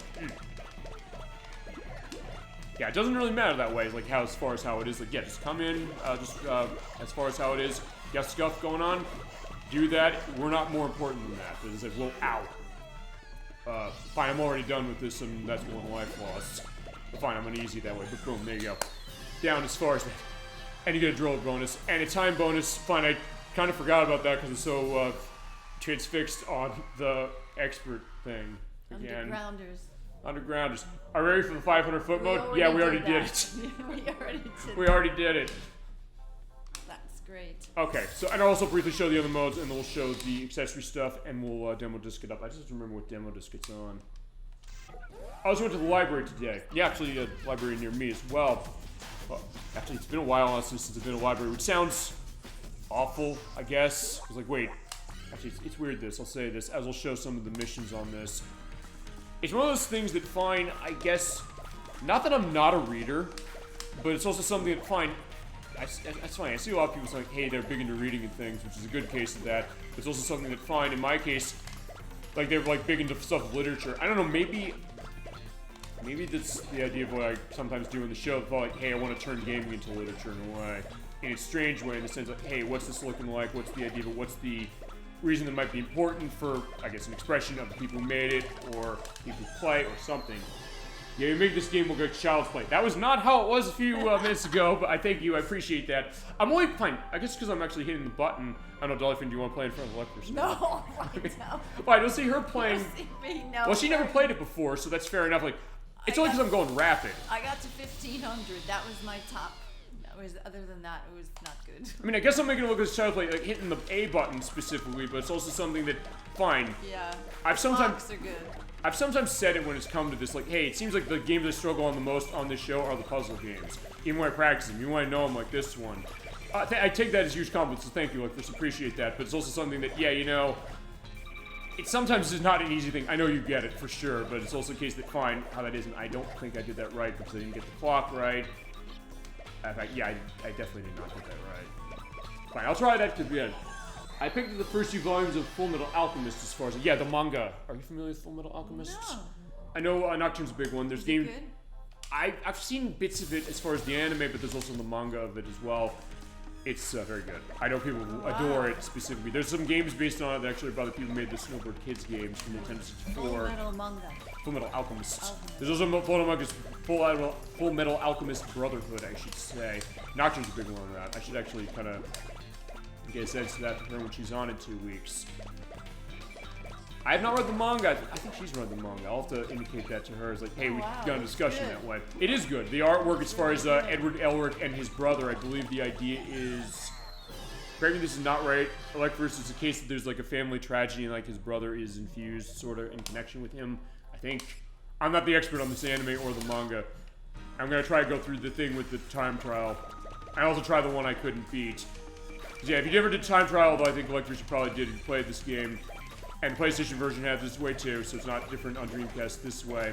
Go through, get the clocks, try and get down to the target time. Well, it is good as far as what I've seen. Very brief, and then what I've heard. Oh no! I went down that. I went. Ah!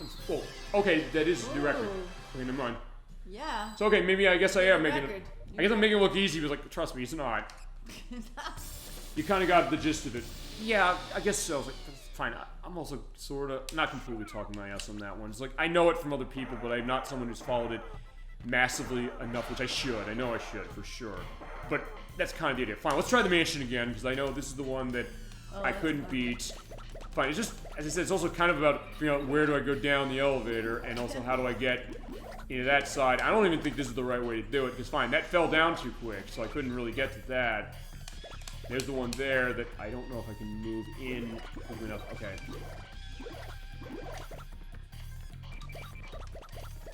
Usually it goes down to that. Okay, 2, 1. Oh. There's a 1, but I'm like, yeah, I shouldn't be ignoring it if I'm doing this, but fine. There's a 3 ow. instead of a 1. There's a 3. You only get 1 shot though, right? Yeah. They are short enough bursts though that it's not going to be too bad. Yeah. But it's also something that, yeah, you know, you have to keep trying. Fine, I don't know, maybe I'm just going fast as far as this game. I said that before when, ow, crap. So fine, he's like, make it look like Child's Play in some way, but I guess it's also fine. Look at him just keep falling down. He can keep going down as far as like the Susumu pancake. Stanley. Like the Susumu pancake. I know there's the idea that IHOP has the tie-in with Sonic the Hedgehog 3, or they had some Sonic the Hedgehog 2. I think they got Sonic the Hedgehog 3, the movie that's coming out in December. Because like I don't know, Mr. Driller case of that. I don't know. It's like if that would be a case like people would want to eat it. Maybe they would. I don't know. But also in this case, like, well, fine. I shouldn't be doing that. I should be doing the other way. Fine. There's a clock. Well. Yeah, okay, so fine. Better case as far as the explanation this way, as far as Fullmetal Alchemist is concerned. It's about 2 brothers trying to reclaim their original bodies that are failing to use alchemy to resurrect their dead mother. Right, that's right. Okay, that was the factor. I knew that was it. Yeah, because their mother passed away, and they want to try and use their alchemic skills to resurrect her. And it sort of worked a little bit, but not completely, really. Or fine, they ran into cases of fine. Their bodies got in a bad case themselves, and they have to reclaim it. We should probably show those games based on it, but also get another case of talking about Fullmetal Alchemist. Because, yeah, we Sounds good. Actually, now I'm thinking about it, aside from Sailor Moon of the story, I don't think we've... Am I right about this? Have we played another game based on an anime for this show? I don't know if we have. I mean, I have a couple. I have some of the Dragon Ball Z games. I have Dragon Ball Z Kakarot for PlayStation 5. I have Fire Z for Xbox Series X now because they give you a free upgrade for it from the Xbox One version. I have Inuyasha Feudal Fairy Tale for the PlayStation. That's by the people who made Sonic Advance.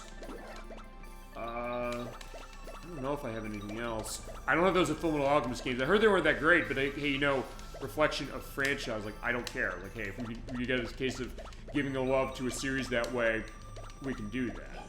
So I'm like, yeah, no problem there.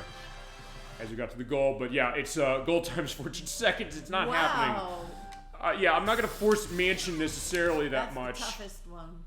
And I haven't even unlocked all of them, because fine, let me also go to one thing as far as this, so go back to the title screen quickly on Time Attack, because after you beat I, you unlock J, J being the lab.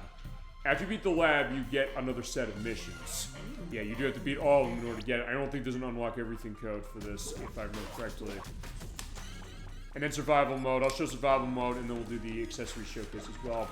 Because you get to see probably what I think people would want to come to the show for, seeing like, yeah, have you ever played this game with a fishing rod? That's also, I said this when we did, what was it? Man of Medan. I said, fine, there's certain games we have to be on camera for. This is one of them for that reason. The Mario Sunshine accessory practice showcase is a case of that in, what is it, in November? I guess in November. Whenever that CDI Switch the CDI Switch controller comes in from London Run, I think it's November. Whenever that comes, I'll say like, hey, we're gonna do that for a case of that. So I won't need to prep for that too much because we'll have already beaten the game and I'll have everything set. But as I showed babysitting mama on Wii, I know we got to show that. The case of, you know, raising baby that way with the baby doll peripheral. I still remember getting the Crusader 64 to hysterics that way. Yeah, the enemy is what Vic Mignogna is known as far as voicing Edward Elric. Yeah, yeah, as far as stuff with that, I know we played, well, he's Broly in Dragon Ball Z. We played Mystical Ninja starring Goemon on Nintendo 64. There was the anime that was based on that, based on the character, I should say, that I talked about when we played that, as far as part 2, that he did the voice work of as far as him. But yeah, Big Mignano as far as voice performer, specifically going that. And also for me, he's always going to be Junpei Iori, or Junpei Iori from Persona 3. That's a good point. I remember, did they get him back for Persona 3 Reload? I don't know if they did. I think they said they changed the voice acting for that. And we'll hear him when we play Persona 3 FES for PlayStation 2, which is what I have specifically. I just got to scope that. I know that game's going to be long. That's the first Persona game we're going to touch. I promise that. I just got to get into when are we doing that and how long it's going to be. People sound like that game's going to take forever to beat. Like, probably I know. But like, we'll figure it. I want to show that because I know we have not played Persona. You familiar with Persona? No. It's an RPG franchise that Atlas made. They then spun off as far as Shin Megami Tensei, or Shin Megami Tensei spun off from Persona, I think. It's one of those that's basically about going into alternate worlds and kind of taking other creatures as far as like your personas and certain things. We've talked to franchises where I know people who've been on the show who adore it. I know Ed Wack and Nikki, they love Persona 4 in particular. I know I expect people having Persona 5, ElecVerse is not a big one in Persona 5, which I like hearing that way, because like, hey, you know, the case of what certain things are. But 3, I know 3 tends to be seen as one of the best ones. There's also Persona 1, which is PlayStation 1, which is really expensive if you're going original. It's like $500-something, unless you get the PlayStation Classic units that has it on there. Persona 2 is split into 2. There was Eternal Punishment, which is a game that's like $600 on PlayStation, unless you download the PS3 port of it on the PlayStation 3 shop. And then they had Innocent Sin, which is only in Japan, and then they ported it into PSP, but Innocent Sin is the only one we got in the US for that, weirdly enough. They brought back another voice actor except for Tara Platt as Elizabeth, which is considering they didn't bring her back for Mitsuri Kirigio. Sorry. As far as that, because they released Persona 3 Reload that came out this year, which is a remake of Persona 3. And after initially they said the content from FES was not going to be included, they're adding it as DLC. It's coming, I think, later this year, if I remember correctly. I know some people, people have been on the show who adore that franchise. You know, the Crescendo 64 is a big one. I know Chasm 22 is huge on it.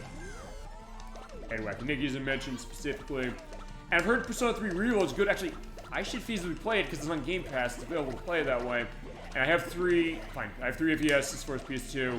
I have 4 Golden on the... I downloaded the Xbox One version.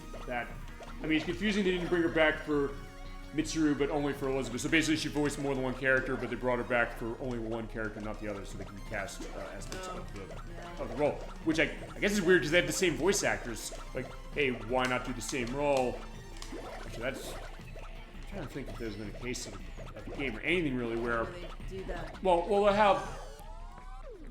It's not like they don't have the same voice performer in this case. It's sometimes like, hey, you know, certain cases they can't have the same performer for whatever reason, either as far as a content thing, something horrific perhaps as far as them, like Rob Smith and Mega Man Legends, or perhaps they're no longer with us.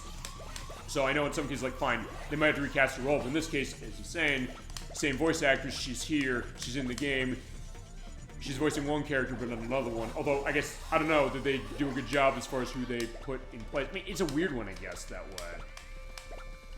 For it. Actually, well, okay, this is not exactly the same thing. Okay, it's kind of like how they brought back Jennifer Hale to play Miss Keen for the Powerpuff Girls, the new series, but not as Princess Morbucks. Actually, that's good. That's a good example. That's a very good example. Because, yeah, Mrs. Keen, the teacher, was voiced by Jennifer Hale, who we heard when we played Metal Gear Solid 2 as M. Emmerich.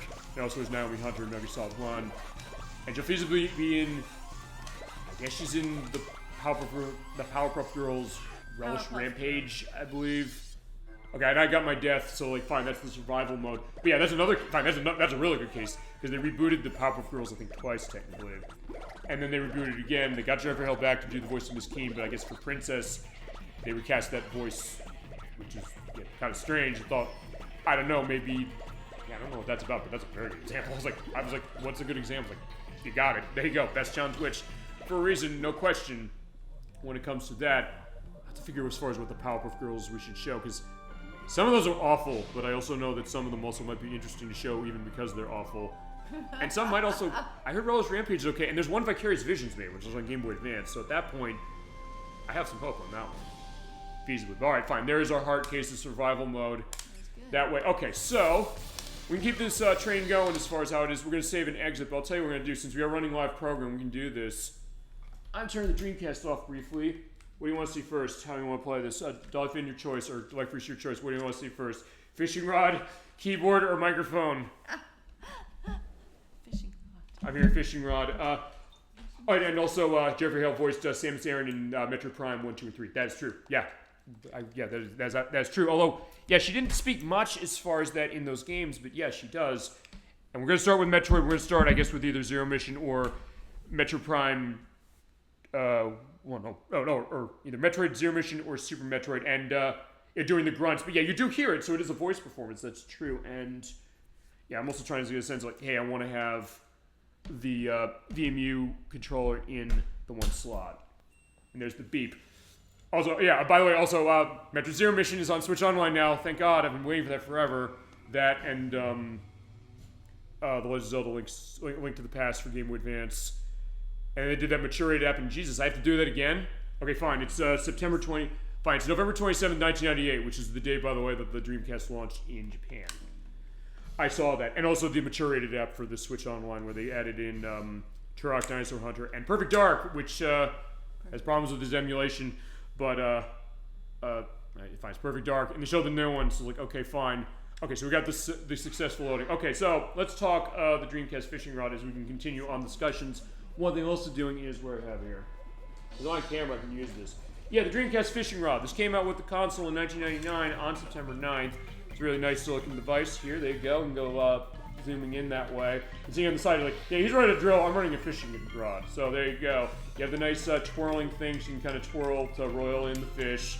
You have an analog stick here, buttons as well. And this is motion sensitive, so by the way, so when you flick it, it acts as a press of the A button, so you can use it to play specifically these two games, them being Sega Bass Fishing and Sega Marine Fishing, or other ones as well. But for this game, and also for Virtua Tennis, you can use it for it. You can easily swing it to play. Okay, I still don't get the reason, by the way, for making a separate app for mature rated games for Switch. Yeah, I think the reason for that, it is a weird one, because like, yeah, because actually, let's go into that then. As we go on, we can also show the idea of how the fishing rod is going to go.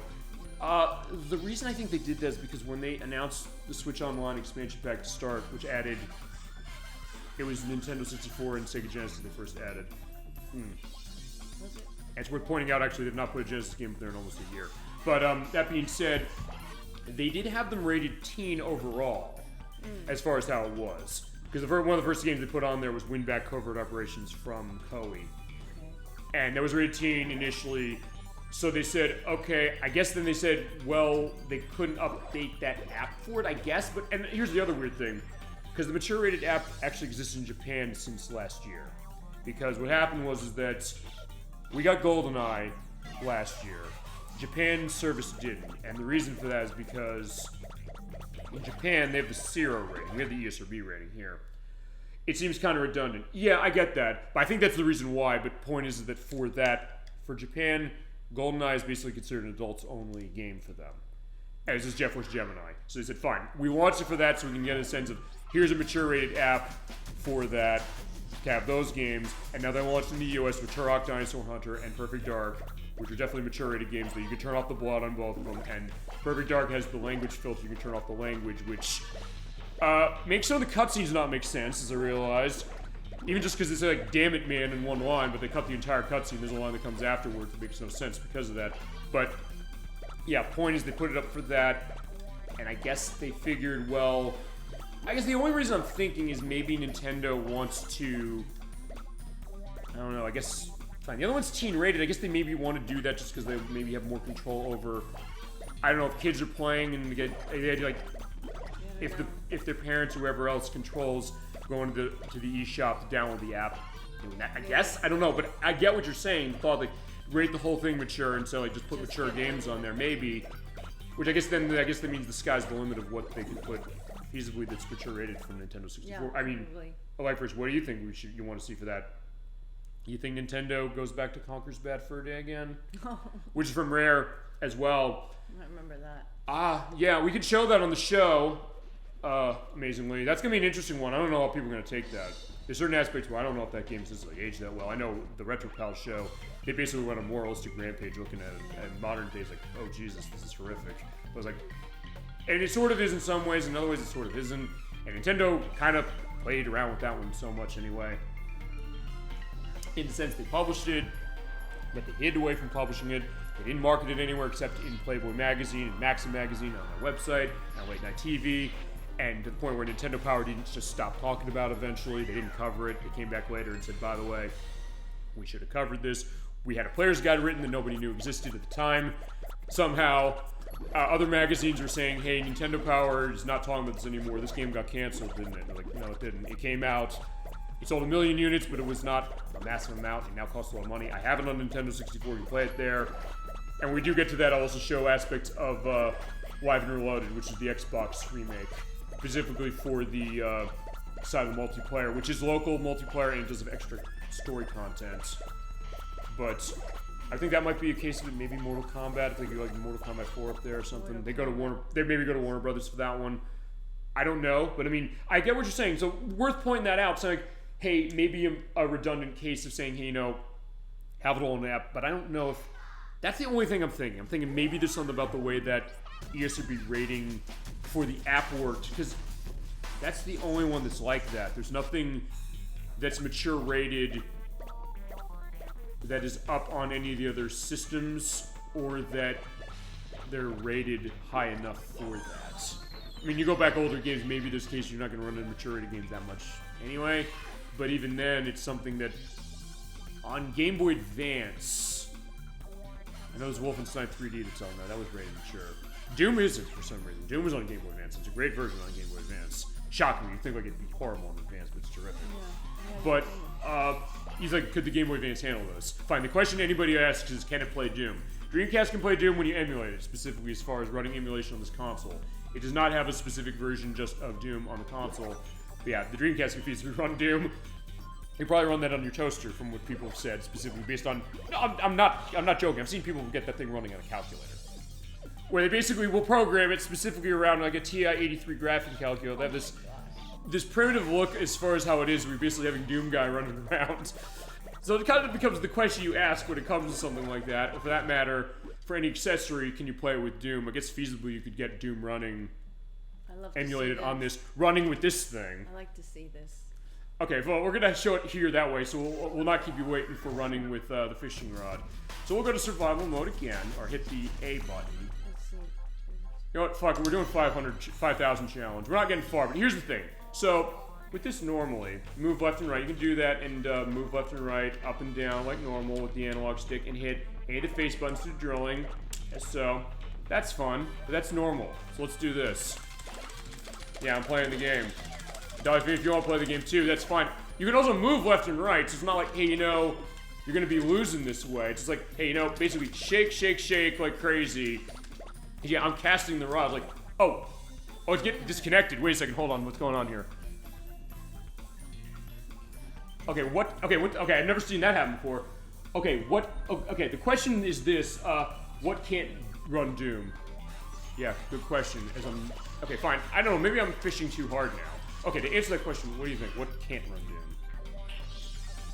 Fine, if a calculator can run Doom, if a toaster and something like that has something like that can run Doom, that the Dreamcast feasibly could with emulation as I'm getting myself going.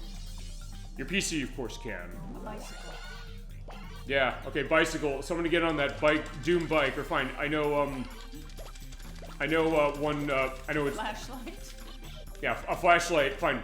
Well, fine, that's the joke people make with Doom 3, because in Doom 3, you have the flashlight feasibly. You have to use that as a melee weapon until the later versions add the flashlight onto the gun. But feasibly what you could do is... I know there's a channel, Stop Skulls from Fighting, Derek Alexander. He loves Doom, and he basically will check Doom on everything. He was even saying, hey, when it comes to Doom on... Oh yeah, you're right, a freaking pregnancy test could run Doom. He's right, I think. I'll dig that out. I think he's right. I've seen the case of fine. It's like, yeah, okay, let's play Doom, like, kill the cacodemons, and by the way, it's a girl. It's like, okay, there you go. So the idea of playing that, okay, I'm drilling upwards. So fine. But yeah. So also, one other thing also I did not know. I'll show this. I'll probably get a game over on this, but that is, if you reel, it drills, but you have to reel very slowly. You can stop and then drill again. You can't just keep doing it and it won't and drill. It'll just stop. So I was like, yeah, keep drilling. So yeah, you can do reel in the fishing rod, doing drilling. But and at first I was like, how's that work? Because it's worth pointing out. Yeah, how is that possible? Okay, let me. Oh, how is what possible? The pregnancy test running Doom or the reeling of this? The reeling with this, I can answer that. I think. Because this replicates the L and R buttons. I made a mistake when we were doing our test check last night, which was the L and R buttons, you can use those to drill in this game. So when you do this, it's a press of both of those buttons. Yes. Actually, because of the press of this button, you can't actually use this to Sonic Adventures. Maybe I can use the big fishing challenges. No. If you do reeling, it just pulls your rod back and you can't do anything with it. You have to use the button. So it's not fun that way as far as saying, hey, I can use it that real way. The pregnancy test. Good question. Has there been advancements in pregnancy testing I'm not aware of? In the sense that, I guess they'd probably, it's like the TI-83 calculator deal, feasibly, which is, I guess, I don't know, they have something running on it as far as, I guess, I don't know, I guess like a very basic operating system, and fine. And also, why would you do that? Good point. I mean, I guess to say you can do it feasibly, or fine. The meme has become, can it run Doom? The idea is like, everything can feasibly run Doom, and fine. Even as far as emulation, the Dreamcast can feasibly run Doom, I guess, on this, because, remember, what does it say over there on the right of the Dreamcast, down at the bottom, on the console? You see what it says over there? Does that logo look a little familiar? It says, powered by Windows CE. Oh, okay. The Dreamcast had built-in support for the, with the Windows CE platform, which feasibly is making it easier to do porting of PC games to this console easier. Ironically, a lot of the games that were ported from Dreamcast or from PC to Dreamcast do not translate well to this console. It's rare you'll find cases that sometimes like the loading and things are really, really bad when it comes to stuff that's ported from PC to this system. Although I don't know if Dreamcast, I think Dreamcast fees are gonna run Doom that way. I mean, for it, but in that case that makes it even easier. As far as the pregnancy test things, like I think it would probably just be as you said, just to say you could do it. I guess I don't know. What else we got? As far as what Doom is going, or just drilling? Drilling, yeah, just shaking. Yeah, I'm playing the game, and as I said, you can also play virtual tennis this way out by doing like the swing specifically. Also, what? What's next? Well, I don't know. Do you want to try doing this thing? I'll say yes. You should feasibly be doing drilling with the drilling. If you want to just feel free to just drill into that. That's fine. I got all the lives going on. See where we get. Alright, there you get far because I can't get. No, but it's cool, isn't it? Fine. How do I get? What's up? Move left and right. Use the analog stick to the middle. Yeah. So you feasibly have to use that, moving that. I was like, well, fine, and then just shake it or press a button or do a reel and then stop and then reel and stop. It's like, okay, fine. This is one way to show this thing off. You thought Sega Bass Fishing and Marine Fish was the first time we're going to show this thing off. No, it's going to be Mr. Driller. Although we will show off those, and I will use live on camera show. Actually, I probably should show Soul Calibur playing on this damn thing. Because it can, and it's great. No. Okay. I mean, at that sense, it makes sense because you're running it with a fishing rod. But yeah. Okay. Our next one is. Next one, I guess, is going to be the laptop. Or the keyboard for the keyboard. Okay. Yeah. All right, so there's game over. It's like, yeah, I guess a drill is not. I find a fishing rod is not the best way to do drilling, but you can do it. Definitely not. Although you can feasibly play this. You could play it. And give props to the fact that, hey, this thing actually works with it. I guess there's probably actually thinking about like fishing things, like there's probably other consoles that have fishing controls you play with with Doom. Actually, I think probably the fishing rod on the PlayStation. It was not actually. This is licensed by Sega, by the way. It's worth pointing out. No other console manufacturer actually licensed their own one of these. Or made their own one. And they did it for Sega Bass Fishing in particular, as far as the port of that, which has issues with porting on this console, not to lie. But that being said, let's get the keyboard out next. The Keyboard is over here. Fine, we showed this off not live on the show before. We showed this when we played this little ditty, House of the Dead, or Typing of the Dead, or The Typing of the Dead, with Death Sentence, so it does say that on the back of the box, like I showed when I edited. That game was amazing. Nocturne and I did that, and we had a blast. And I also used another laptop of my late grandfather with a total control device that I found online, because you convert the PS/2 keyboard to be able to play. Like, yeah, we're both typing, killing zombies. So, yeah, let's try typing and drilling and, fine, pretending it's... Yeah, by the way, if you're wondering why is it doing this, it's because my internal battery on my Dreamcast is long since dead. Which is fine. Just means you have to change the thing for the clock. You can't buy a new one? No, you can. You can what? You can buy a new one? You can buy a new one and replace it, but the other thing is just basically just change the clock. But it's fine. I just literally turned it off for a second, and it didn't save it. But I know the game. Actually, my GameCube is like that too, as my Xbox, as my PS2. Actually, all my consoles are this. Yeah, quick call, Mr. Driller. He needs to be typing. Okay, so the way the typing this works, just to go, it is a normal created keyboard that you're seeing right there. This is Sega's license too. They licensed this for the Dreamcast as well. So. For this one, enter is the start button. So we can do arcade mode again. As far as start here, like, wait a second, start's not working as far as enter. So I just say this as like what keys you press. Okay, Q is the B button, so that goes back to the to the title screen. That is start. The A key is going forward, but so is Z. And X, and okay, so A, Z, and X. And Q, so fine. Q, A, Z, and X are your face buttons. And D is, I guess, the right trigger. I guess, because it's, oh fine. D and B. Okay, and this is the thing I found interesting, which is, I hit H. That goes to the left. K goes up. J goes back down. Oh my God. And up is... Here's the thing, it doesn't work with the normal arrow keys, but fine, it's telling me to go, it's telling A, you're taking too long. Okay, alright, that is, pause. Hitting that. So, okay, fine. So, fine, the way you want to play this, you want to use just the arrow keys. Just keeping that, hit A or Z or something like that, and go this way. Actually, this is feasibly a very preferable way to play it.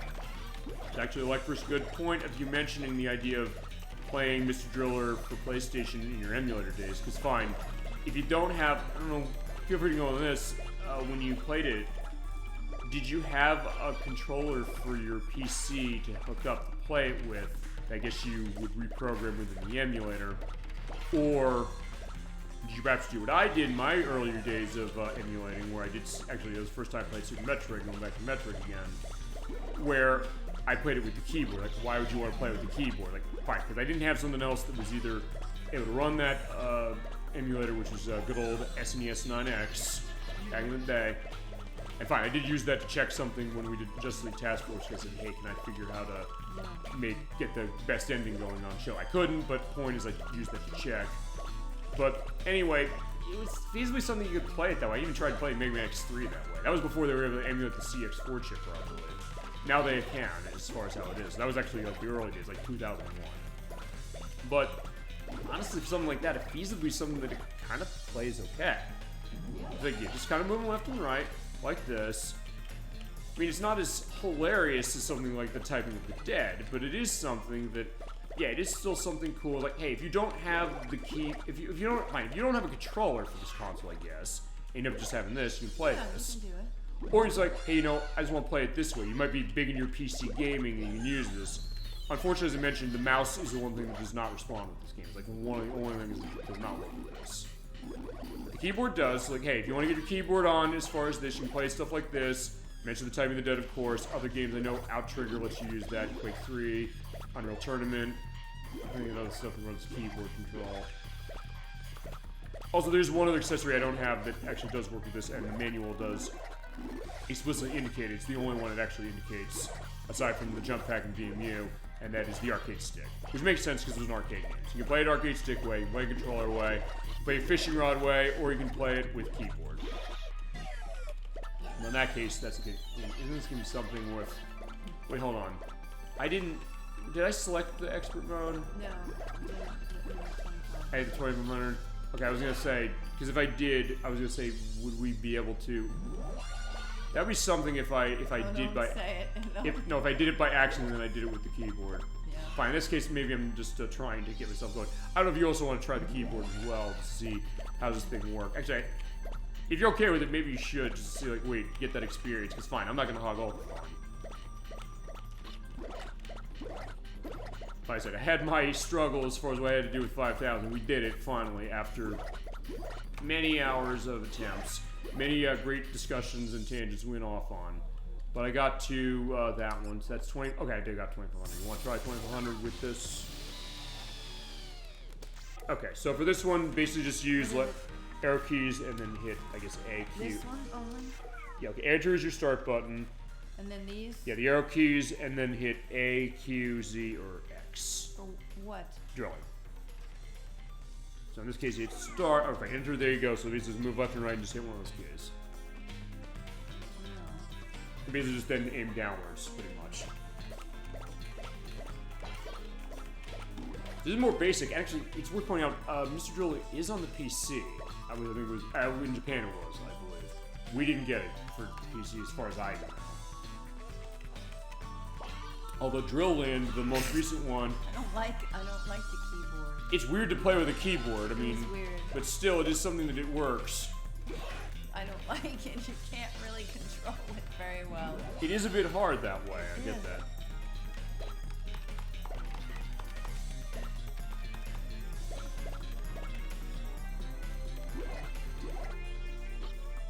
But it's interesting to see, like, just sitting on the couch here. Yeah, the Super Bowl Game Saturday couch still isn't around as far as how it is, and it will still live on. And just, playing a keyboard, playing Mr. Driller. Oh my god. Yeah, it's quite something. It's quite an experience to see that. Actually, wait, did you drill? Oh, you did drill something. First, like, wait, did something come out of that or not come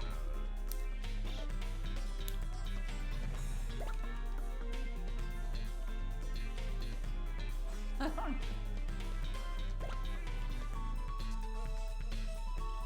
Yeah, but I get what you're saying, because in that case, fine, it's maybe more specific than the D-pad in some ways. Like, what's the key to do, or where you're drilling? I have to do that, because there's nothing else I can do. Yeah, unfortunately, I hate when that happens. But either way.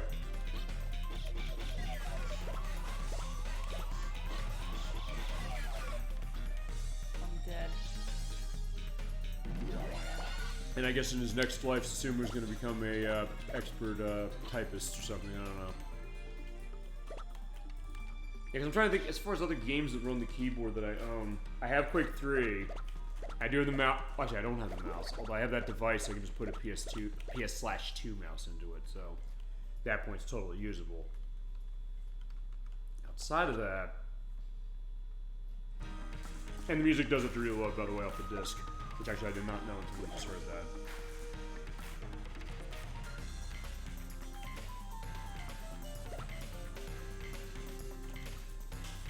I also love how Suzumi's not questioning any of this. He's like, fine, he's not caring what, hey, you're using the keyboard. He's like, yeah, fine, we're still drilling, we're still doing what we gotta do. He's still getting flattened.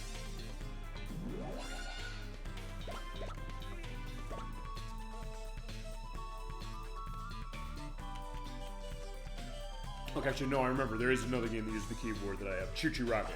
That's another game you play with the keyboard, because that also had online. That was the idea of what they were running. Okay.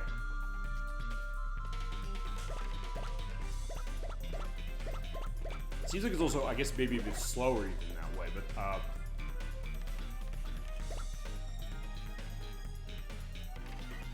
so how are you going?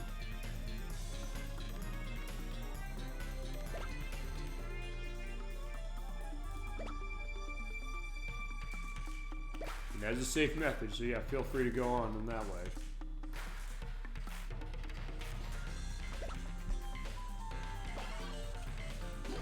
Ooh, nice. Ooh.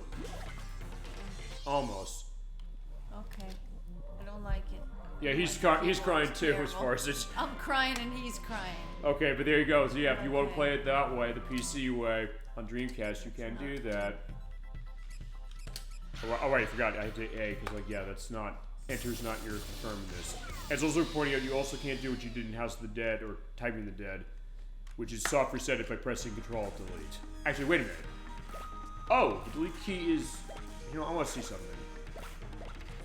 Actually, I haven't tested this completely. So, insert home, page up, delete, and page down actually is drilling.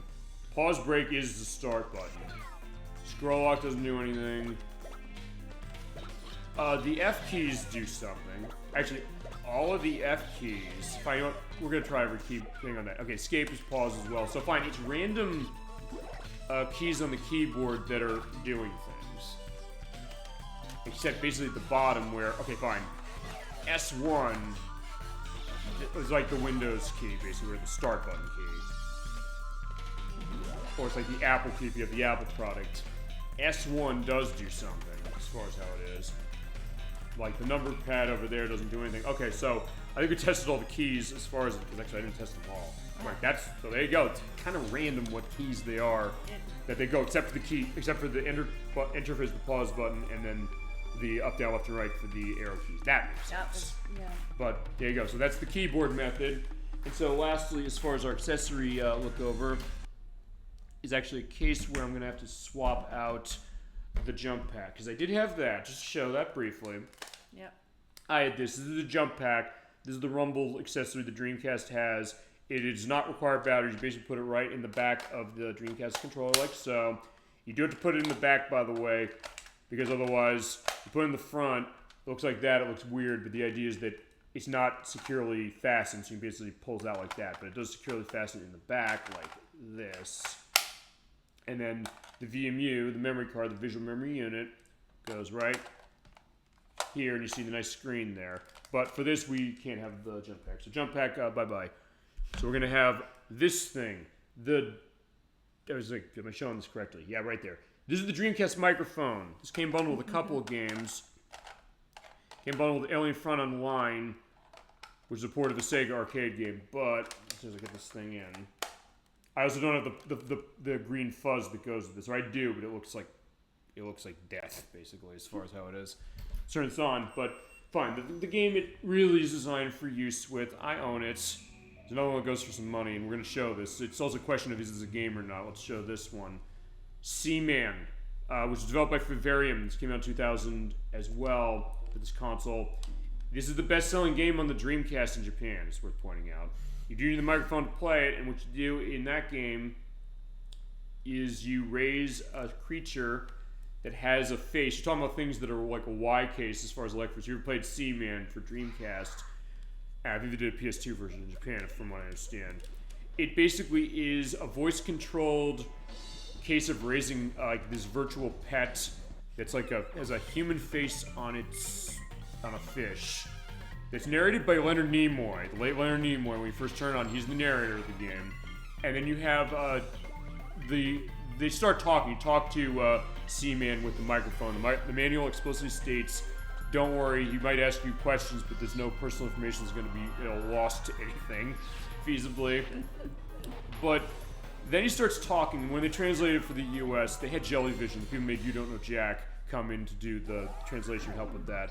So he's very snarky and things, and he'll ask really probing questions, including the idea of, what is the date of your birth? And in fact, I think I've said this before, like, my birthday is on December 31st, but he's like, what month were you born? I said December. He says, what day were you born? 31st. And he says, quote, you know, if your mother had held out a little longer, you'd be born in a completely different month and year. It's like, oh, what the fuck is that? It's like, and we're going to show this game. We're absolutely going to show that game at some point. I think I got to be live on camera for that one, too. And I also advanced day, by the way, for the purpose of running that one, because it runs on a day system on the internal clock of the console. Actually, I'll probably have to do anyway, given the fact I'm going to, well, yeah, I'll have to do that anyway, as is based on how the battery is. But basically, for each day, you check in each day, and you basically feed him. But if you don't feed him for a while, he'll die. No, I'm seriously. If he actually comes, he's like, I regret to inform you that he's passed away. And you have to start over. Yeah, exactly. Right. I don't know if it's the only game that Nimoy has been in or was in as it is. The point is that it's a real game. That's another one. It's like, yeah, the Dreamcast has anything like. I'm talking Seaman. I'm not talking Mr. Driller. Well, despite the fact that Seaman came out a month and a half after Mr. Driller did, Mr. Driller works with this thing.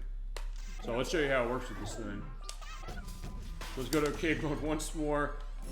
We'll do the 5,000 challenge. Well, don't worry, I'm not gonna win. Okay, so... Alright, so let's start talking. So right there, you're seeing microphone. I'm talking, and he's just drilling. So yeah, he's just drilling on his own as I talk. Actually, feasibly... Here's the other thing, he also drills really fast, because it's reflecting the hit of the A button when you do this. It has like a volume indicator. I'm not really even speaking that loud as far as it. The point is picking up the mic really that way. Or fine, if I'm further away, fine. If I have it further away from me, so the controller's over there, fine, I'll put it down. In fact, you know what, I can feasibly just play the game right now. I'm not even touching the controller, but fine, I'm not going to get far because I'm going to go into the, I'm going to go into the, what is it, the dirt box.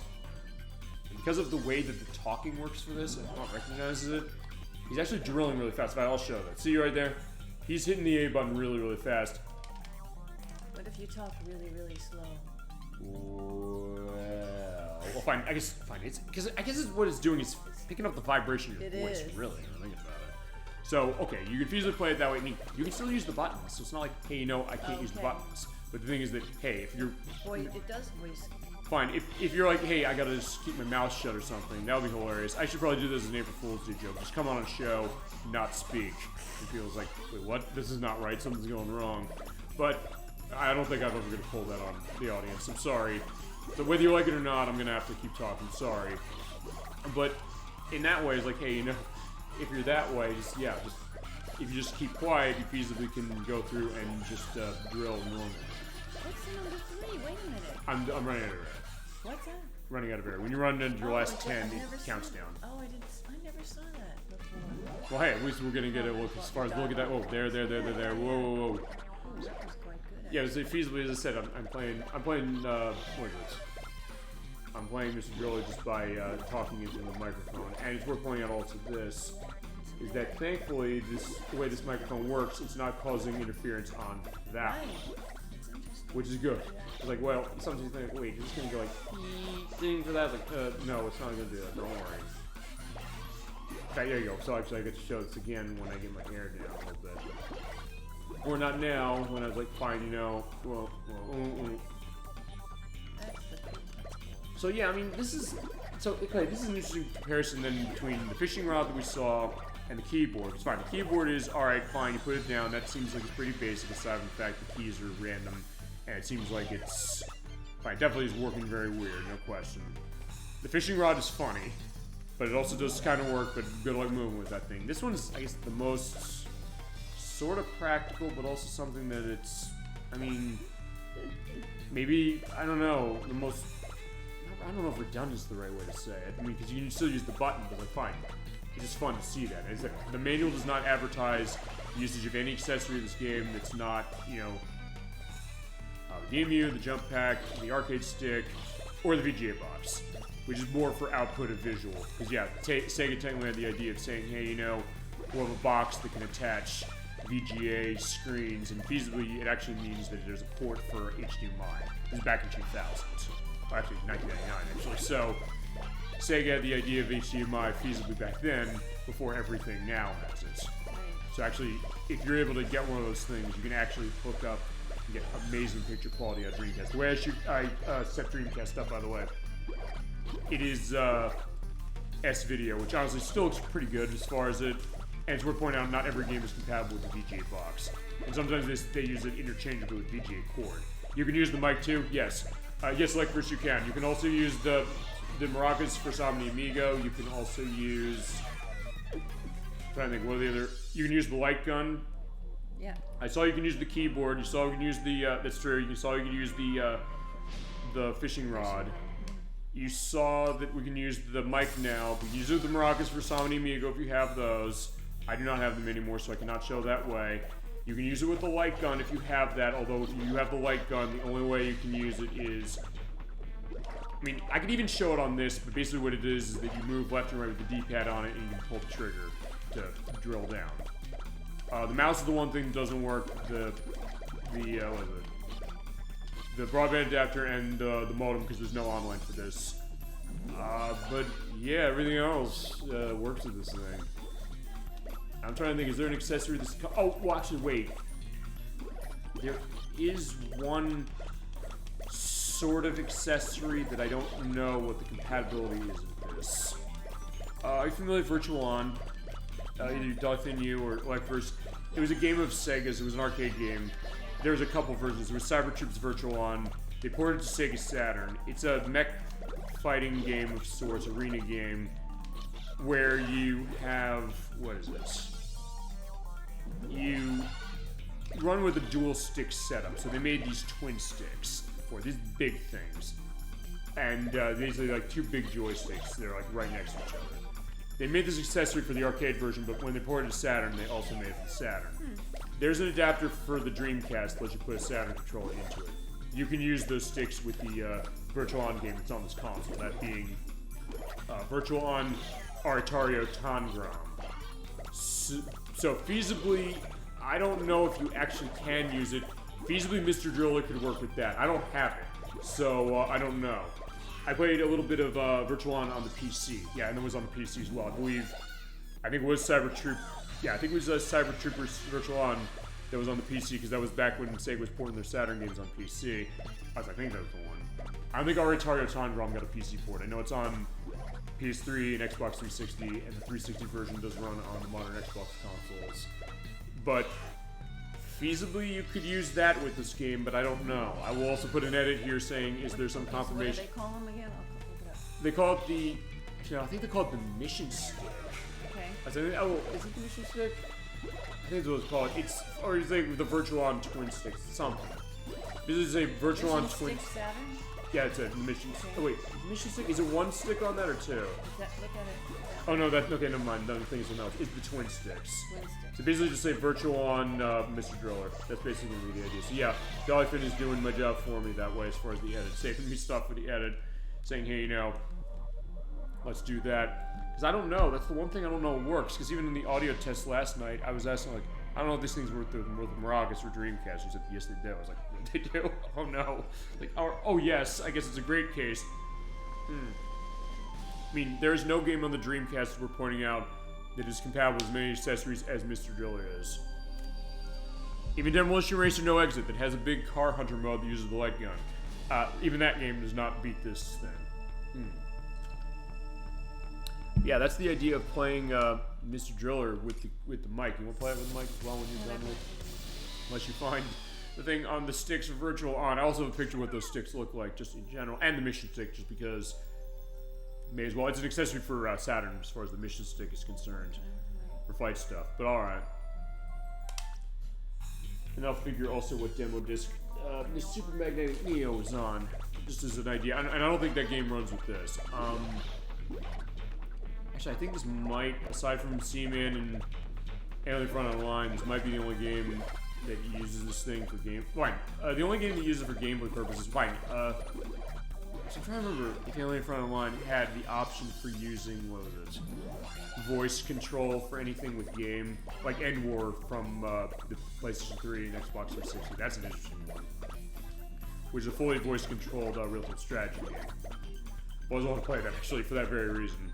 I'd probably run on 360 or find back compatible for Series X, because I think it's back compatible. I think it is. If it's not, I'll say down here. No, I'm wrong. It's not.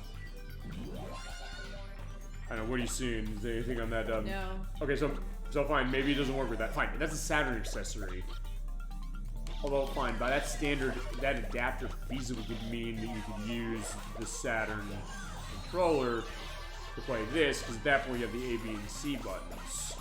So maybe. So anybody out there who has the twin sticks of Virtual On and runs them on Dreamcast, acquiring mods want to know, can it work with Mr. Driller? Fine. The question is, can it play Doom? But I guess the question now is for this is that, can Mr. Driller be played with this accessory? That's really the question.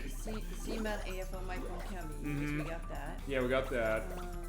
We know the Samba de Amiga. Yeah, thanks to you. Is it? Alright.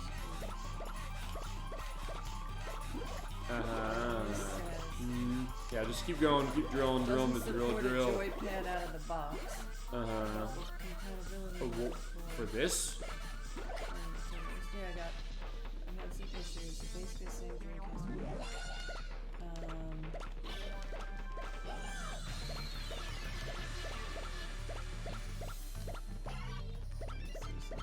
Yeah, I'm not gonna lie, I'm kind of on bated breath. You know, yeah, that's what it doesn't. I mean, we'll find out on what does, what doesn't.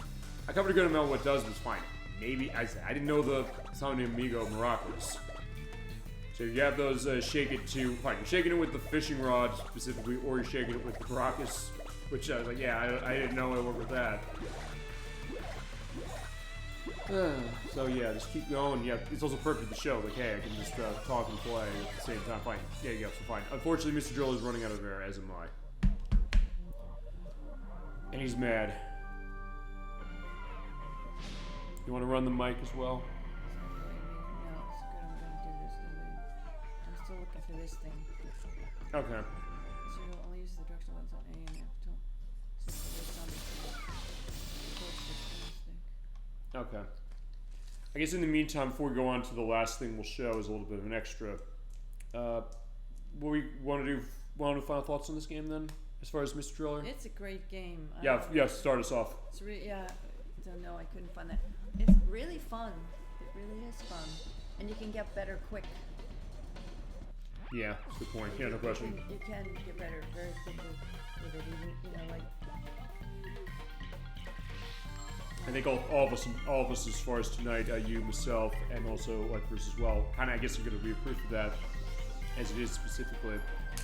Yeah, I'm with you. I think this is a really interesting and underrated game. It's one that, again, did find its audience. I think ultimately in the end, if you like what you're seeing and you don't have it, easiest way to get this is downloading on PS4 or 5 for $10.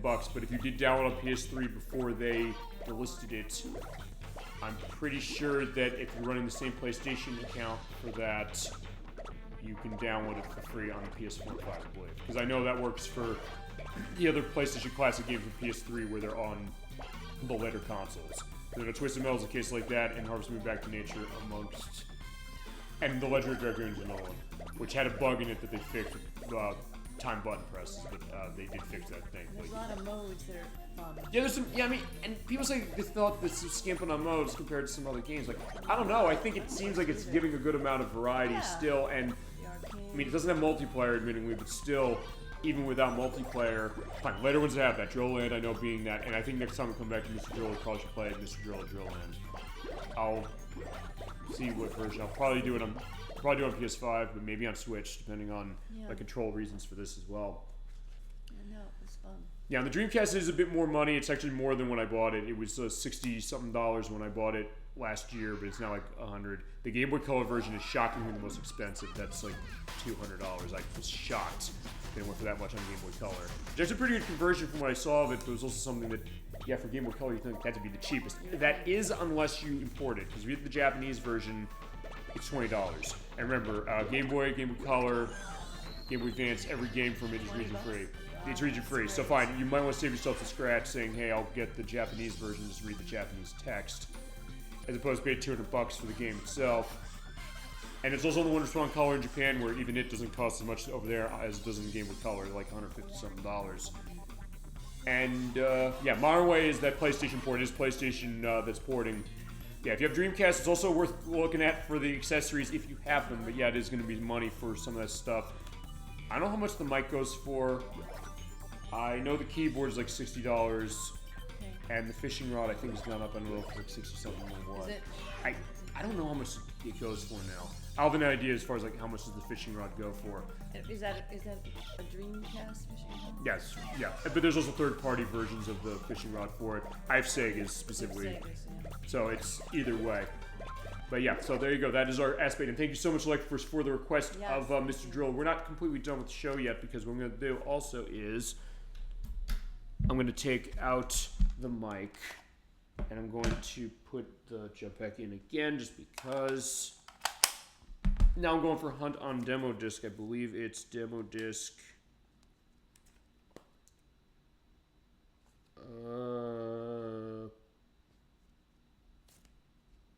6, I think. Yeah, I have the official Dreamcast magazine demo discs. I have most of them. I think the only ones I'm missing are the first. How many? 3. But you can find these online. They don't cost a lot of money. You can find these for like maybe $10.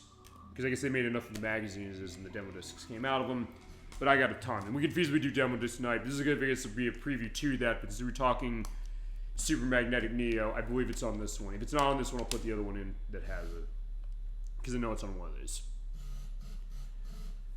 So this will get a little bit of a preview of that and also of other stuff. And we should just do a demo disc tonight for sure. Okay, yes, it's this one. There it is. Perfect. And also indicate what else is on this disc. Alright, so it does come with the 2.0 version of the Sega Dreamcast browser. We're at Sega.com for the case of going online. So you can feasibly run online on your Dreamcast, connecting it in, and I believe there are ways that you can... It was dial-up specifically, but it also had broadband options, so feasibly I think you could feasibly hardwire it and get it running feasibly nowadays. I know people do that for custom servers with Phantasy Star Online. We get that. We'll have to run with the analog stick, but when you get D-pad, it'll just snap in place. There's demos of Tomb Raider 4, The Last Revelation. Not a great port on this console, admittingly, but it is here for that. The first of 2 Tomb Raider games on this console. This and Tomb Raider Chronicles. Silver, which is by Ubisoft, which I think was Ubisoft. It's kind of a top-down hack and slash game. It's kind of like Zelda, but it's not completely like Zelda. It has an unbelievable voice acting on it. The voice acting in this game is terrific.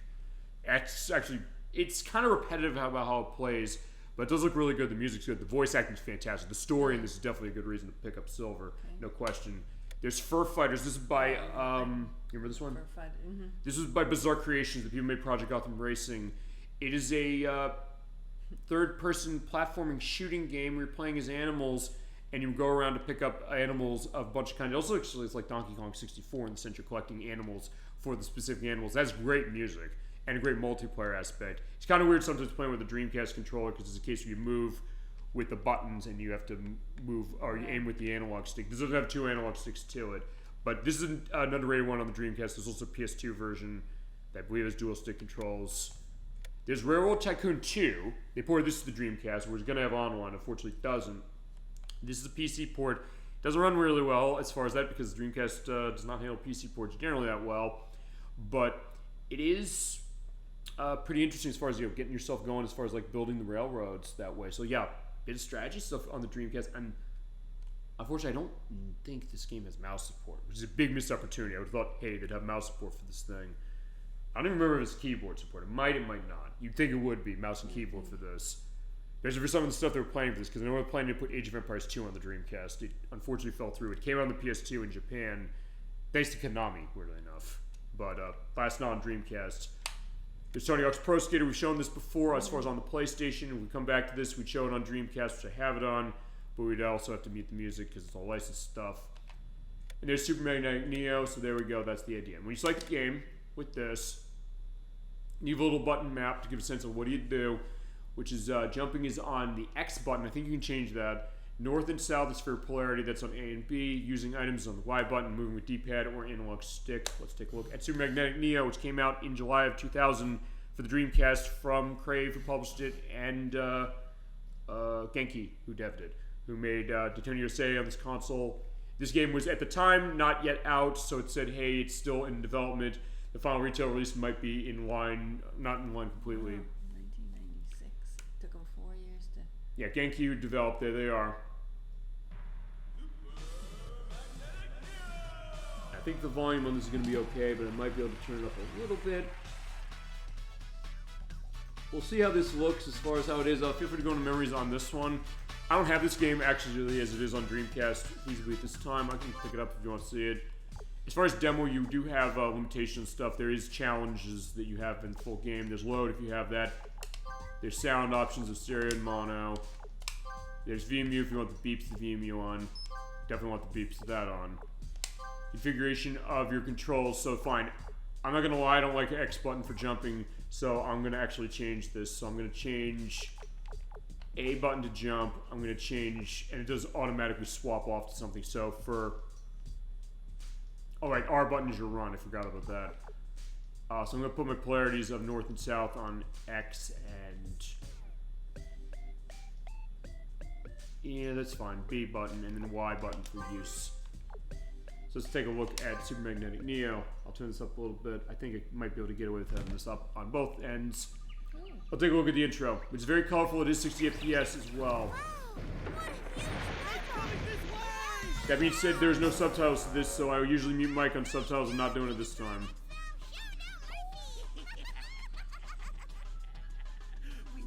At least the demo doesn't have subtitles. Maybe the game itself does.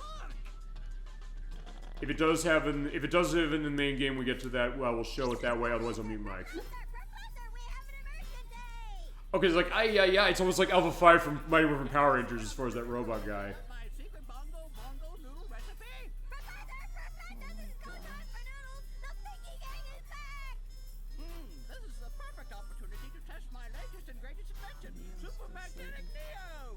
He looked conked out or something, but fine. No, there's a reason you mentioned.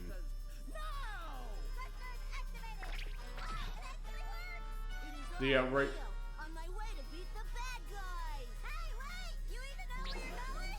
The Teletubbies. It does kind of look like that. You mentioned that, and there's the game on the PlayStation. There's the Teletubbies. Actually, I think people think said that when this game came out. Actually, but it's not like the Teletubbies game, which is insanely easy. This game can be insanely hard.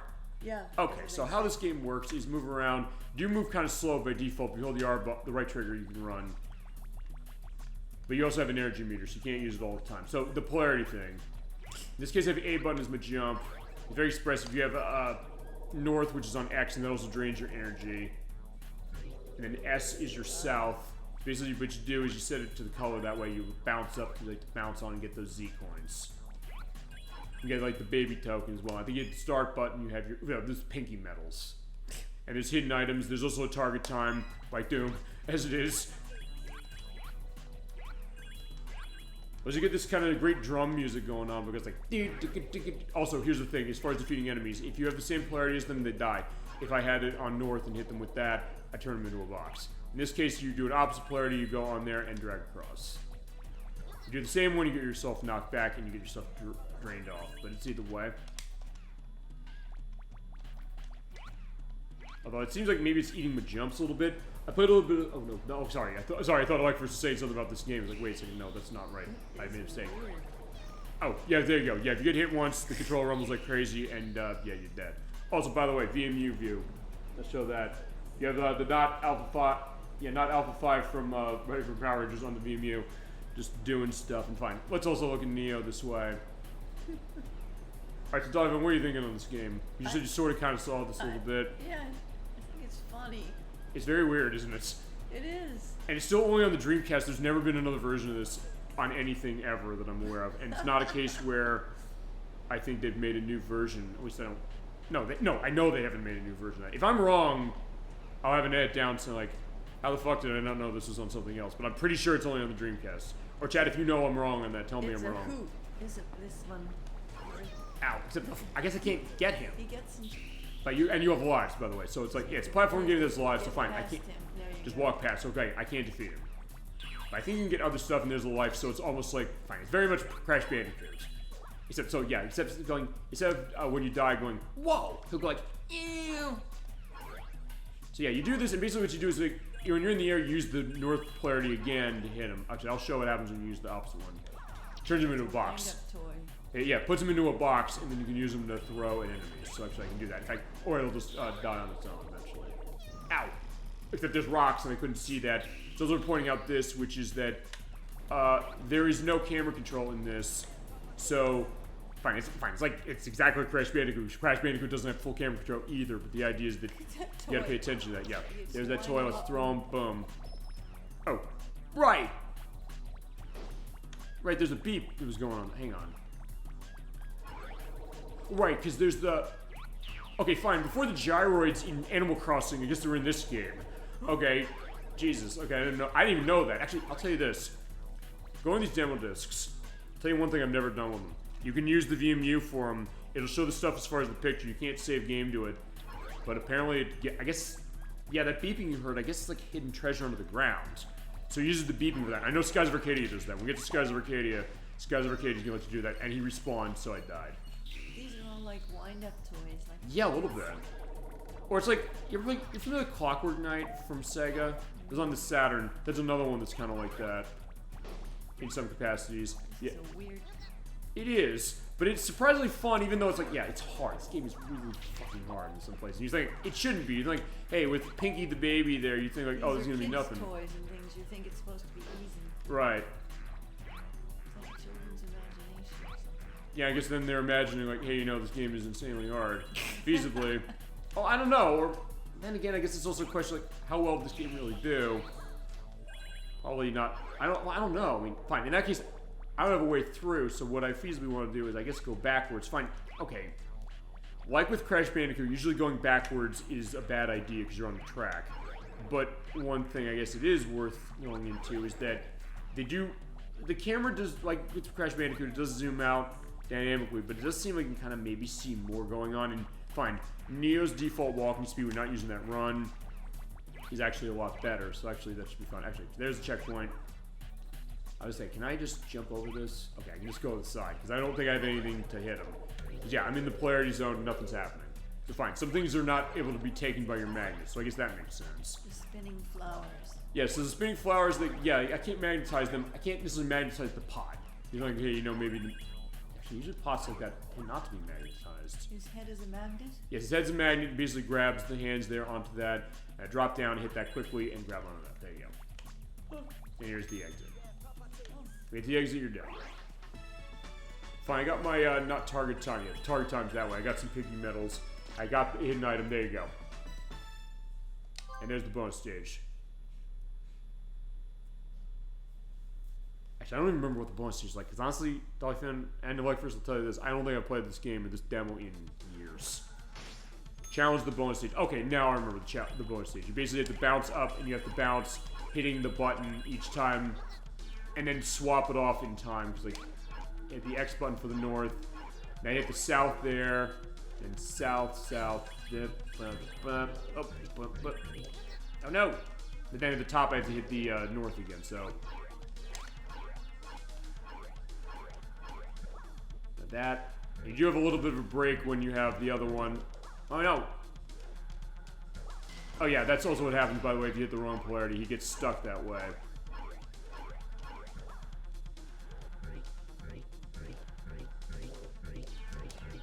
Oh yeah, got it. Let's get the Z coins at least before I go and get through. Actually, I don't remember if I've actually gotten through this either. So fine, we're Zebbies, I guess they are. Perfect. And get a life. Okay, actually, I don't think I've ever done that before. Yeah, amazing. A game I've been playing more, getting ready for the show. I'm easily doing better at a game I haven't played in years than I am at that. And just like Crash Bandicoot, you have the worlds this way, as far as they go. And you have your TV, which I don't think does anything.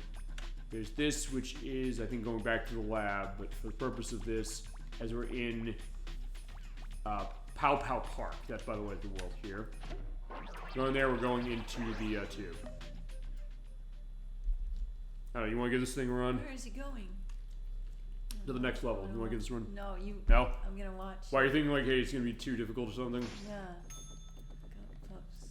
Actually, I'll say this as far as the tech on this. The tech is pretty impressive because of the fact that, hey, it's running 60 FPS. It's not, there's no slowdown I'm seeing in this game, although I think...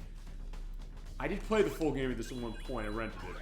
But I do believe that there's parts of this game that slow down, but fine. The fact that it's running this way and it looks as colorful as it is a good thing. It is very colorful. It's weird, a color explosion. It is. And in some ways, like with Mr. Driller, it's a case that this was kind of that period, July 2000, that was doing stuff like this, or seeing games that were like this on this console, and other cases too. Well, I think it's almost a smart. Those things? Those are like birds still in the eggs. Ow. Oh my gosh. But I can say, screw that, I can go that way.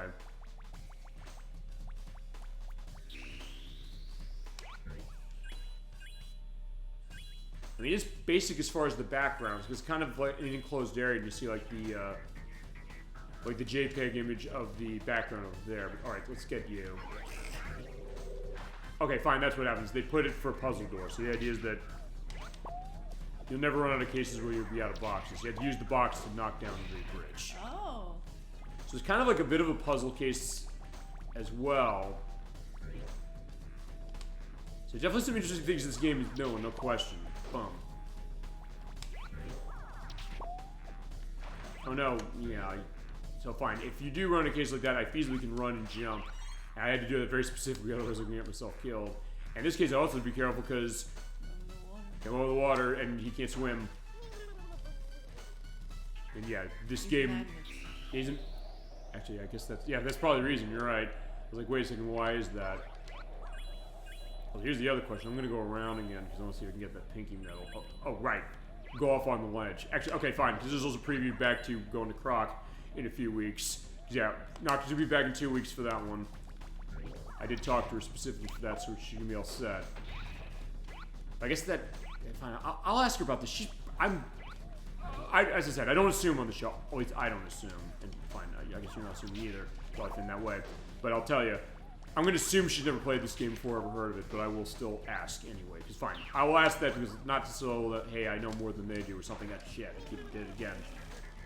I think all I got to do is hit B and I hit B off of it again, just really quickly. But I don't know if she's ever heard of this game. What'd she think looking at this? It's kind of neat in a way. It's weird, but it's kind of neat. Although I think, because fine, I know, I'll assume she never played this only because I know I never had a Dreamcast, which is true. Yeah, I mean, I guess it's as close to Crash Bandicoot as this console got. Because that was a Sony franchise. It's not now. It's now on every console. But, there you go. Basically, you double tap the B button in this case. I find there's another game that's kind of like this on this console out that did get re-released, or it got a modern sequel. Are you familiar with KO the Kangaroo? No. It was also on Dreamcast. It's by Titus. And so the people who made Virtual Chess, the people who made Carmageddon 64, the people who made Superman for Nintendo 64, as far as publishing. I don't know if it was Titus who developed it. I don't remember actually specifically. That was 2001. That was even later than this. That game was basically about an Australian kangaroo. You're going around and like doing platforming challenges. Its frame rate's not as good as this, but it's actually, I don't think it's that bad. I know some people really hate it, but I think it's kind of interesting. It's kind of interesting, and they ported it to a couple consoles. They did a sequel. They did a modern version, which I think got like releases on Switch and things like that. And it's kind of the same corridor running game like this, except unlike that one, or like this one, you're not really grabbing stuff with the environment this way. And also in that case, you're basically able to place down your own checkpoints, which is interesting. It was like, hey, you know, if you're like, hey, I want to continue from somewhere hard, I did something really difficult, I can just drop the checkpoint down anywhere I want to at the level, even after you just started, if you so desire. So it does give you a couple of options, and it does control pretty well. Actually, that's on one of the demo discs as well, so I could show that. At some point, oh shit. Because, fine, my concern there was that if I bounce back, is that okay thing, I thought I was going to be knocked back into the water or something. Okay, so we'll just go to the end of this demo, because it's not going to be going that long. Because some of the demos here maybe don't give you tons. Well, oh, that guy? Yeah, oh, with the red thing. Yeah, you're right about that. Yeah, the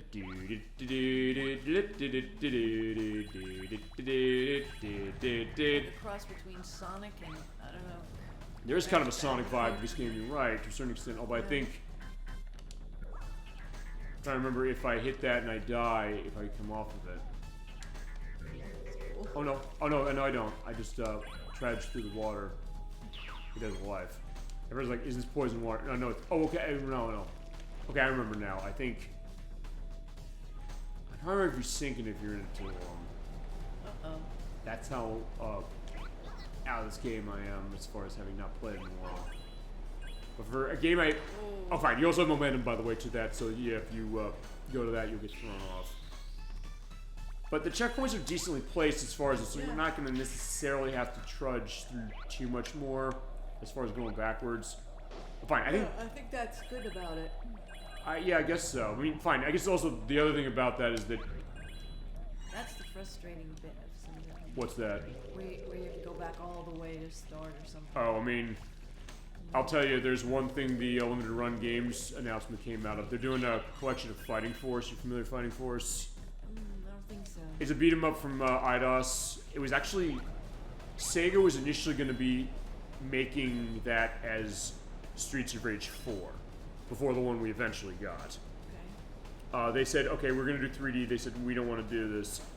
They then, IDOS said, you know what, we like this idea, let's pick it up, let's change the name. We'll do it into our own thing. It was Fighting Force, it was on the PlayStation, and they ported it to Nintendo 64. In fact, they created published on Nintendo 64, actually. It was decently received, I guess, sort of. People were like, this is like, whatever. Then they made Fighting Force 2, which is a sequel, which is on this console. It's also on the PlayStation. That Fighting Force collection, they're remaking both games, or rebuilding both games. But Fighting Force 2 in particular, that is a game that has insanely long levels that go for like, well, almost over an hour. Really? There are no checkpoints in any of those levels. Really? So if you get to the if you spend an hour on a level that way, you get to the end of it, you die, you have to go and do the entire thing all over again. Ugh, that's the thing. I'm wondering. I will say this though, since they are doing that rebuild of it, Yeah. I Think think they're gonna fix it? actually it's worth pointing out. Going back to that Bubsy collection they're doing, the perfect collection they're doing. Yeah. They said they're doing quality of life updates. Okay. They feasibly may be taking that game like Bubsy Yeah. 2, 1, 2, and feasibly Bubsy 3D. They haven't specifically said what's going to be in it, but I think they showed the Steam page and they're suggesting it's going to be that. Bubsy 3D is one of the most notorious games from the PlayStation as far as how design is. But then the thought that they might feasibly, they said they might do some quality of life things that maybe improves it. So maybe with Fighting Force 2 they put checkpoints in the game. Maybe. I don't know. We'll see. know. That might be the thought. That's interesting. So maybe that case of giving a game like that a second life. And we'll see Yeah. that with Plumbers Don't Wear Ties. We show that next year. That is an experience you are not going to want to miss. Trust me on that one. Good job. It will be in stores July 2000. Talk about going back. So there he goes. There he is He's on the riding a rocket. rocket. Yep, there he is. The whole premise is hysterical. It is, yeah, and it's definitely interesting. We can definitely show this and other stuff with demo discs, no question, Good. for sure. But all right, so there you go. Thank you for showing that. By the way, yeah, 4 worlds, 20 levels, 100 practice stages, bizarre bosses, defeat evil. Yeah, that's a great bullet point. Decorate Neo's house. Oh. Yeah, so before Animal Crossing again. So fine, this is pulling from Animal Crossing There's Pinky. before that, and there's Pinky the baby. There you go, with the okay. ducky and more. All right. Okay. So there you go. So that's the idea of what that is. One thing I'm going to do is I want to end on. Okay, by the way, if you do want to do a reset, you basically hold the buttons in for that. You hold A, B, X, Y, and start, and it does a reset. Actually, you know what? Fine, since we did give the perspective of Mr. Driller, I'll tell you what we're going to do. It was Mr. Driller's show tonight. Yep. I'll tell you what we're going to do. I'm going to end on Mr. Driller's game. We'll have that as a talk over as we talk over last aspects of game and schedule discussion. Because we're back as far as we're not taking another break until September 7th. Yeah, September 7th. I'm going to have to be off that week specifically. One of my cousins is getting married, and that's going to be my case. So we will not have a show then. But until then, for the next couple of months, we're back to every week. It's Saturday p.m. Eastern Standard Time. As far as being on camera, that's also going to be a case when I feel like there's a reason to do it. But hey, for certain things, maybe I should just come on camera anyway. Why not? Because I know that Stranger Antonio, or Tony Shimurda as he's now known, and the Crusader 64, they do their streams every so often. They are on camera for the case. So for certain things, I think like, hey, put it on. And for this game, we definitely need to do it, as we have Mr. Drill, and I got to turn the volume back down because I forgot to turn it up for Super Magnetic Neo, and I don't want it to be super loud for this one. Because the volume stuff in this game is very loud. And I thought it was an emulation thing with the PlayStation Classic unit. It isn't. It's the game itself on both PlayStation and Dreamcast. So that's the idea. But I said, yeah, that's Mr. Driller right here. Here he is. Like, yeah, like I have a secret to tell. Drill fast you can. We definitely did with the Undergrounders. We'll see Mr. Driller again. Next time we come back to this, I think I'm gonna get Mr. Driller Drill Land. That's got an excellent review. I've heard it's awesome, and based on what I've heard, ElecVerse I know said he's played it, and I've heard nothing but good things on that. We'll definitely play that. But yeah, I had a great time doing Mr. Driller as a full show, even with the extra on Super Magnetic Neo, but still, with Mr. Driller. This is a very good game. If you haven't played it, I'd say give it a shot. If you're looking on budget and you have PS4 5, downloading that's $10. Definitely. It's definitely something worth playing. Or is it Drill Land is $30 on all the systems as far as modern and PC and other takes as well.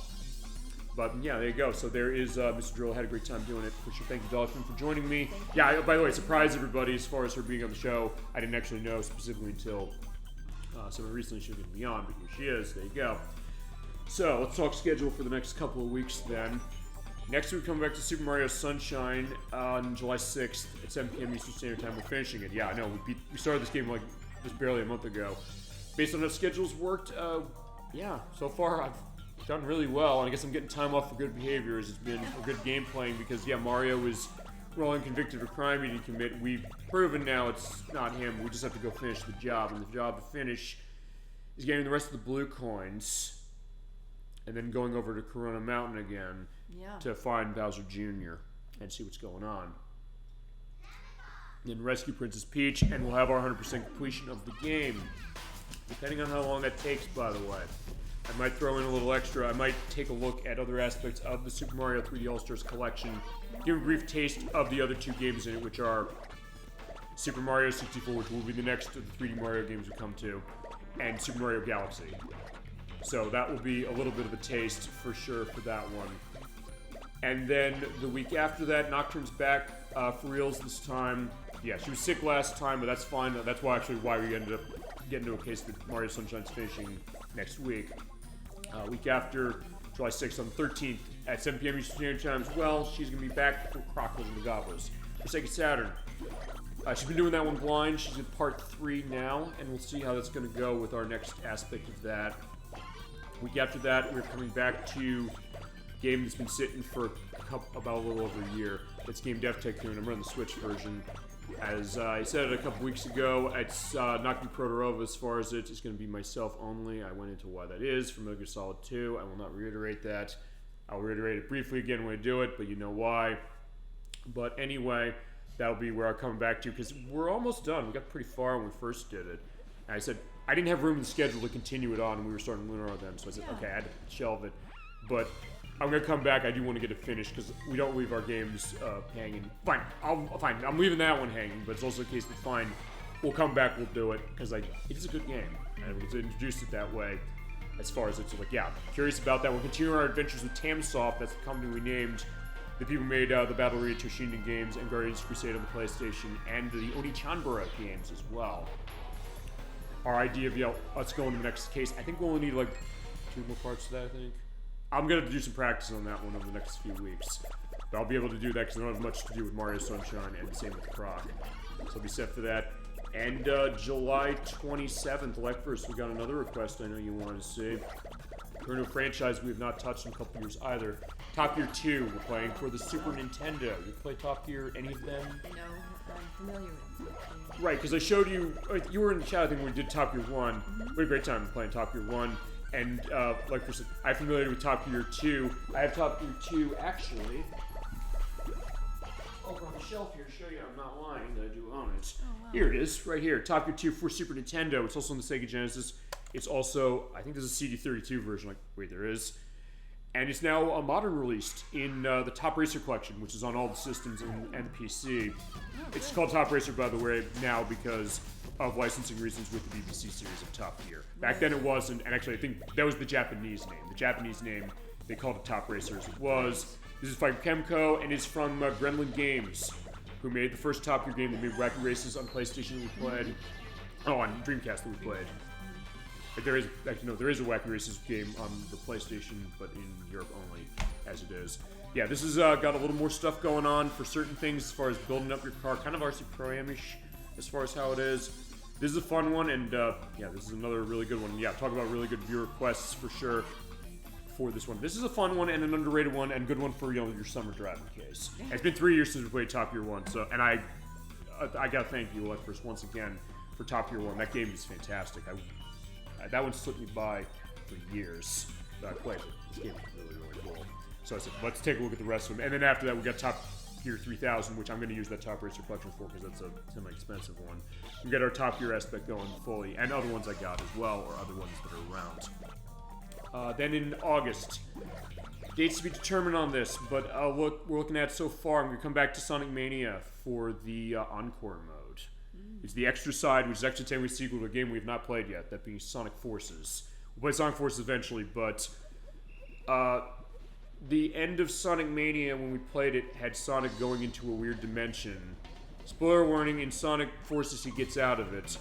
The Encore mode explains how he gets out of it, or that he got out of it and then what happens next. It goes back to what happened in Sonic Mania. It is basically redone versions of the zones that Sonic Mania had that have new aspects, they have newer special stages, they're insanely difficult. We're going to get some of those ready. I'm going to show those off. I thought I would be able to use the PDP Rift Master to say, hey, let me show off Knuckles and Knuckles mode. playing with that thing and being live on camera. Alas, I can't, unfortunately, so I will show off Knuckles and Knuckles mode as is, because it has, the Knuckles play of that game has extra stages. Oh, fine, it has extra areas of stages we've not seen. We played it the first time, because Nocturne was with me, and Proto was with me as well. We did that one the first time, which was, we played through the main game with Sonic and Tails, but Knuckles has his own stages. I do want to show those off, and there's the Knuckles, or the End Knuckles mode, the joke on the Edge Sonic and Knuckles, where basically you add Knuckles to any character combination. So basically you play as Knuckles, you have another Knuckles. And there's a specific ending that, if you're a fan of Knuckles Chaotix from 32X, is going to tickle you pink. I will show that off as a little bit of an extra. We'll be able to do that for sure as the extra for it. That'll be a Friday show, I think, at some point next month, or in August. We're going to have I know we're going to have a Friday show, I don't know when. As far as other stuff, we'll probably finish Game Dev Tycoon that month. On August 24th, we've got the next part of Croc. I know that. That's going to be Nocturne come back for that one. The other stuff is going to be a little up in the air. I have an open show. I got to figure what I'm going to do that I can do feasibly in one part for August. I'll figure that. As far as viewer request is concerned, I'm in talks with Edwack and Nikki. He wants to show off Smart Ball for Super Nintendo. You familiar with that? No. I wasn't either. He introduced me to this. It's a game from Game Freak who made Pokemon, way before they made Pokemon. It's a child favorite of his. I'm in talks saying, hey, I have an open show for August if you want to do it. We'll see what goes on to that. If he's not able to do it now, I'm going to have to push that into next year. I know he will not be free for the rest of the year outside of that. Or will she? And that will be Friday program because they do Fridays. If I can't have that going, I'll figure what else I'll do as far as an extra. I'll have also something extra since we don't need the next Mario Sunshine part after next week. But I will have the extra stuff in November for that. And then September, we got no show on the 7th, as I mentioned. We'll have Croc coming back to. We might have shelved Croc till December, depending on if Nocturne can finish it by then. I don't know if she can, given the fact that it's a blind play, which makes sense, but also because there's extra stuff for it and going 100%. That'll be a question that we'll see. It's either way. We're gonna play all in the year, but that's the point of that one, so it makes sense. ElecVerse, I know you want to see Super Hang-On from Sega. We're gonna do that as a dedicated show in September. What else did I have for? There's something else I think I had for September that I'm forgetting. I'll remember it next week specifically, or I'll put down and edit down here like what's that other show gonna be. I guess it's also a case if I need. Okay, no, I remember now. If I for some reason need another part of Game Dev Tycoon, I'll have that. If I don't, the other show is gonna be. I'm going to come back to Pokemon Generation 9 because when we did that for the last part, that was the finale of the story. There was extra stuff that goes with the story before the downloadable content. I will run 1.0 for it like I did before. I'm going to look up as far as certain things so we can have all those things set. And then I'll put it to you, chat. I'll say, do you want to see the downloadable content of Pokemon Generation 9 sometime down the road? I famously said on the show, I refuse to play it because of the fact that Nintendo released the game broken, and that's a sin I do not forgive them for, unlike a lot of other people, but including Edwack and Nikki as it is. But I then said, you know what? If you do want to see it, it's going to be on you. At that point, I will not say when I do it, but at that point, I will then go and do it. Eventually, I'll pick it up with easily as little money as I can spend of my own using gold coin stuff. You get that from buying stuff on Switch for it, so I don't give them the full $35 because yeah, it's highway robbery. Given the fact the game release broken. Yeah, fine. It's telling that at the Nintendo Direct last week, they didn't show anything about Pokemon Legends ZDA. I think maybe they're realizing we better not do this again. Unless it runs into like a Sonic the Hedgehog franchise where yeah, it's gonna become synonymous with the case that you're getting a busted game for $60 that people are gonna buy no matter what because the brand name recognition name Sonic. But that's also why with Sonic, That's what they do. yeah, but it's sad because like, hey, you know, it's a case of that, but it's also something that fine, nobody's gonna be willing to push back. Although fine, with Sonic's case, I eventually sort of pushed back, and actually with Sonic X Shadow Generations, I'm pushing back in one way. It's looking good as far as how it is. I'm not buying the Switch, but I'm also not buying on the Xbox system either because last year, Superstars had big problems with its button lag, but I'll buy it on the PS5. Because like, okay, so in that case, I hope I'm not here in a year saying, hey, Sega, fuck that one up. I mean, I think if they fuck that one up, they know that they're going to be in trouble because they're remaking one of the most beloved Sonic games in the past 10 so years, 11, 15 years, I'd say now. The Sonic generation, the one that even critics who hate Sonic say is good. It's like, okay. And it looks like it's promising what they're showing as far as what it is. And I'm hoping for good things. It looks like it's going to be good. Actually, people are kind of weird about how they're porting Sonic Generations in that, because there's that half and there's the Shadow part of it. They have Shadow the Hedgehog back. They're going back in the well for stuff with Era of Sonic Adventure 2 and Shadow the Hedgehog and Sonic 06. Feasibly, there's a little bit of redemption case and tying in with Sonic the Hedgehog 3, the movie in December, because Shadow's going to be in the movie. He's going to be voiced by Keanu Reeves from John Wick and from Matrix, and Neo from Matrix. Also, something's got Neo. And, yes, they're definitely the one as far as that, and also Definitely the one. And also, something's got to give as well. Remember who's in that movie as well, the Nancy Myers picture. Yeah, we don't. Yeah, who think I'd be referencing that? But and Bill and Ted, of course, both the Bill and Ted movies. But yeah, I think they might have something to that specifically. That's going to be the September show, I think, as far as that. And in October, we get to the October block. We got Twisted Metal for PlayStation. ElecVerse wanted to see that. That's going to fit for that. For other stuff, I'm going to show Splatterhouse from Namco, another Namco joint. That's what it's probably going to be our next time looking at Namco. You ever play Splatterhouse? No. It's a horror game, very much like Friday the 13th, a little bit. I can show that one. There's certain games in that franchise I cannot show for license reasons and nudity reasons, unless I do it off screen and mute the audios and things like that. But it's an interesting one, kind of a good one for the holiday. I'm talking with the Crusader64 about what he wants to do. I think he's saying he wants to do the Dark Pictures anthology, Little Hope, which is the sequel to Man of Medan we played last year. We'll also do a face cam for that one for the purpose of it. And as far as the last entry, based on what you're saying, I was thinking of doing Castlevania Bloodlines because I played it before, but I had bad audio tech, and also there's another character to play as. I'm thinking, I think I'll take the Scooby-Doo advice this way. I'll show the one I got. I have Scooby-Doo Mystery for the Super Nintendo, which is by Argonaut, who made Star Fox. That's fun. I think at that point, I can do that one. I think I can set that specifically. I played it enough. It's not that long a game either, so I do know how that operates. Is it fun? It's pretty funny. It seems like it's a mixed one as far as reputation in some ways. Does it have the voices? It actually sort of does. Oh, sort of does. Okay. There's very limited voice clips in it. There's, I think, one of like the monsters yelling, and actually there is a quote by there is a line by Casey Kasem in the game. Okay. They take the line where he says, "The evil clown." They do have that in. It's not much as far as voice acting. Honestly, the Genesis version has more voice acting than that. I do not have the Genesis version. I'd have to look into that one. And that's one I have to really prep for because it's a point-and-click adventure game. The puzzles in that are insanely hard. And very insanely cryptic, too. So I want to make sure I get that set. Okay, that does have a lot of voice acting to it. I believe it does have...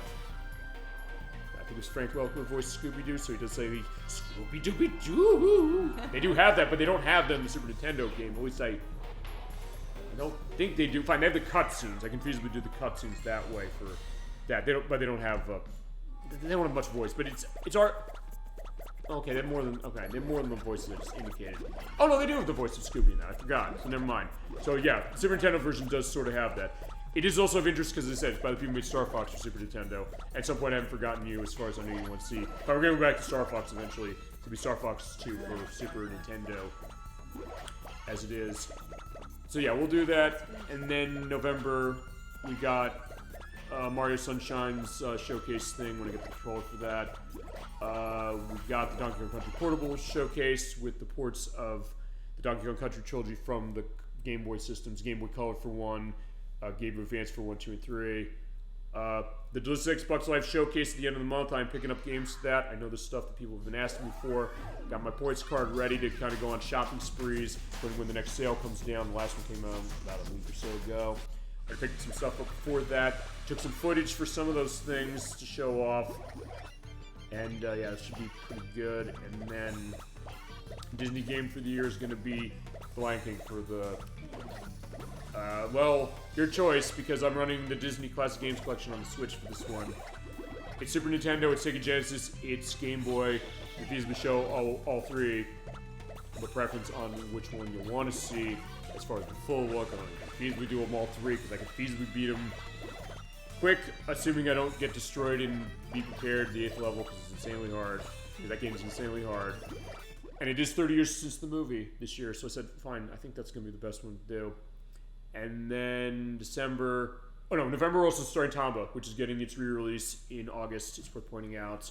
And Tamba 2 just got announced as far as them re-releasing that one. That's another one I hope they quality of life that game, because I was not a big fan of it. I downloaded it because it costs a fortune, but Tamba 1, one Terrell wanted to see that. We're going to start that in November.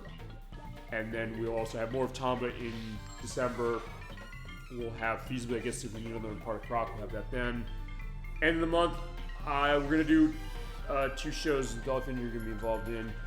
One of them is going to be Tetris and Dr. Mario for the Super Nintendo. I know you want to see that. You wanted in on that. I know Chats want to see that. And the other one is my gift to myself, but it's also a case that I know you wanted in, at least on part 1, Shenmue for Dreamcast. Yep. And then figure stuff for next year. I'm going to definitely focus on some of the stuff I know we said we're going to get to eventually, including BlazBlue Calamity Trigger and Kingdom Hearts Rechained Memories. Feasibly some other things as well. I'll see as far as Persona 3, because we haven't gone back to the RPGs actually in a while. I guess I'm taking a break on RPGs. I get what I'm going to do. And Rhapsody Musical Adventure, I'm going to do that eventually, but I guess I put it on the table because it said it feasibly is a short game, but it's also one that for showing off everything, I think I need more than just 2 parts, but I can squeeze that in, I can. So I'm not going to force it. So that'll be next year thing, along with anything else you want to see, for sure, and definitely Mr. Driller will return, for sure. DollyFinn will return as well. Alright, I think with that, we are good to end the show tonight. Thank you so much, DollyFinn, for joining us. Thank you, it was so much fun. Thank you, ElecVerse, it's so good to see you, and thank you so much for your request on Mr. Driller. I had a great time playing the game and going into memories and discussions, and the great accessory showcases. So there you go. Alright, with that, bid you good night, great rest of your weekend, and a great week coming forward. I'll see you next Saturday at 7 p.m. Eastern Standard Time for the finale of Super Mario Sunshine. Till then, keep being awesome, have a wonderful night. Keep drilling strong, friends. Take care, everybody. Bye, everyone.